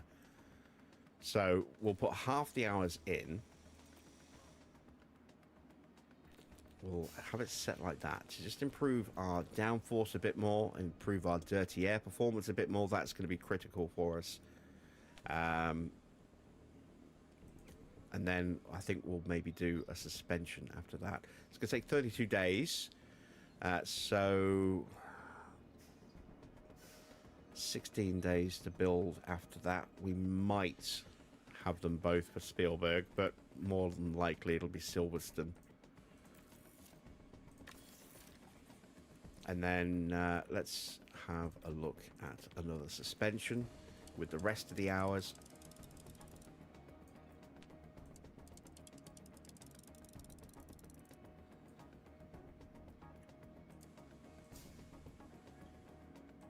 Not getting a lot here.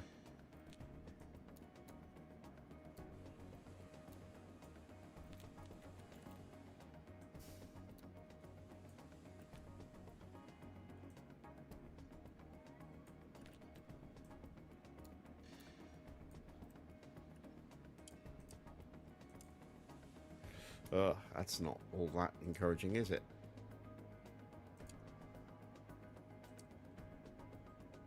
But in combination, let's just see what happens if we just try and gain another good chunk of tire saving. That'll get us close to where we need to be.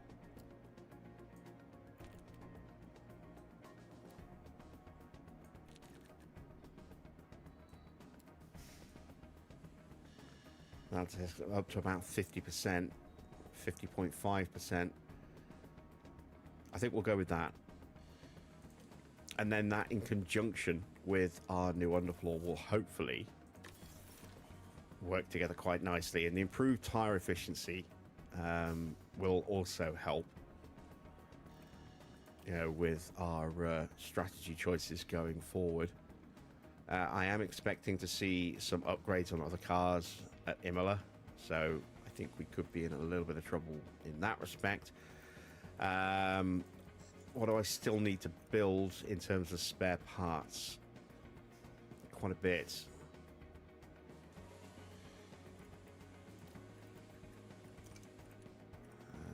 Still need another couple of side pods. Let's build 2 more of those. Let's build 2 more wings. That gives me 3.5 mil. I need to keep a bit of money aside for another potential underfloor, maybe another front wing. Actually, no, we should be okay with the front wing. We've got the new one coming, haven't we? Another chassis, though. We could probably do another one of those. Need to keep a little bit of cash aside for the front wing project that finishes in 3 days. We are not going to have those in time because I've just realized I have overcommitted on the manufacturing. Let's go back to just the 2.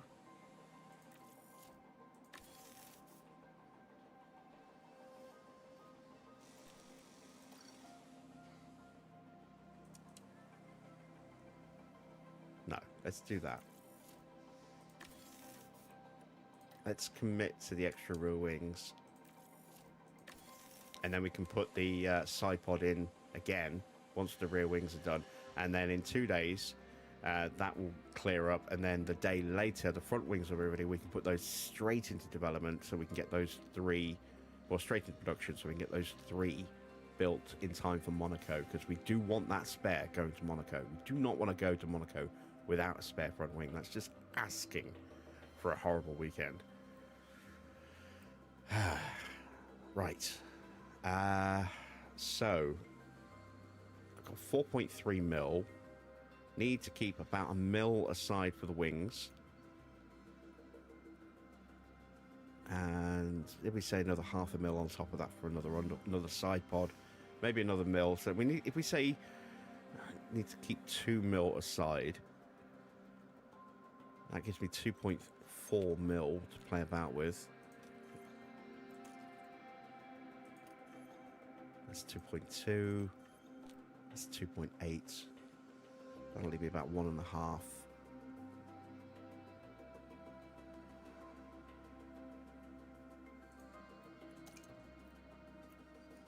Everything here is all right. I think getting that race sim up is going to be more important for the drivers while they're in, you know, really good mentality and really good training rates, maximizing the chance of improving them before they start to age out of the areas or the, you know, the development rate they're in probably is something that we really should focus on. I would like to get that team hub up again as well. That's gonna have to wait till later. Let's get our stuff done. We've got a driver show appearance at the fashion show, which is worth 4.2 mil. Ooh. Where's Hamilton when you need him? We'll send Nut for that. Well, actually, I don't know which driver is going to go for that. Driver marketability will go. I just don't know which driver is going. We'll do a sponsor event here for the mandatory stuff with our affiliate. We'll send off 2 engineers. We'll send off the scouts. Trying to minimize the impact on future upgrades. Don't really want to send the race engineers away, because that will have a knock-on effect on our drivers. I need big points. I don't really want to drop Mick in that. That's head of aero and technical. That's head of aero. That's technical. Let's do 1 of each then. And that gets me really close. We're over by 47. Let's do the weather center as well, just to give me that little bit of extra cushion, just in case. 418 over. That's a lot of money to potentially miss out on if we don't get our full engagement here. Just missing it by a couple of 100 points could be worth quite a fair bit. So if I take this out, for example, AC, we are just short by 600 points, less than 600 points, and that takes away 500,000.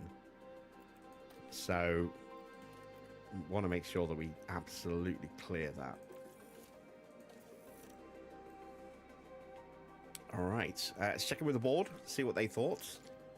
They are delighted overall. They were delighted with Miami, and that has overwritten their disappointment of Melbourne now. So they've gone from happy to delighted again with race performance.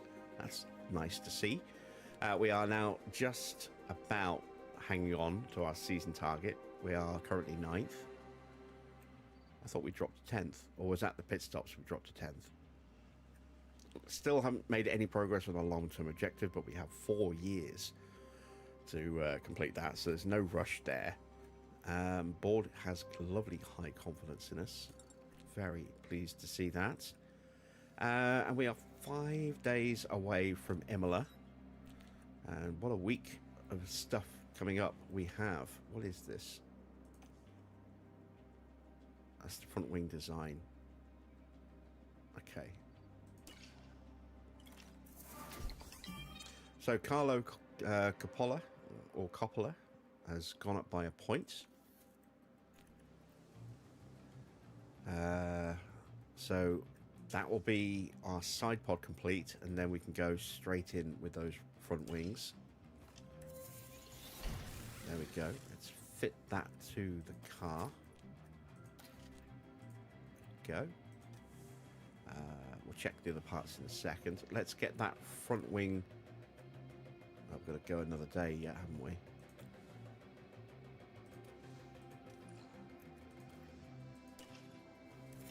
There we go. Let's get that into production. So 9 days away from Monaco. There we go. That is time for 3 of those. Assuming that we don't burn down the warehouse, sorry, the factory in the next couple of days, we will have 3 new front wings coming. You can see it's going to give us quite a nice little bit of extra low performance speed. Nice little bit of medium. Not much in the high speed. A little bit of extra dirty air performance. Tiny little improvement to our tyre life. A tiny little bit of extra weight taken off. But it is worth that in terms of rankings. So combine that with the underfloor that's on its way in a month, and the new suspension in a month, and the side pod that's just gone in the car. Yeah, maybe we're looking at a decent step forward. Let's go ahead and confirm those. It was cheaper than I thought. Oh, that's because we're really putting 3 in. We actually need to make sure we have more than that, so we need 5. So we have other spares going forward. Let's take a look at cars. Let's see. So both on the same chassis. Front wings are now being built. Rear wings. Got 1 of the new rear wings. Let's install that on car 1. Let's install the new side pod only on car 1. Because I want to see how much of a step forward these upgrades are going to take for us. Both cars should be on the same underfloor. Both cars should be on the same suspension. Okay. How much of a step up has that actually made for us with those 2 new parts going on the car for this Grand Prix? Let's have a look. So speed has definitely stepped up by about 0.4 kilometers an hour. That's not too bad. Acceleration has improved by 0.002. That's not too shabby. Gained an extra 4.4% in DRS. A little bit of extra low speed. A little bit of extra quite a bit of extra medium speed in comparison. Nice little bit of extra high speed. An extra 1.5% in dirty air. Engine cooling's gone up by 4 and a bit percent. In terms of rankings, what does that look like? There we go. So we've gone from having the worst car on the grid in everything except for tyre wear to being not quite so bad in acceleration, a little bit better in DRS, and a little bit better in our downforce and dirty air, and a nice step forward in our engine cooling. So we go ahead and put those parts onto Teo's car again now. I think we have to wait another day for the next rear wing, but we can go ahead and put that side pod on now.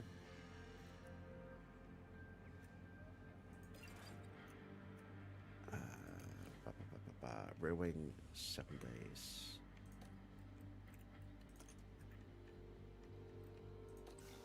Yeah, the next one completes tomorrow.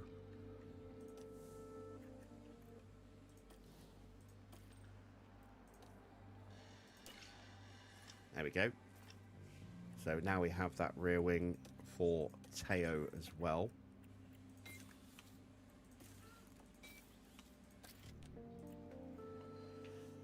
Lovely stuff. So both of our drivers now have equal spec cars again. Let's check their happiness. They're both at the same mentality. Porsche was a little lower a moment ago because he was not happy that his car was not as good as Mick's. Neither driver has any impact from sponsors this month, whereas they did last time. So let's take a quick look at their stats and do a comparison. Now you can see Porsche is back to where he should be in terms of, you know, being the pace setter over Mick. Mick isn't quite as good, but he's still definitely improved. His cornering's at 89. That's obviously a boosted cornering. Braking needs to come up more. Hopefully he'll improve on that this month. Controls are at 86 now. Overtaking's at 81. That's not too bad. But Porsche is now up to a 92 and an 88. So Porsche should now have some really good pace going into the next race. He's still getting that boost, which puts him into max development race rate there. And Mick is getting up to very high. So that's good. But the only thing that worries me about Porsche is his high aggression. He's more likely to take a risk and do something stupid.